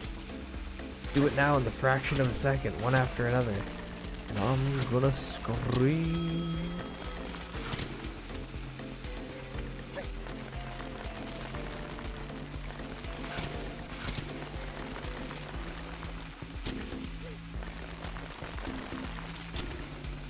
Woo!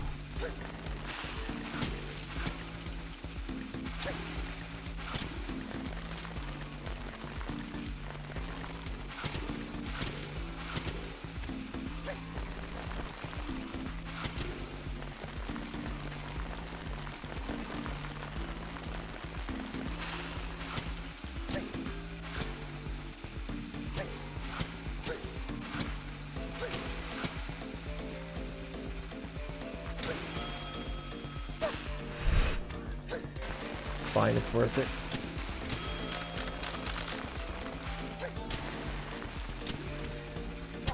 Fuck! No, it's not worth it.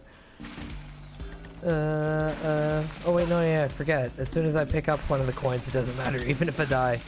I just have it. But that, I still need to make enough speed for.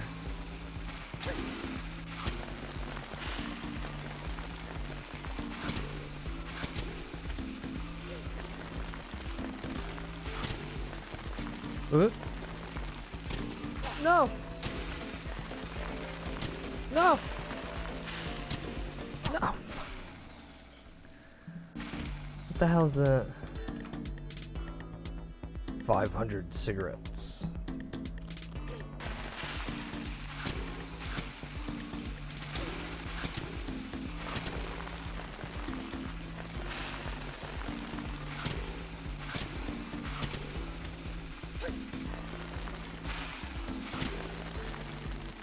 Oh, that's no good. Shit.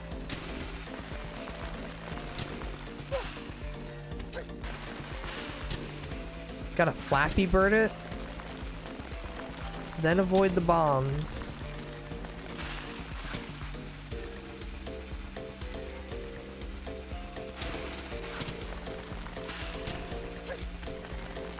Now I gotta go up and avoid the bombs.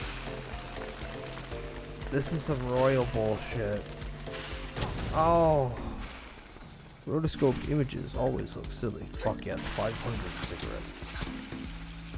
Just like how one of my, an animator I very much enjoy off YouTube, Rigmarole, he'll do rotoscopes, like, anytime somebody gets hurt real bad, he'll do this fantastic rotoscope of their suffering.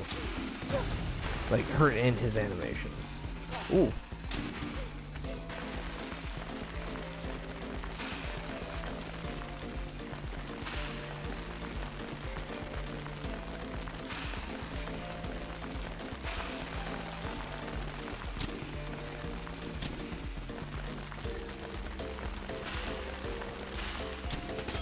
Oh.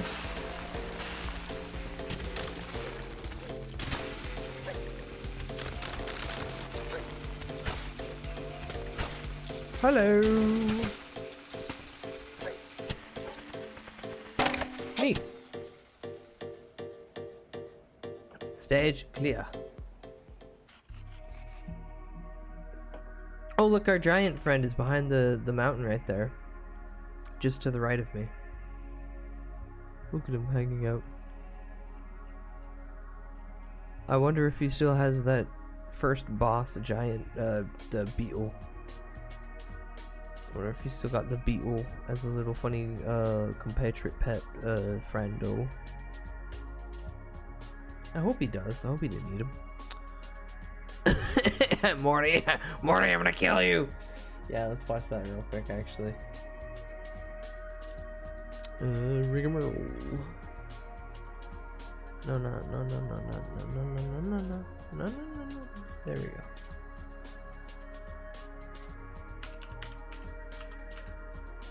Rigmarole. Rigmarole. Morty! Rick! Morty! Rick! Oh, Rick! Morty, I'm bored. Let's watch a porno. Oh, gee, Rick, it's not the 1970s anymore. It's just called porn. Porn? Oh, Morty. Porn. Rick! Oh, don't be so stupid, Morty. This is porn, Morty. Porn is an alien, Morty. He's my old friend from Space College, Morty. Oh, Rick! Porn is disgusting. I hate it, Rick, and I hate you. I'm leaving, Rick. Morty, I'm wait. gonna self-improve. Morty, I'm wait. gonna improve myself, Rick. This is the best part. Rick! I hate porn, Rick! Who's porn, Rick? Rick! I hate it, Rick! Morty, wait, and I'm gonna hold on, kill Morty. it! And I hate you! I'm gonna kill you, Rick! Morty, wait! I'm gonna kill you! Morty, wait! There you go. There you go. Look at this. Rick? Rick? Wake up! Oh, it's a dream. It's a dream. It's a dream. Morty. Rick? Morty. What? Morty, I'm Couch Rick. I do it for the smells, Morty. Fuck you, Morty, Rick. Morty, wait, You're shit, Rick, now. There you go. There you go. One of the best animators on this goddamn platform. Here's his Wonka video. Oh, Willa, please. The best Willa, part we of it, bought too. too much Shiba Inu, Willa. Please, Willa, for the money, Willa. Please, Willa, please. Listen here, you little shrimp. You find a way to make the money. And here it goes. And this is my latest invention, the everlasting breast stopper.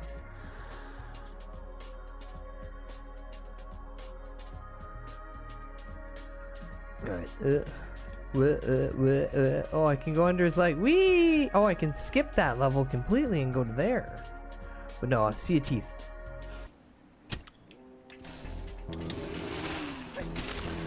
Linda, welcome in. Hi.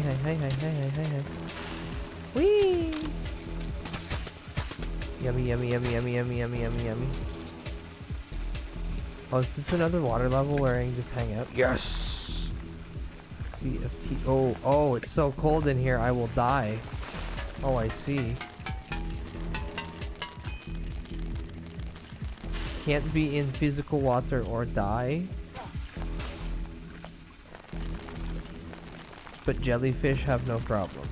Noted. Bullshit, but noted. Oh. What?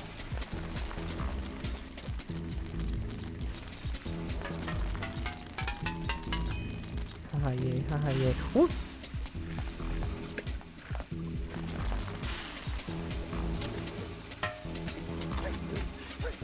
I should have, my minigun. This was a good game. I still have my minigun!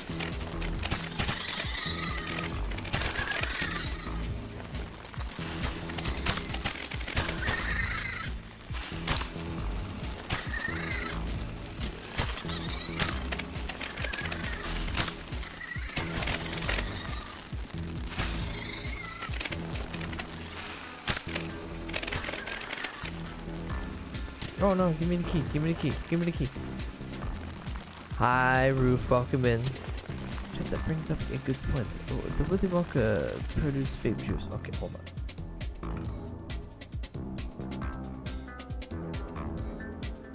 Because I tempted you all with the video.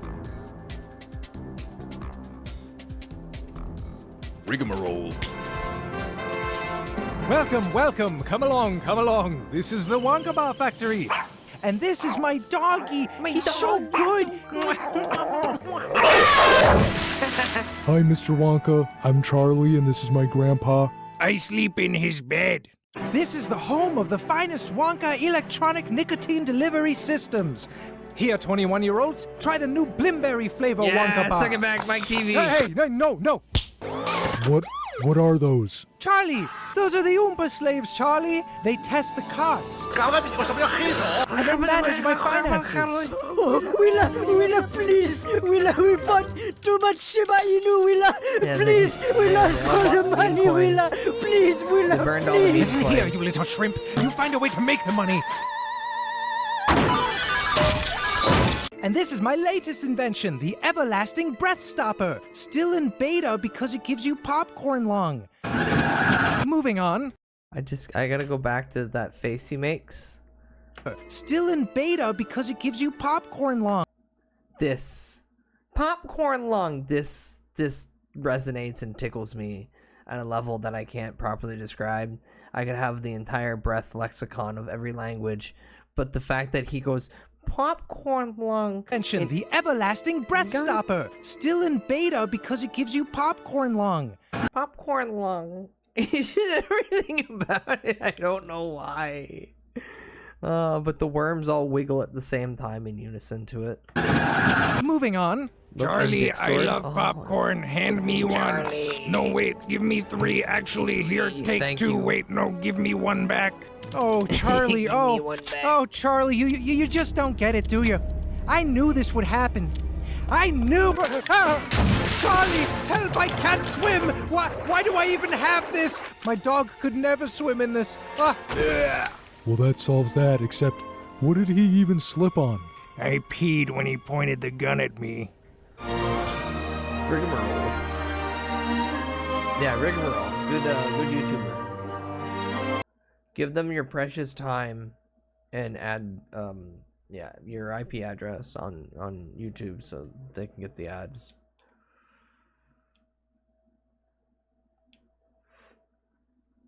Hey, could you stop? Yeah, thank you. No, can you stop?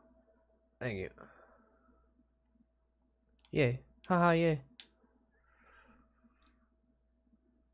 Boost. Boost. Boost.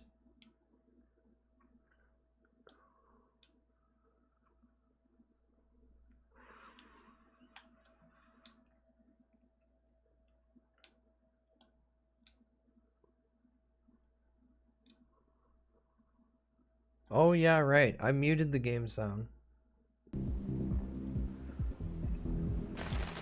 All for you to have a more pure animated experience. And I do it again. Oh, shark!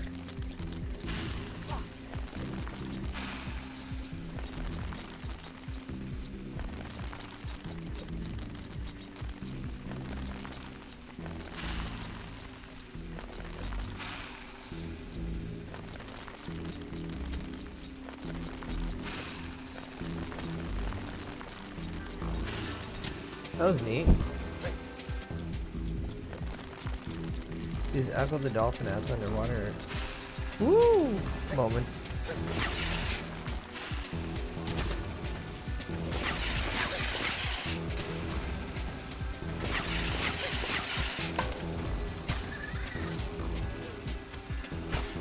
That's good to see.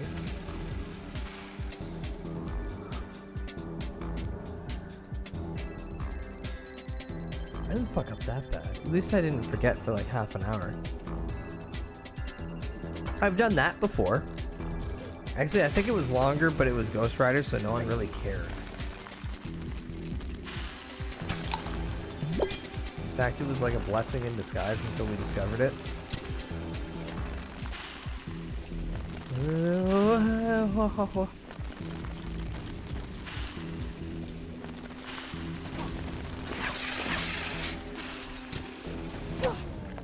Fuck.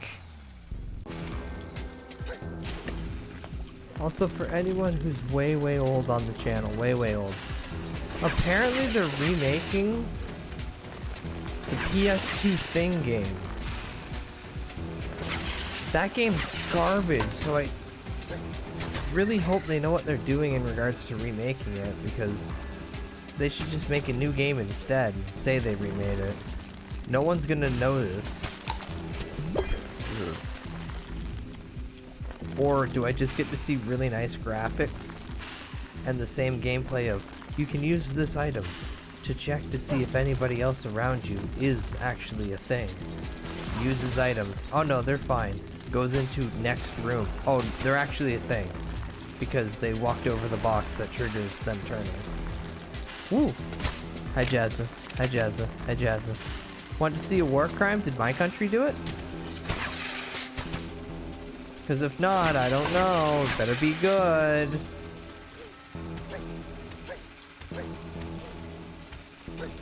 Oh no, I was watching George's stream. I seen it. But yeah, so overall that is a war crime. Ooh. I still don't know the original base context of that, nor do I care to, ultimately. I think I'm best off not caring.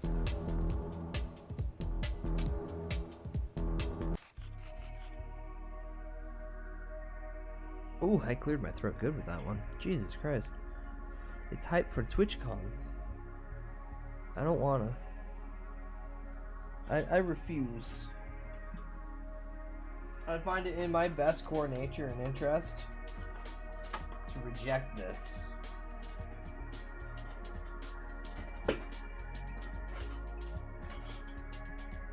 No, I just always thought the emote was weird, but that's perfect.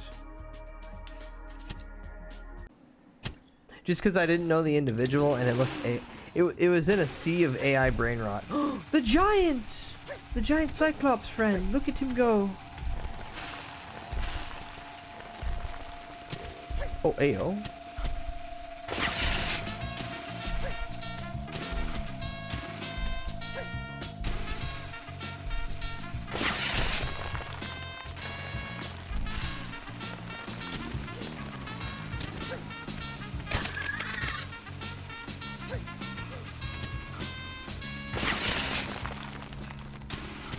Sir, I'm gonna need you to stop posting.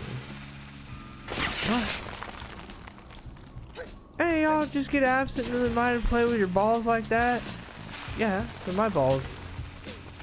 Every once in a while you just realize you have them.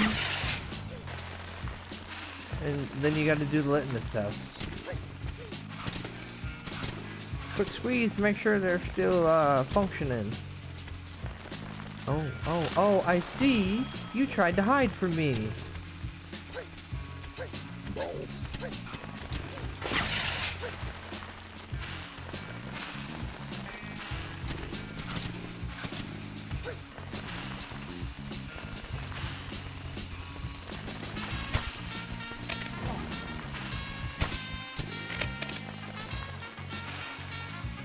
Wait, that looks like it's something I can jump to, actually.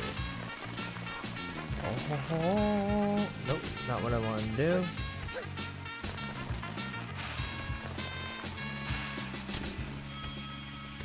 Beauty. Hi, little friend. Hello. Thank you.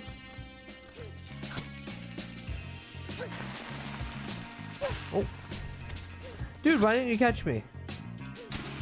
Shit. That was all on me. Thankfully, he has patience. Oh. But I have no platforming skills. Alright, I'll meet up with him in a second.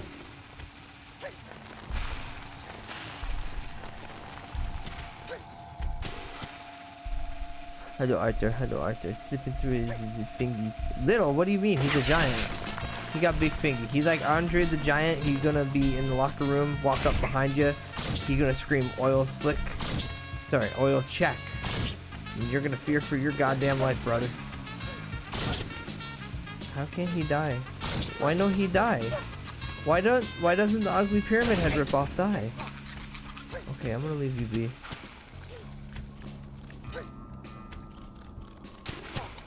Ooh. Ooh. Okay, I'm conflicting how quick the minigun is versus the rocket. It ain't. Okay, let's try that again. Woo. There we go.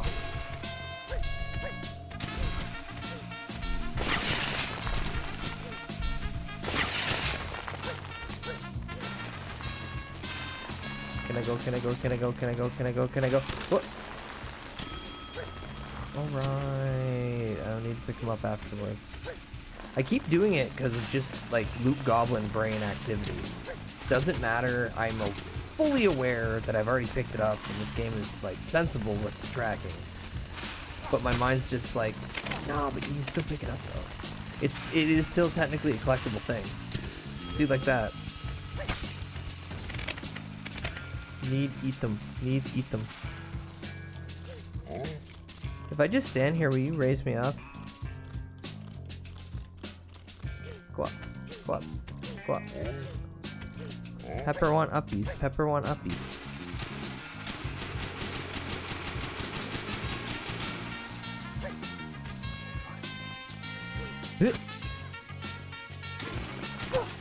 Fuck!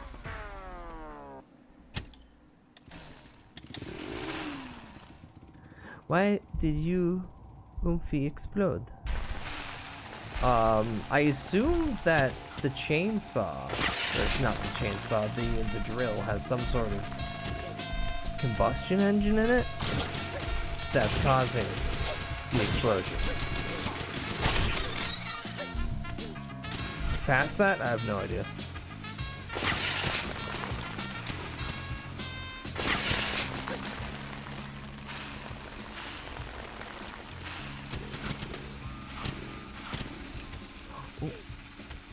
It's just for the loot. It's just for the loot. It's just for the loot. I shouldn't do it anyway, but it's just for the loot.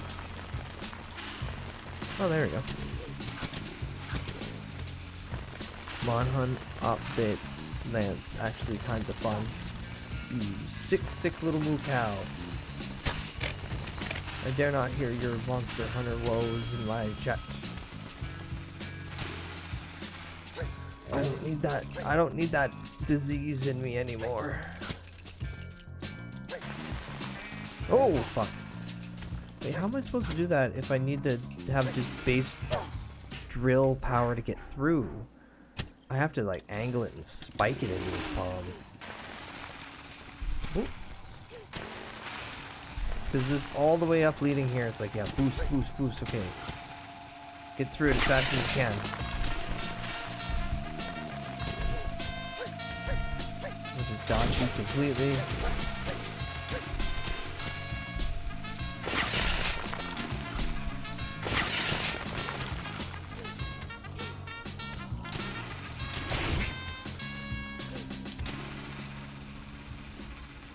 Bang!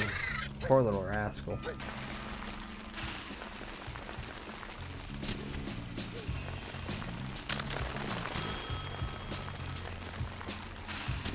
Woohoo! Hey man, at least I'm not playing longsword or heavy bowgun. Motherfucker, I'm a hunting horn and you've made fun of me the entire time I've played the game as a hunting horn. I don't give a fuck what you play.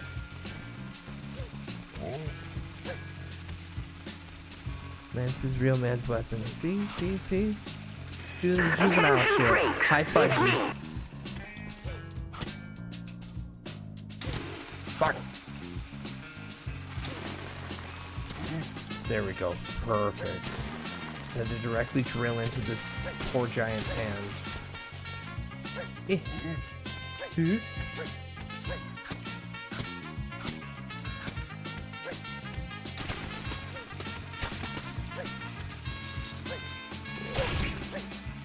How did you not die? There you go.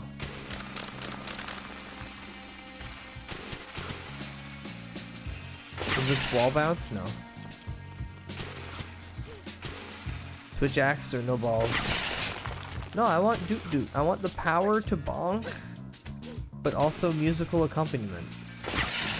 Why is this so foreign and or wrong to people? I just want to have fun, make fun tunes while doing it. Everyone wants to bring me down.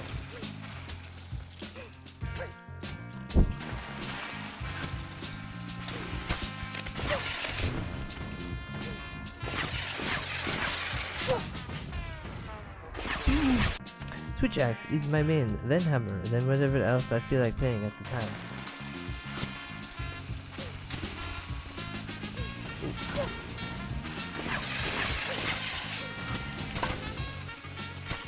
Kill him.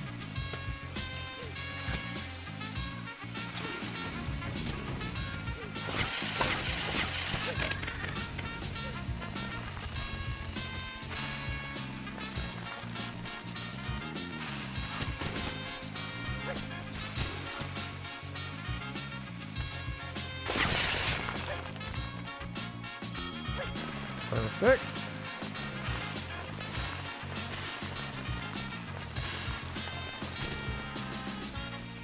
Probably hit the. Oh, hi. What's up, bud?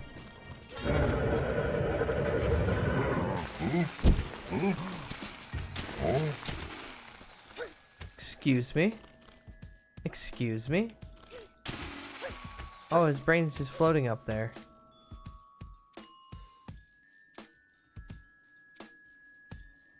No, it's not empty. See, it's up there. Right up there. It's in the middle where the turnip is and the chair and that skull. I mean, for real, for real. Alright, chat. This is the perfect spot, absolute perfect spot to sit you all in front of the TV. Streamer is starving. He needs to make himself something to eat. This will take 12 to 15 minutes time. So I'm best just to throw you back in front of the TV. I'm sorry. I'll return. I just need to make me a cheeseburger. Cheeseburger. He hates us. He wants us to die. He's gonna hit us with bricks. He's gonna break our knees. He's gonna cut our Achilles tendon, or better yet, he's gonna take chains and stick it through our feet and through our hands, and then forcibly make us walk up an old clock tower, and then dangle us out into the balcony, and then one final push after cutting the cords. Man, I really want to rewatch some Nightmare on Elm Street movies soon. Anywho, I'll be back in a little bit. Until then, shut the fuck up, sit in front of the TV, and rot your brains out a little bit yonder, wander more. Full Metal Malcolmist. Sucks into my weenie hole. That's the part that I don't like. Has you really been far, even as decided to use Even Go Want to look more like? Call 985-655-2500 inside the details for Go Further and even more decided to use. You can really be far as decided twice as much to use and go wish for it. When you decide far even once to use and go want, then get really far even as decided to use and look more like and go after. It's just common sense. Apply today. Heavy. How do I make sandwich? All you have to do is take a cup of flour and the 2 minutes. Now just take a little something sweet, not sour, and beat up all just an inch. Making these treaties like a cinch and he's pulling up their learning. And a little bud, you come to the, you never get your chili sandwich. So what's that delicious sandwich? I'm coming for your sandwich. Sandwich, sandwich, sandwich. This did not just happen.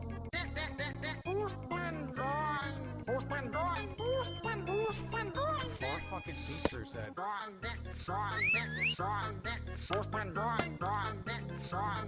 out and play! I can't! I'm playing nut! What is portable nut? What? Yeah! It's a nut you can play with outside! PSP. It's like a nut you can play with outside. Our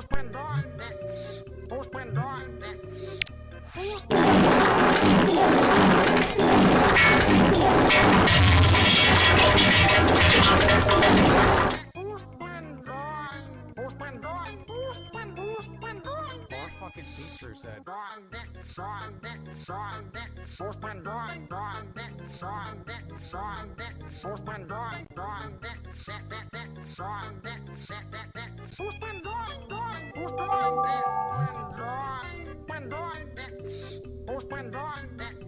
この思いを消してしまうにはまだ人生長いでしょう。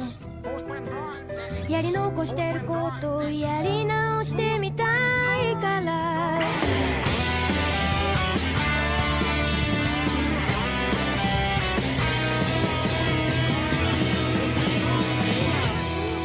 夢の続き追いかけていたはずなのに曲がりくねった細い道一につまずくあの頃みたいにって戻りたいわけじゃないのなくしてきた空を探してる分かってくれますように犠牲になったような悲しい顔はやめてよ罪の最後は涙じゃないよずっと苦しく背負ってくんだ出口見えない感情迷路に誰を待ってるの血のノートに綴ったようにもっと素直に吐き出したいよ何から逃れたいんだ現実ってやつがないために生きてるんだって叫びたくなるよ聞こえていますか無難になんてやってられないから帰る場所もないの優しさにはいつも感謝してるだから強くなりたい懐かしくなるこんな痛みも歓迎じゃん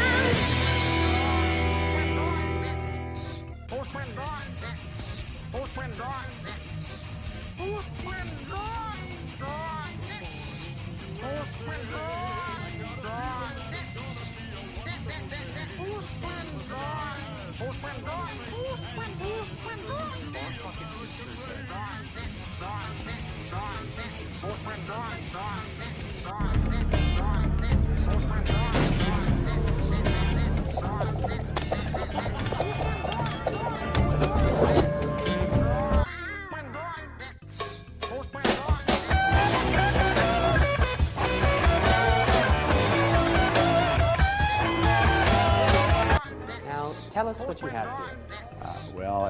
It's a gun. It's a family heirloom, you know, been in my family for years.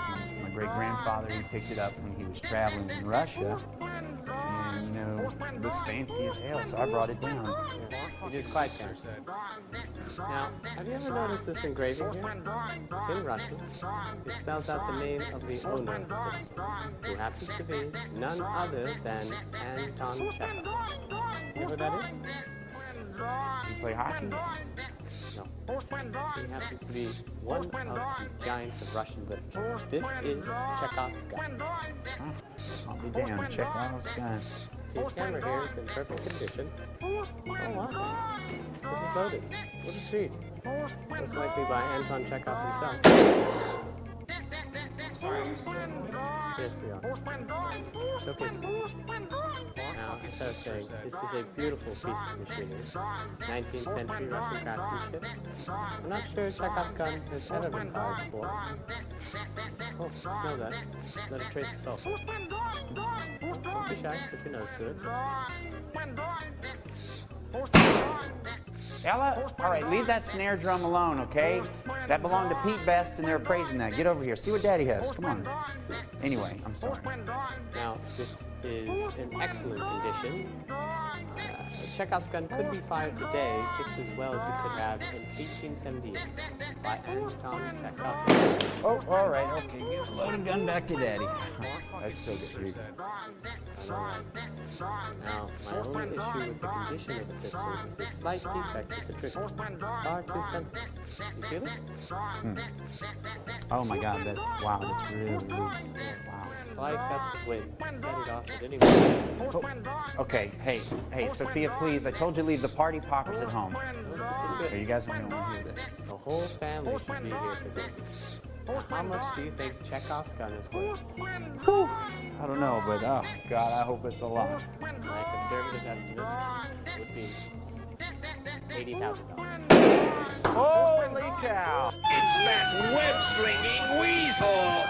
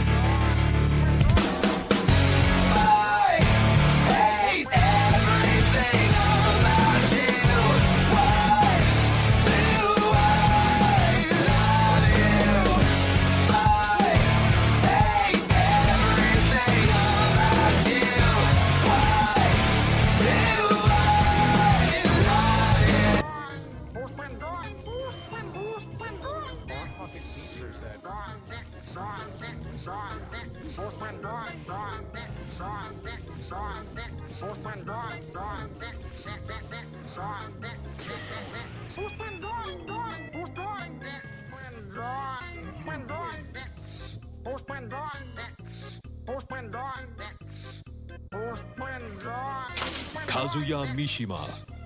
Storm. Hey, Dad's going coming out already, folks. He's going forward. He's vanishing into this shadow right Dad, left hook. He's trying to take back half another left hook. Dad, but it's just set to kill. He's fumbled him. Matt's hurt. His eyes are rolling in the back of his head. This is it. It's over. Stop it. Oh, my God. That was the fastest speed run I've seen in boxing.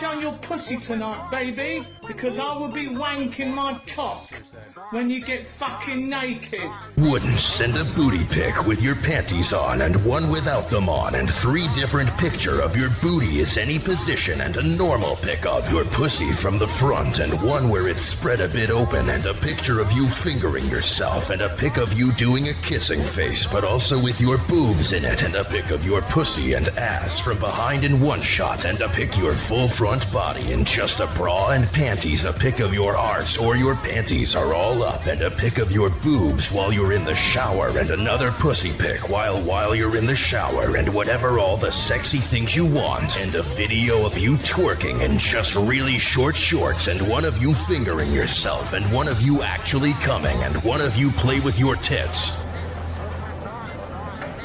while not wearing a shirt.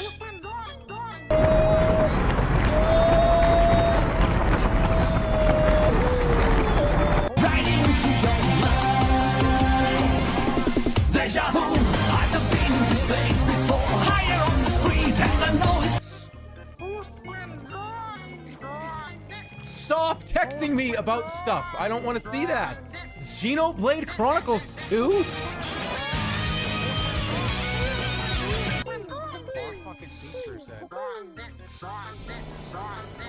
I'm just a birdie too. What do I do, Lord?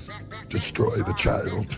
Corrupt them all. This is their plan, people. These are demons. Just like the Bible says, it's basically an intergalactic invasion into this space through people. I'm telling you, it's what all the ancients said. It's what they warned of. It's what we're dealing with. They're demons. They're frickin' interdimensional invaders, okay? I'll just say it. Make fun of me all you want on CNN or wherever, but everyone already innately knows this. These people are not frickin' humans, okay? Oh, the rats. Oh. If you wanna run away with me, I know a galaxy and I can take you for a ride. I had a premonition that we fell into a rhythm where the music don't stop for life. Blue clear in the sky, glitter in my eyes, shining just the way you like. If you're feeling like you need a little bit of company, you met me at the perfect time.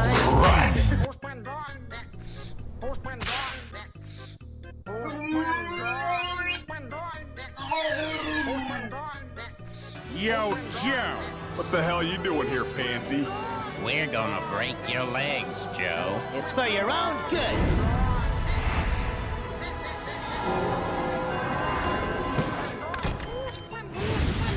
Come on, guys! Get him! Come touch me! Die! Not my I've had enough of your game.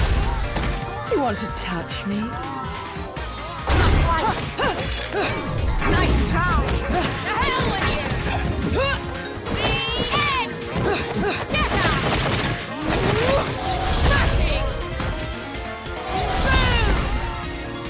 Slide!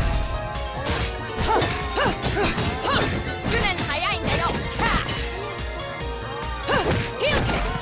Love is bomb! Walk off!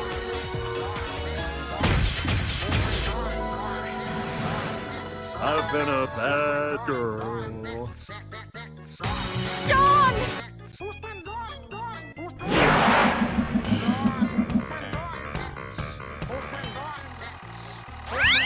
1776 will commence again if you try to take our firearms.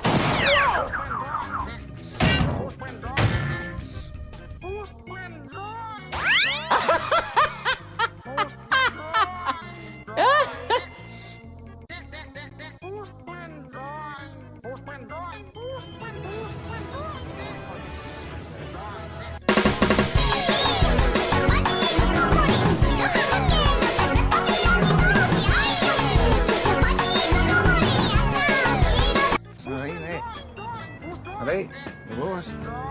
Lost? Nah, mate, cheers. You don't know why you're in here, no? I'm not just passing through. Sat in your bag at a laptop, eh? Aye. I said a laptop. Aye, I'm not missing much. You can take half the stuff on the phone nowadays, can't you? Right, you gonna miss it, innit? Well, when I say laptop, quite a lot. It's a fucking laptop! Don't mate. I'm not your mate, he's a laptop. Tell you what.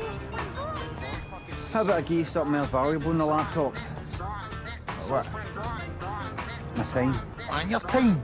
On your laptop? I'll have your phone and all. I know you're hurting. What? Marine? What have you happened today what you're doing? Robbing people, robbing them of stuff that's important to them. Alright, take your laptop, take your phone and all. I can always replace them, but talk to us. Tell me how you got into this mess. You never know. Might just help you out. About 5 years ago, I had this big fault in my stepdad. Right. getting this couch he got off his brother, sort of like carrying it around. So he gets a bit knackered, like stop for a wee break. So sitting down and we're chatting away, getting on brand new for about 3 or 4 minutes.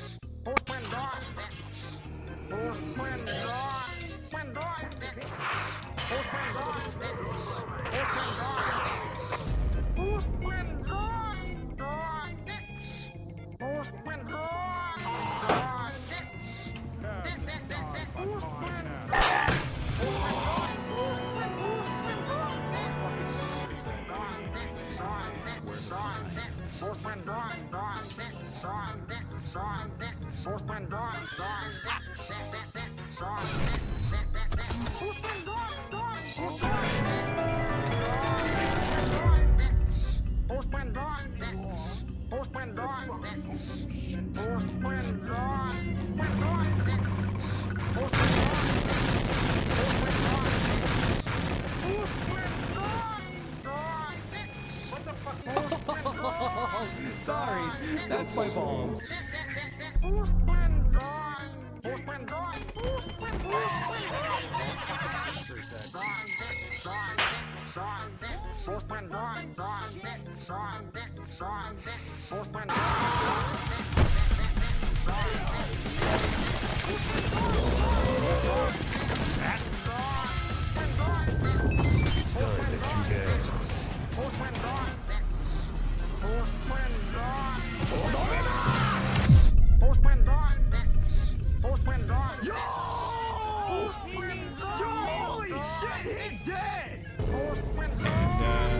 How long are you gonna stand there, Jimmy?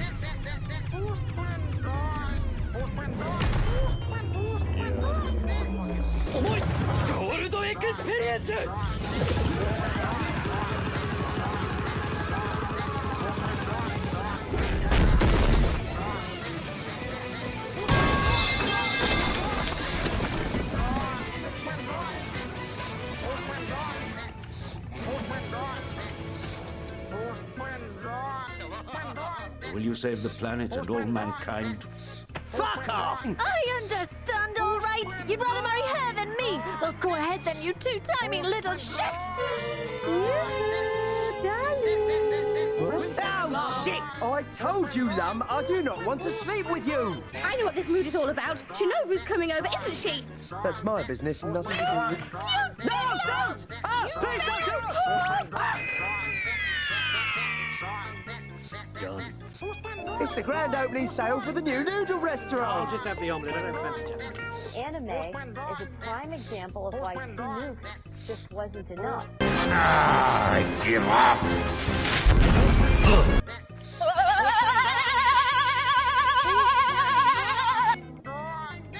Why didn't anyone tell me that Germ was 47? He's gonna die soon. Our fucking teacher said. Dancing, walking, rearranging furniture.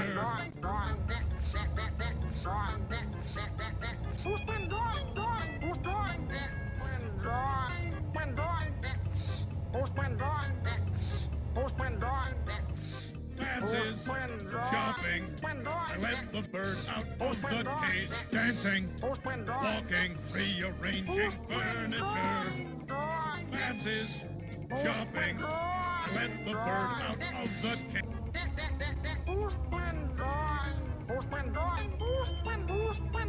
Our fucking teacher said.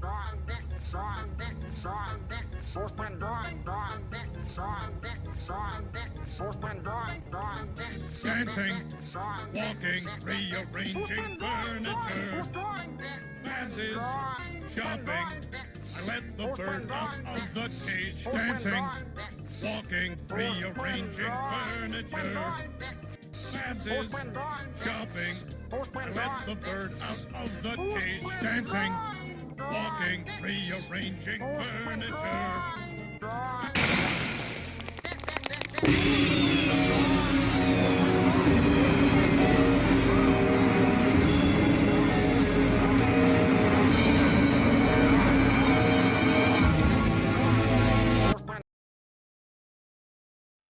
Full Middle Malcolmist.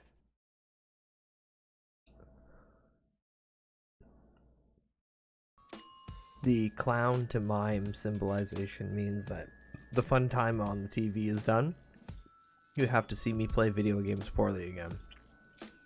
Hello. Hello, hello, hello.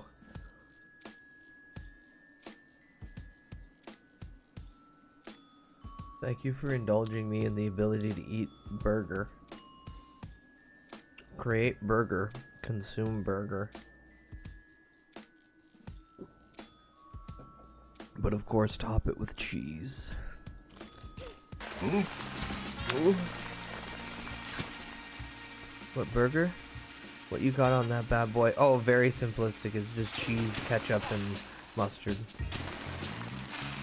I didn't want to bother fucking around with anything fancy.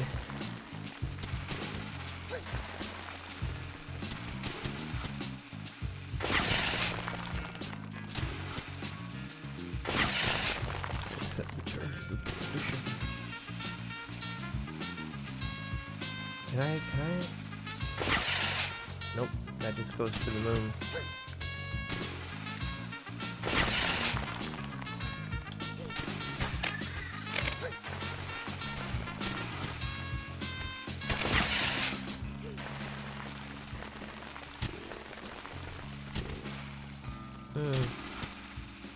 I could just do this. And then this. Oh, fuck. No, I missed. Oh, that's good to know that just the front of the rocket's thick enough if they run into it. But it won't detonate. Strange it won't detonate, but I'm not hating it.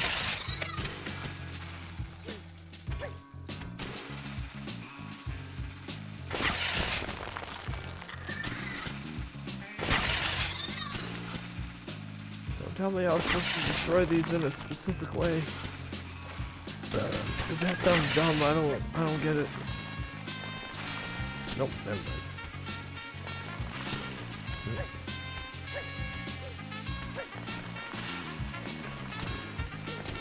Yeah, now that you say that, yeah, it's got the little bit of the base aesthetic to that. Ooh. From a side-scrolly, platformy kind of way. Ooh.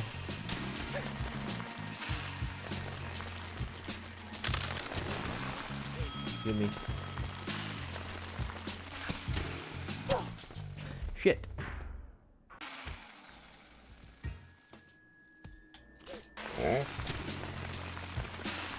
I got the chunk of burger stuck between my teeth and it's driving me fucking nuts.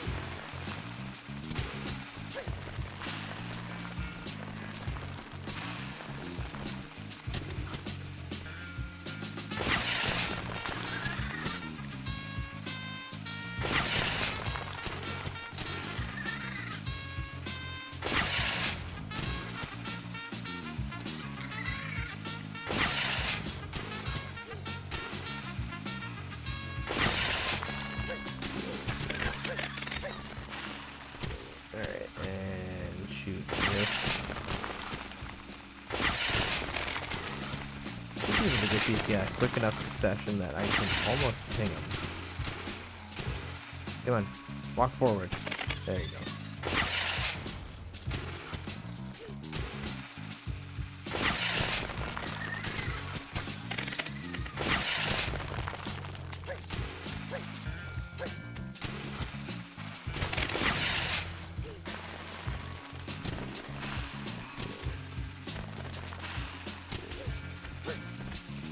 Okay, and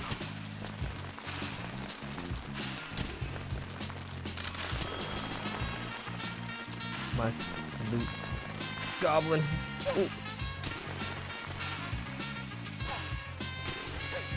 Okay, no, not worth it, not worth it, not worth it.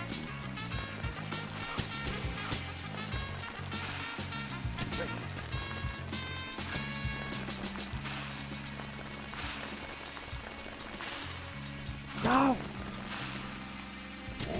Oh, thank you, friend. Thank you, friend.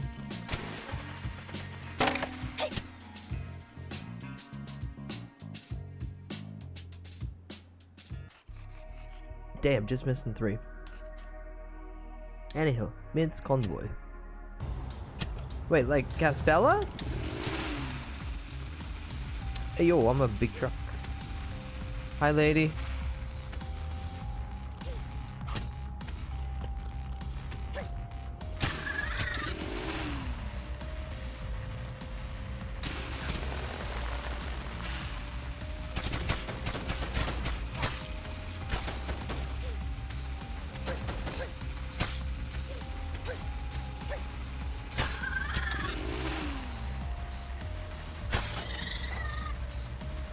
Can I just hop in from Ski-Doo to Ski-Doo? That'd be funny. Die. Die. Oh.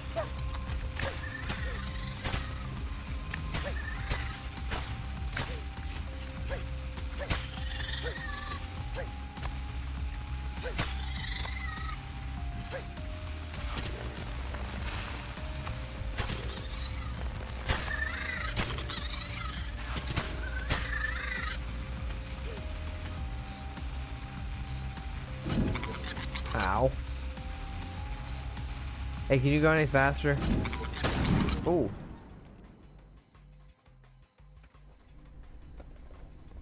Alright, well, boss time, yay! Oh, you got double drill? Oh, that's very kind of you.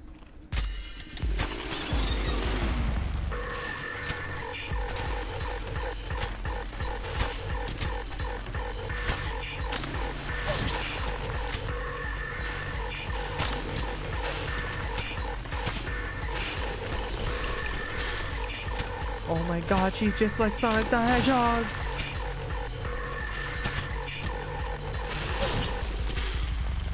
Okay, don't try to out attack her. She has 2 drills, you have 1. But you're gonna lose. But you're gonna lose. Okay, thank the fucking Lord. So only first time. Only first fight do you get the extra little buff. I guess you gotta have to just go through the level.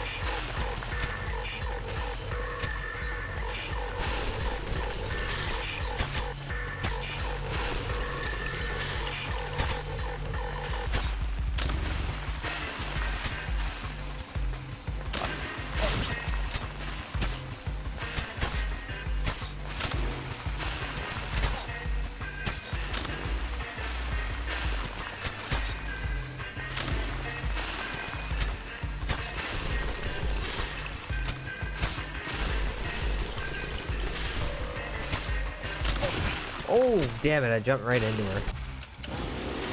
Okay, that's a good strat, though.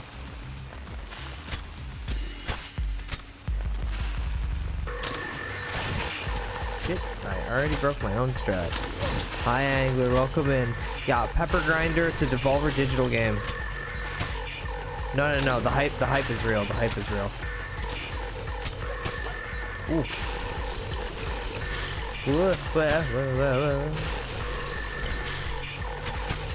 This game is fucking great. I'm not even a huge fan of platformers. But you get a drill. You're a cute girl. And every once in a while, you get nice weapons like a minigun or a rocket launcher. Or you can just operate a Sea-Doo. No, a snowmobile. Maybe there's a Sea-Doo, I don't know. Kinda. I've always wanted to say that, but they call me a cute girl. Ooh. I know you didn't type that, but we both know you put your fingers together. The index. Kill him. Oh. The problem is I'm syncing up and trying to make these two clash when the boss's damage takes priority.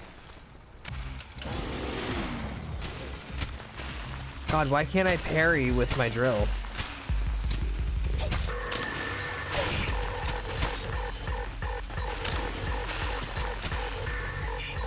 Don't have super armor. I don't have super armor. That's bullshit.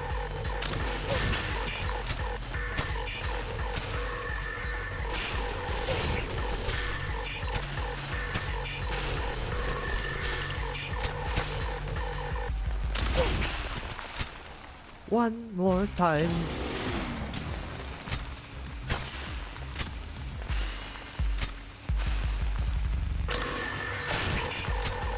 Fuck you, you shouldn't have been able to get to me. But to be perfectly fair, Plague, I'd rather the boss clap my cheeks a few times than me walk up and just take it out instantly. Because then I'm just like, oh, well, that was the boss. Ta-da! Thankfully, it's partly me just being terribly skilled with bad fingies that gets a lot of challenge. But also when the boss is good, it's even better. Yep, just kill me.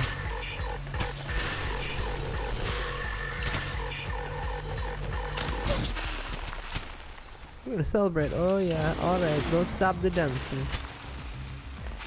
Just keep her, I just want to keep her doing this single attack. Ooh. And not ever drilling. But she's gonna keep drilling.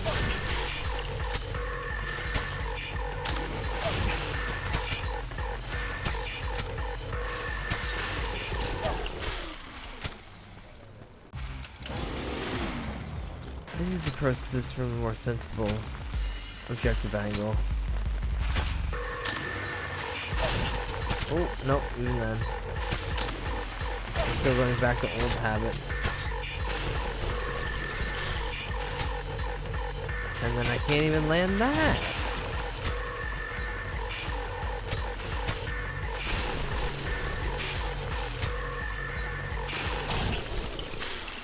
Kill me, I need to reset. I need to use my brain organ.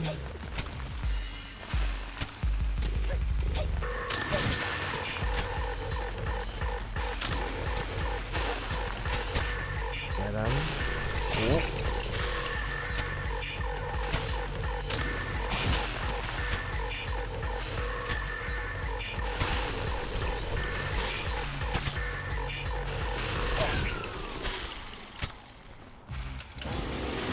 Now what I need to do, I'll just bait them over here, yeah, dead center, then we'll drill. Yep. Fuck, why did I jump straight up like a dolphin?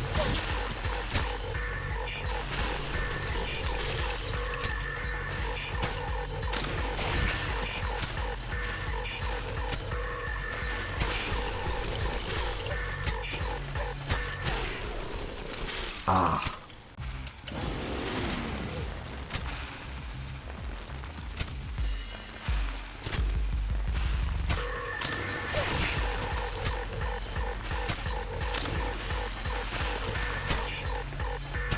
There we go.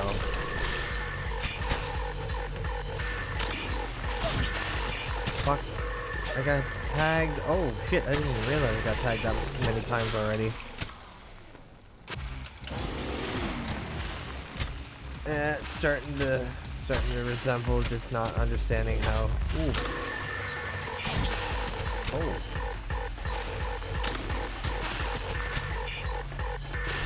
Damn, she's targeting me really well.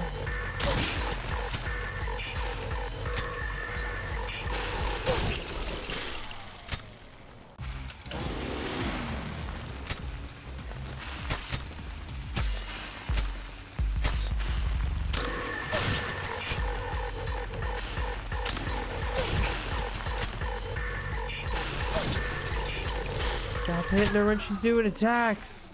Stop hitting her when she's doing attacks. I mean, she looks so vulnerable. She's not.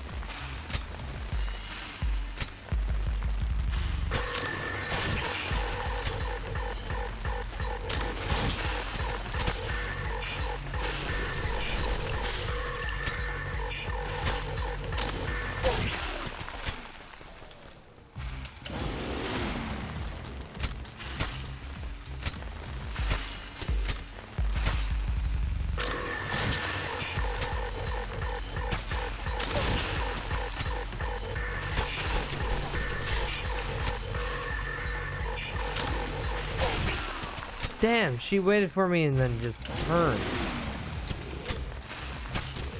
Basically a feint.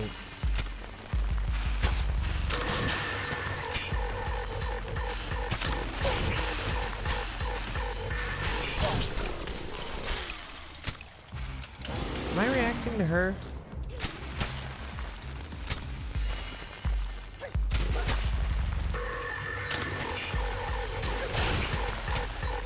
Damn, I wish that was a class move I could do.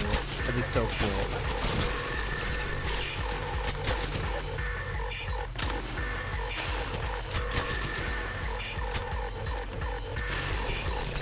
We're trying to play this boss too much like I'm the one with the drill power, and instead I should be reacting to the drill power.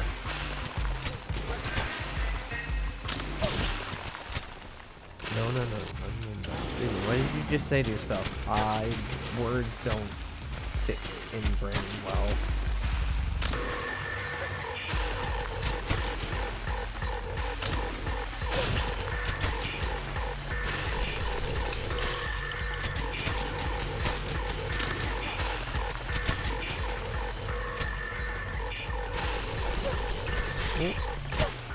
Oh, she set me up with the stun combo.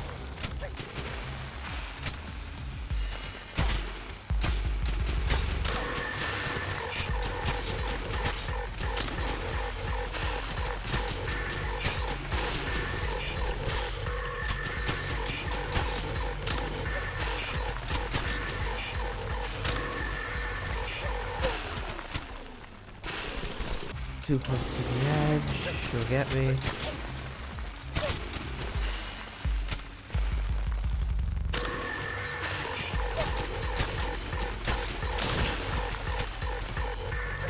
Ooh! No, dude.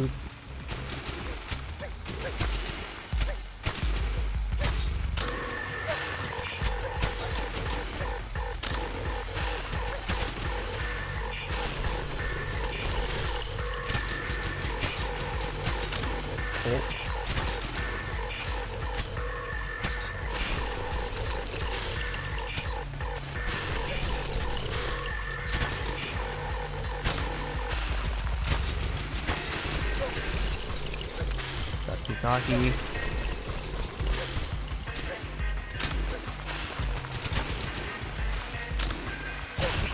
Fuck. But it is possible.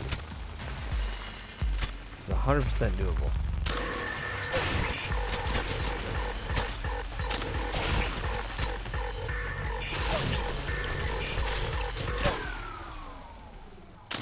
But I healed myself that time so I can have a better start.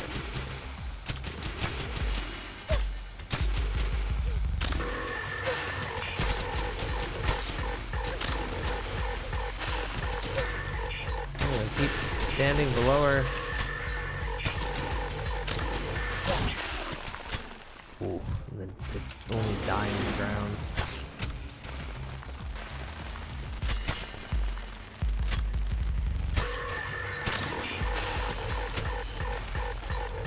Oh shit, I see now. I can hit her right before. So her just doing that is like a big tell. And also a hey, hit me. Alright.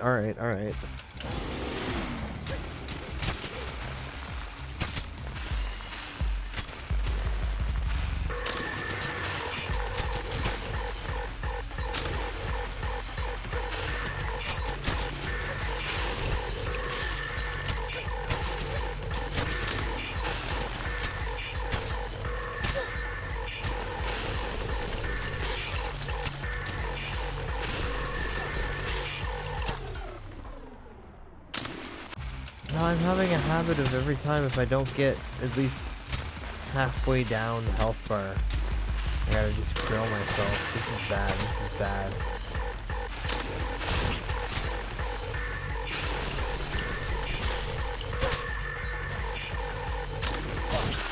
Says it's bad and then proves his point that if I get to 2, it's a lost bit. Oh, is she stuck? Nope.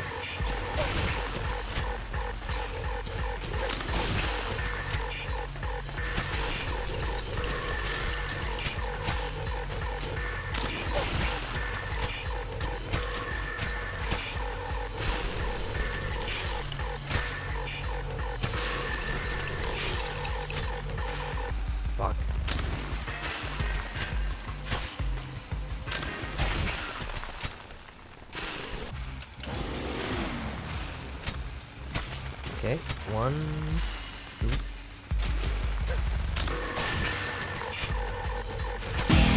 Ooh, high harmful.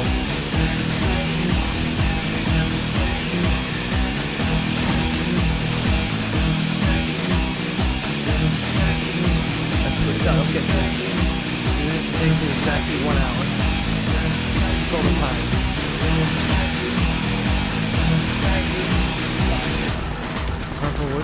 I hate you! I hate the air that you breathe! I hate the fact that you're even living! You make me sick! You should not be alive!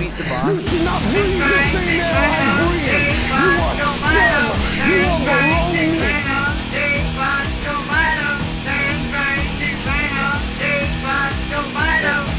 I already did a free one.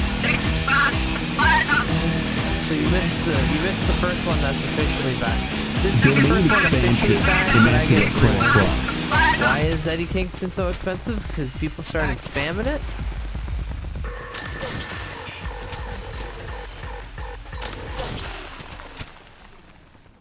The rule is no spam.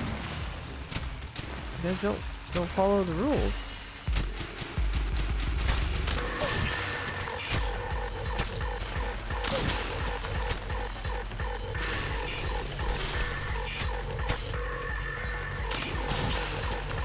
What, you're instigating that? If a stranger comes up to you and wants to fuck you in the ass, that's no good. Hold on. Harmful, I don't need you tiny little brat, trying to tell me in regards to what should go on here, what the decorum is, and what is and is not the rules. Shut your whore mouth.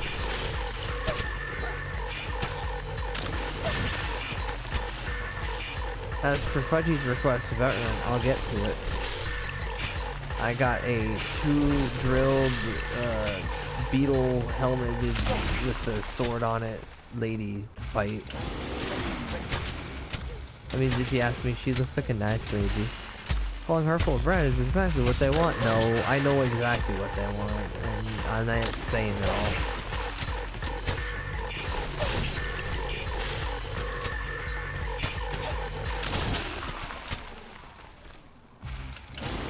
I either get like a 1/5 of the health bar, or we get down to like the final third.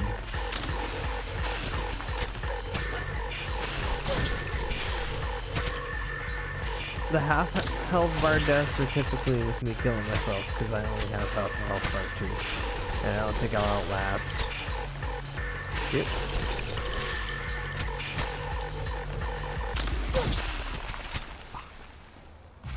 This frog techno is invading my brain. Yeah, no, beats on this is good. Again, Devolver Digital production.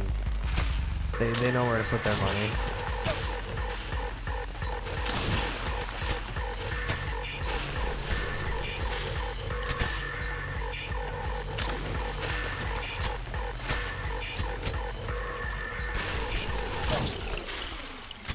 Didn't boost out quick enough.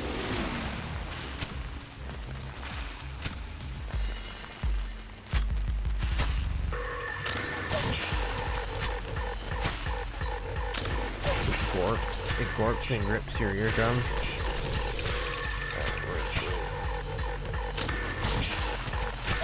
Musical grippers.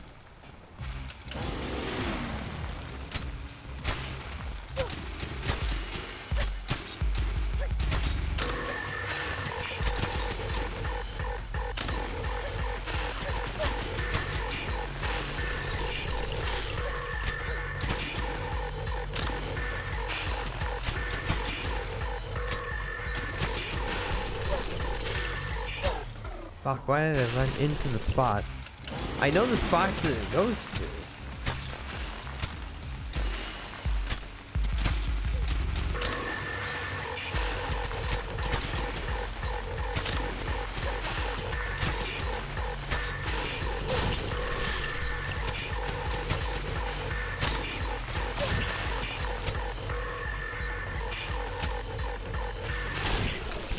Fuck, grinded me up as soon as okay.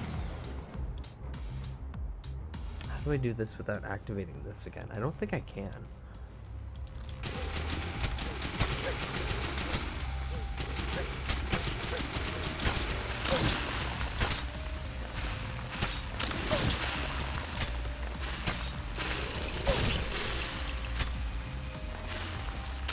I was gonna say, let me get that dumb attempt out of the way.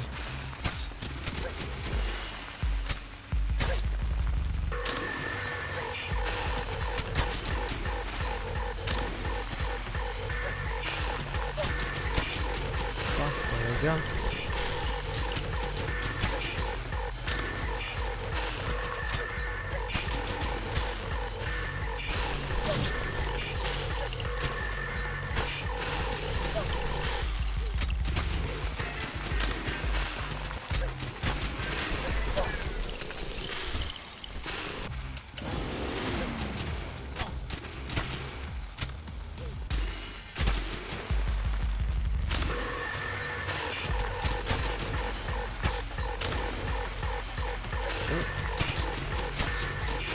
I wonder if I can make you knock into something. No, probably not. Well, you might have a super attack near the end.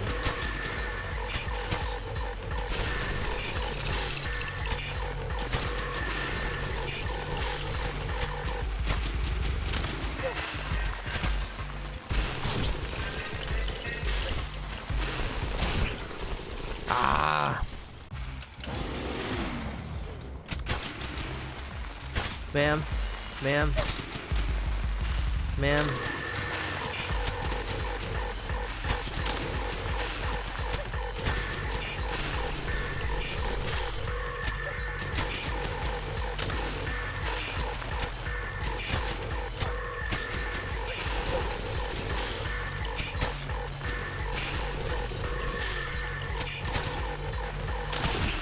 Fuck.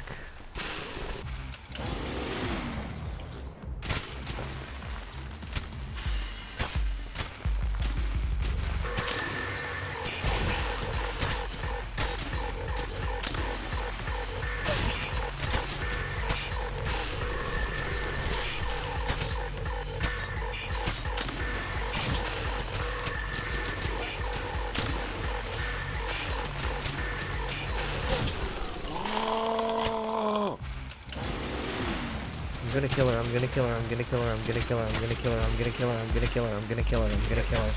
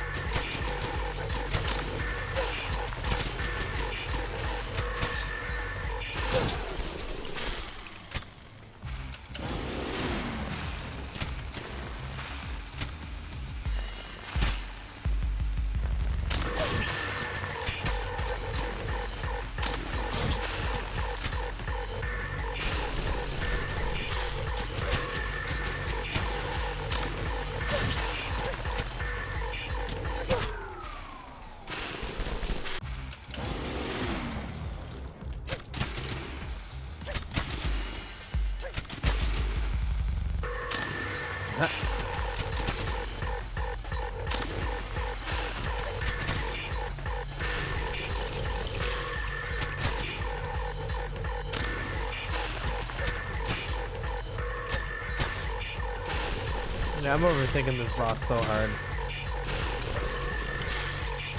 I want to do stylish DMCA shit, but instead...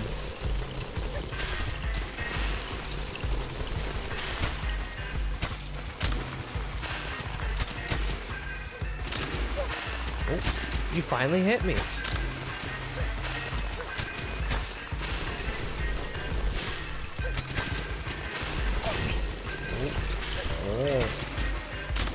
Oh. Haha, bitch!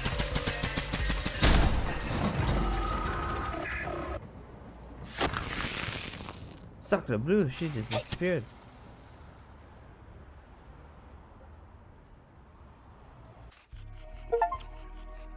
Pepper and mint defeat the third boss. Ooh. Ooh. Neat. Ice melt marsh. Okay, cool.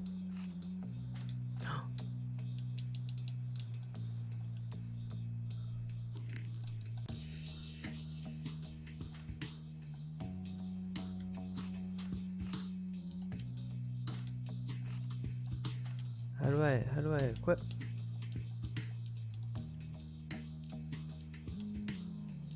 Oh, I guess. Oh, that's the scarf. Oh, I see. No, I keep green. Yeah. Bye bye, let it rip. Okay, so I'm gonna try to do like a level at a time. If I can justify it. Bah. Yes. Fudgy, if you're still here, it's time. That's right, chat. Gamba, Gamba, Gamba, Gamba, Gamba, Gamba, Gamba, Gamba, Gamba.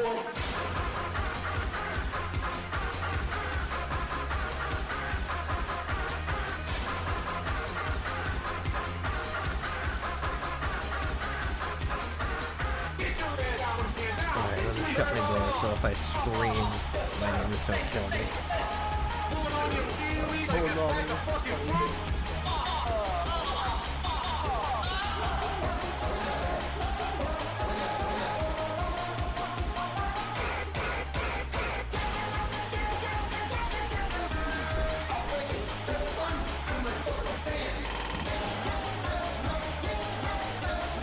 I didn't use the blank bed.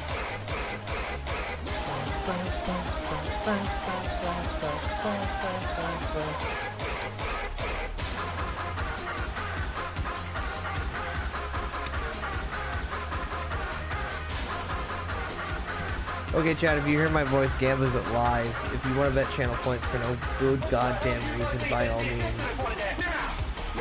Waste them.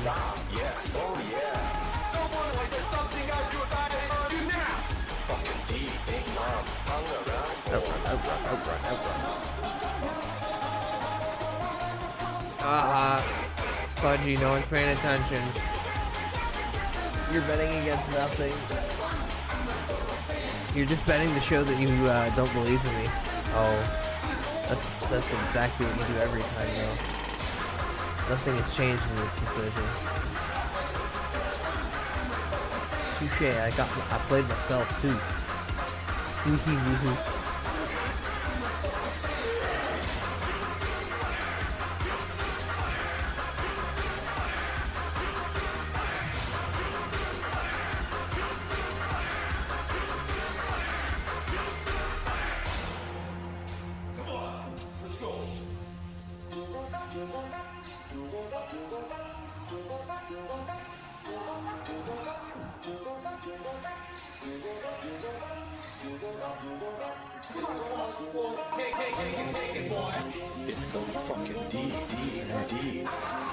All bets are accounted for. If you didn't get your bet in, you're too slow.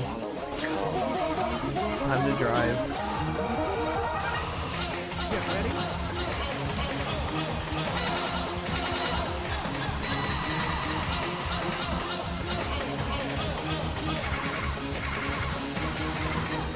Get your ass down from here now, boy. You're gonna call it that. Now. And you too. Get down on your knees. Get down on your knees.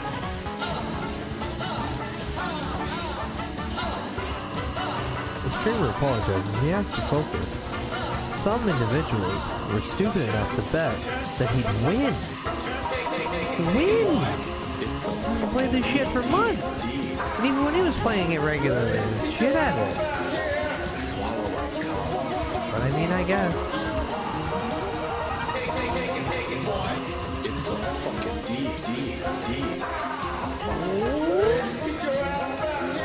Swallow my cum. Oh yeah.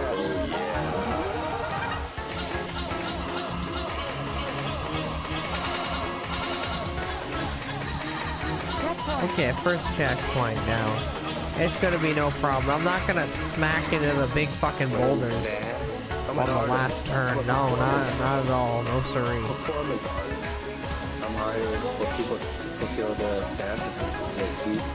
Dark fan.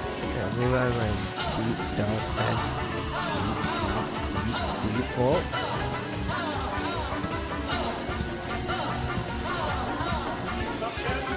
suck in, suck in. It's so fucking deep.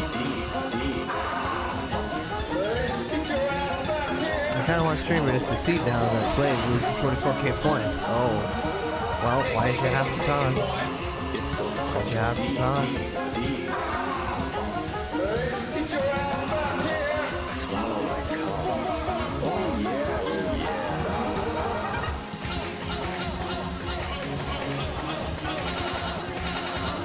The curse of streamer is when chat moves. I look.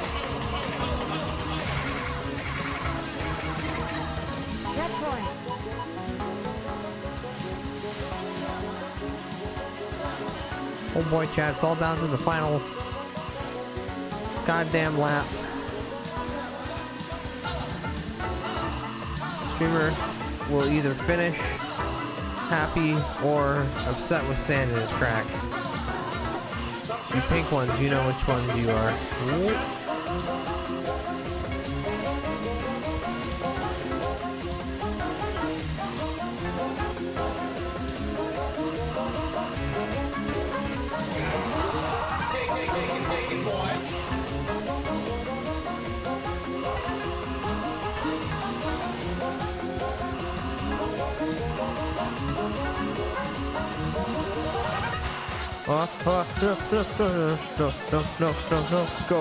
Go.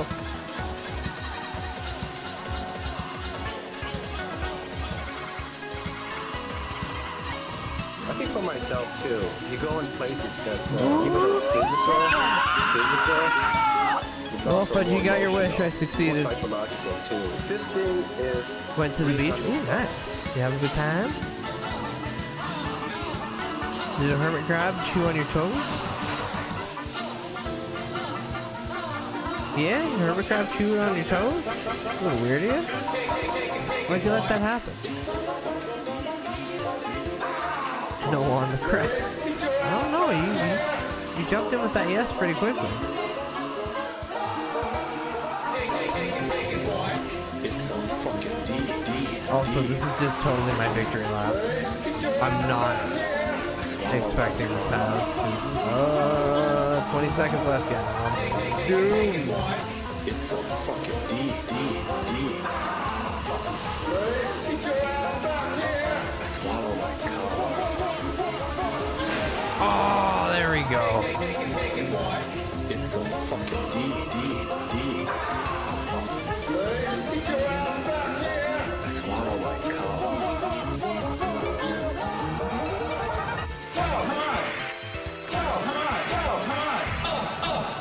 Holy fuck, he won. Holy fuck, he won. Shout it from the rooftop. This will never happen again.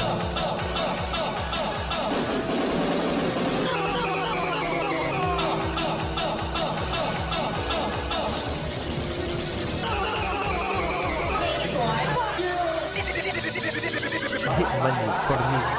Not for you, for me.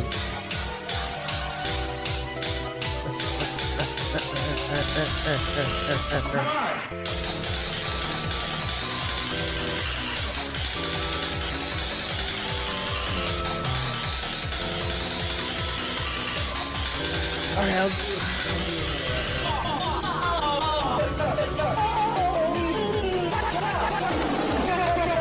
Chat, as always, up at the top where you see the details, the explanation of the bet that just happened. To get rid of it, you can go to the far right side, hit the 3 dots that are vertical, stacked on top of each other. Click that, then click dismiss this message. The message is gone. It's irrelevant. Who cares? Now that you did that, gamble. You got 2 minutes. Gamble. Throw away your bits, you don't need them.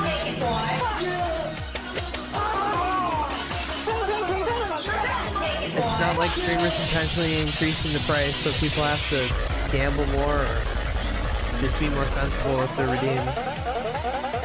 Only for me to then crash the market again by dropping all the prices, causing insanity, and then raising them again, making people question why he does this.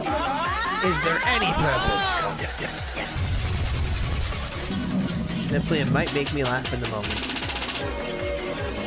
Past that, then. Fly to me. Sanity was dropped a long time ago. I'm a fiction.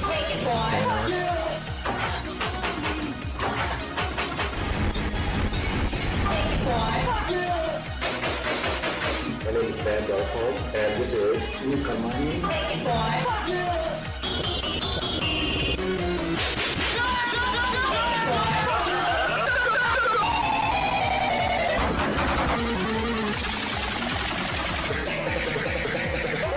Alright. Bet. Final few seconds to get your bets in.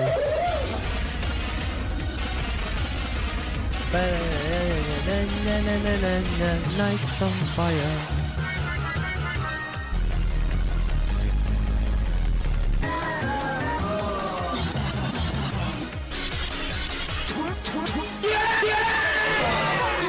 I forget how fucking vulgar and loud it is. I bet one above really and on maybe. Those are good. It's good odds on maybe.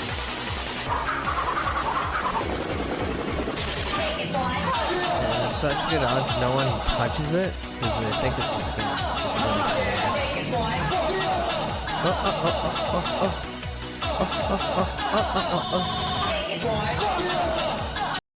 All right.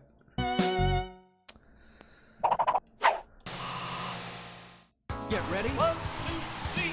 Time to go. Sex in Minecraft. Yummy. Sex in Minecraft. Yummy. Sex in Minecraft. Yummy. Sex in Minecraft. You have sex in Minecraft. Sex in Minecraft. Sex in Minecraft. Having sex in Minecraft. Having sex in Minecraft. First step. Having sex in Minecraft. Second step. Having sex in Minecraft. Having sex in Minecraft. Having sex in Minecraft. Having sex in Minecraft. Having sex in Minecraft. Having sex in Minecraft, you fucker. Having sex in Minecraft. Grandma is dying. Getting news she is dead. Getting on the Minecraft. And then you're gonna have sex in Minecraft. Having sex in Minecraft. Having sex in Minecraft. I hate him! I hate him, butt it! Having sex in Minecraft. I hate him! Shut up! I hate him, butt it! Shut up!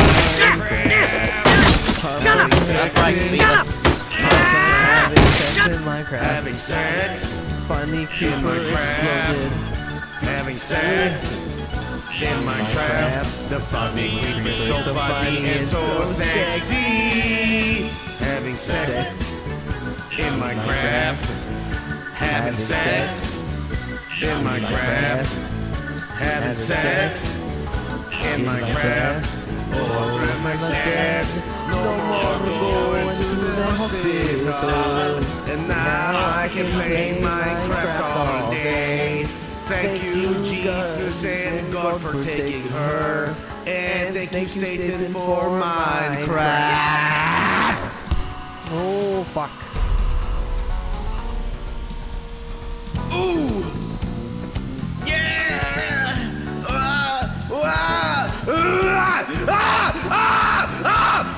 Sex in Minecraft. Having sex in Minecraft.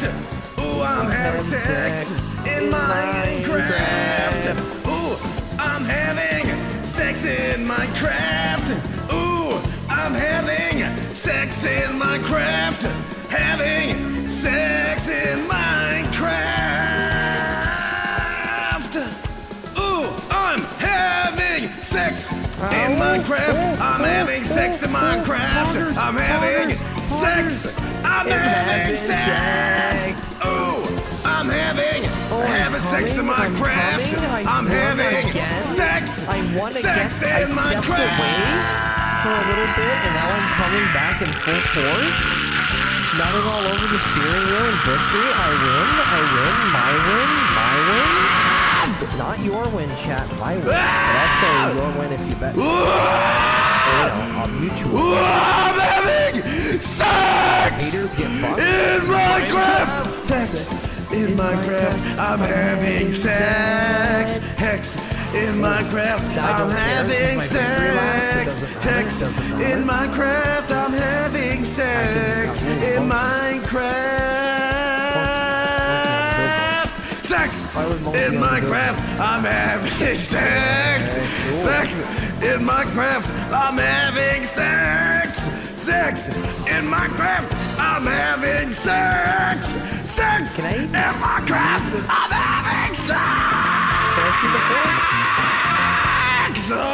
No, probably not with 11 seconds left. Sex in Minecraft. Sex in Minecraft. Sex in Minecraft. Sex in Minecraft. Sex in Minecraft. Sex in Minecraft. Yeah, there's probably like 20 more seconds of that. Actually, how far did I get? Sex in Minecraft, sex in Minecraft, sex in Minecraft, sex in Minecraft, sex in Minecraft, sex in Minecraft, sex in Minecraft, sex in Minecraft, okay, I guess sex in Minecraft, sex in Minecraft, sex in Minecraft, sex in Minecraft, sex in Minecraft, sex in Minecraft, sex in Minecraft, sex in Minecraft. I go to hospital, my liver is bad. The doctors tell me I'm gonna die, but I don't care. I'm sitting down, playing Minecraft with a frown. Sex in Minecraft, sex in Minecraft, sex in Minecraft, sex in Minecraft, sex! You're looking at a lot of challenges here in your life, and it's going to be a challenge living in these conditions. I wish you the best. Good luck. Chat, one more for the marbles. Everybody having sex in Minecraft, having sex in the Minecraft. Why are you having sex in Minecraft? Wow, you are having sex in Minecraft. Wow, sex in Minecraft. Wow, sex in Minecraft. See how far I can go on track A. Woo, having sex in Minecraft. Having sex. No, I wanna sing. I wanna sing.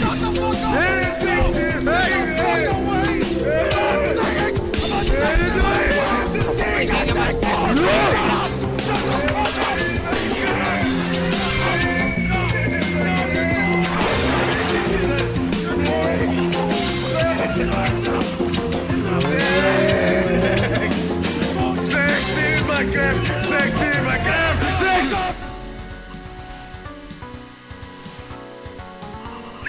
Sex in Minecraft!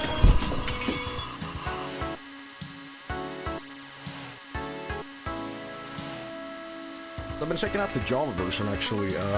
I didn't know if it was going to install now, Bedrock if I can or do not, the whole thing, but I was was so thinking happy. tonight I was going to do the realm. So long since I've actually play a realm with you guys.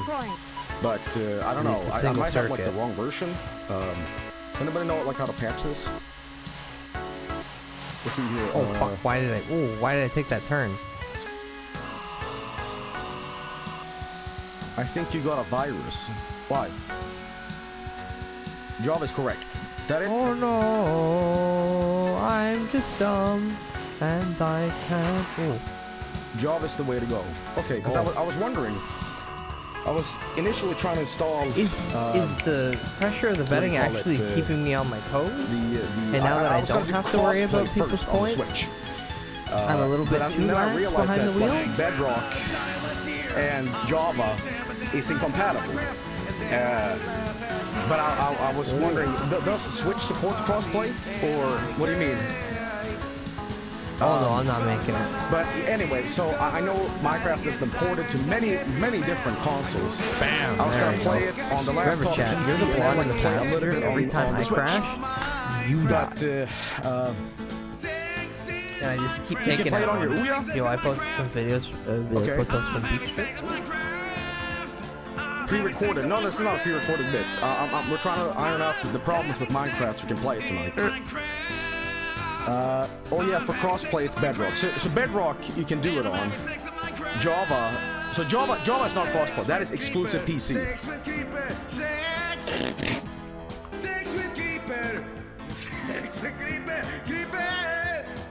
Budgie here Okay, so trying that's to dox crossplay, that's good. himself in the Discord. Find the beach I was on. Give it to that one guy. He finds everybody.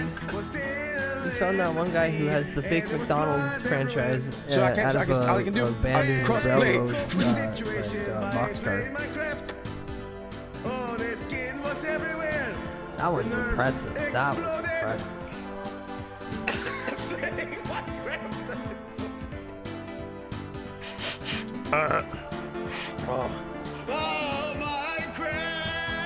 Anyway, you guys want to play with some mods tonight? I don't know if shaders count as mods. This is the worst one yet. Fuck it. And That's is it? Oh, you for can do that? factoid's sake, I need to find a new video. Absolutely. Editor, like Okay, a so you good won't get video like VAC editor. banned for that, right?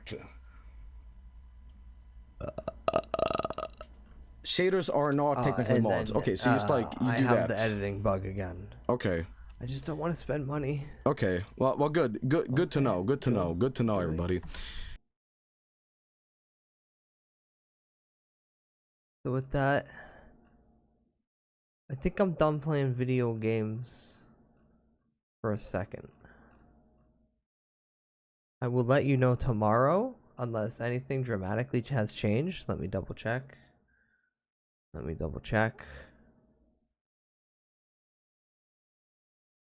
Not that I can see. So I don't have confirmation nor deconfirmation. So I probably have a tabletop game tomorrow. So no stream tomorrow evening. If there is a stream, understand that the tabletop game probably got canceled. And then Friday,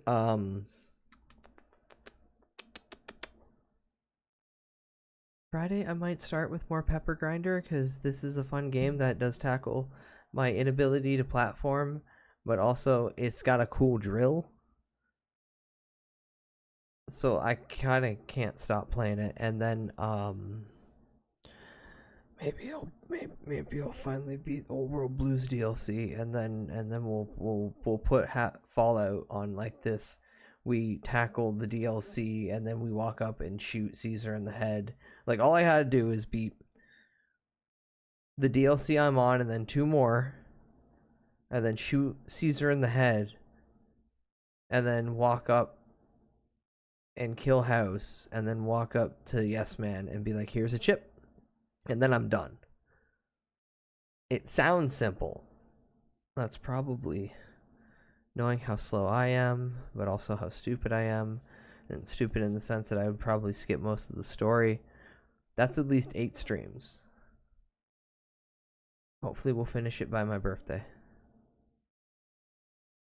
And then I don't know about Saturday yet because something in the real world might come up. So streams this week unfortunately might be light. I apologize. In lieu of this, I'm gonna play Dark and Darker very soon. How soon, in fact, you'll find out if you stick around. Ugh.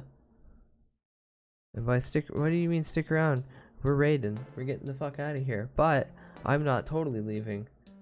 I'm just gonna go take a fat shit. And then I'm gonna go play Dark and Darker with Harupi and Turtle. And that's where you fuckers are getting raided to. Now, behave. Be good. I'll smack you upside the head. What's good, right? No, just simple hi. So, no. We'll take out a classic. Why did I write down Jor's cock? Oh yeah, because it was funny.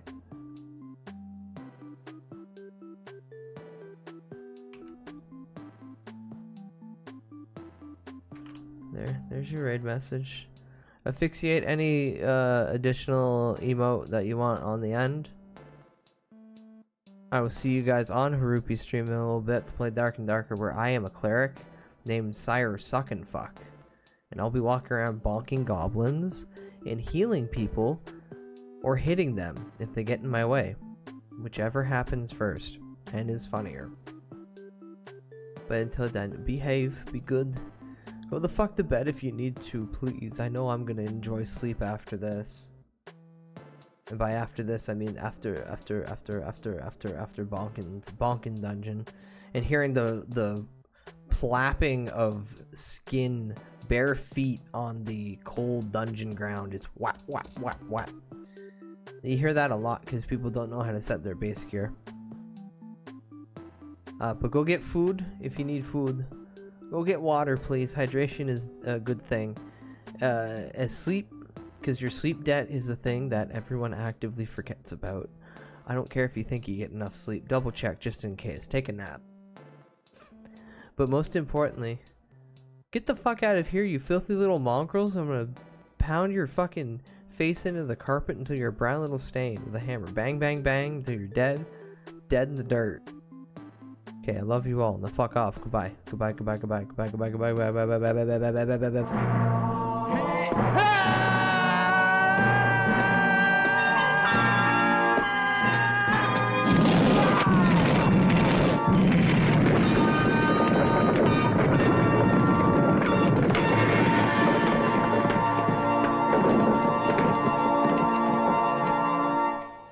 You're all free now!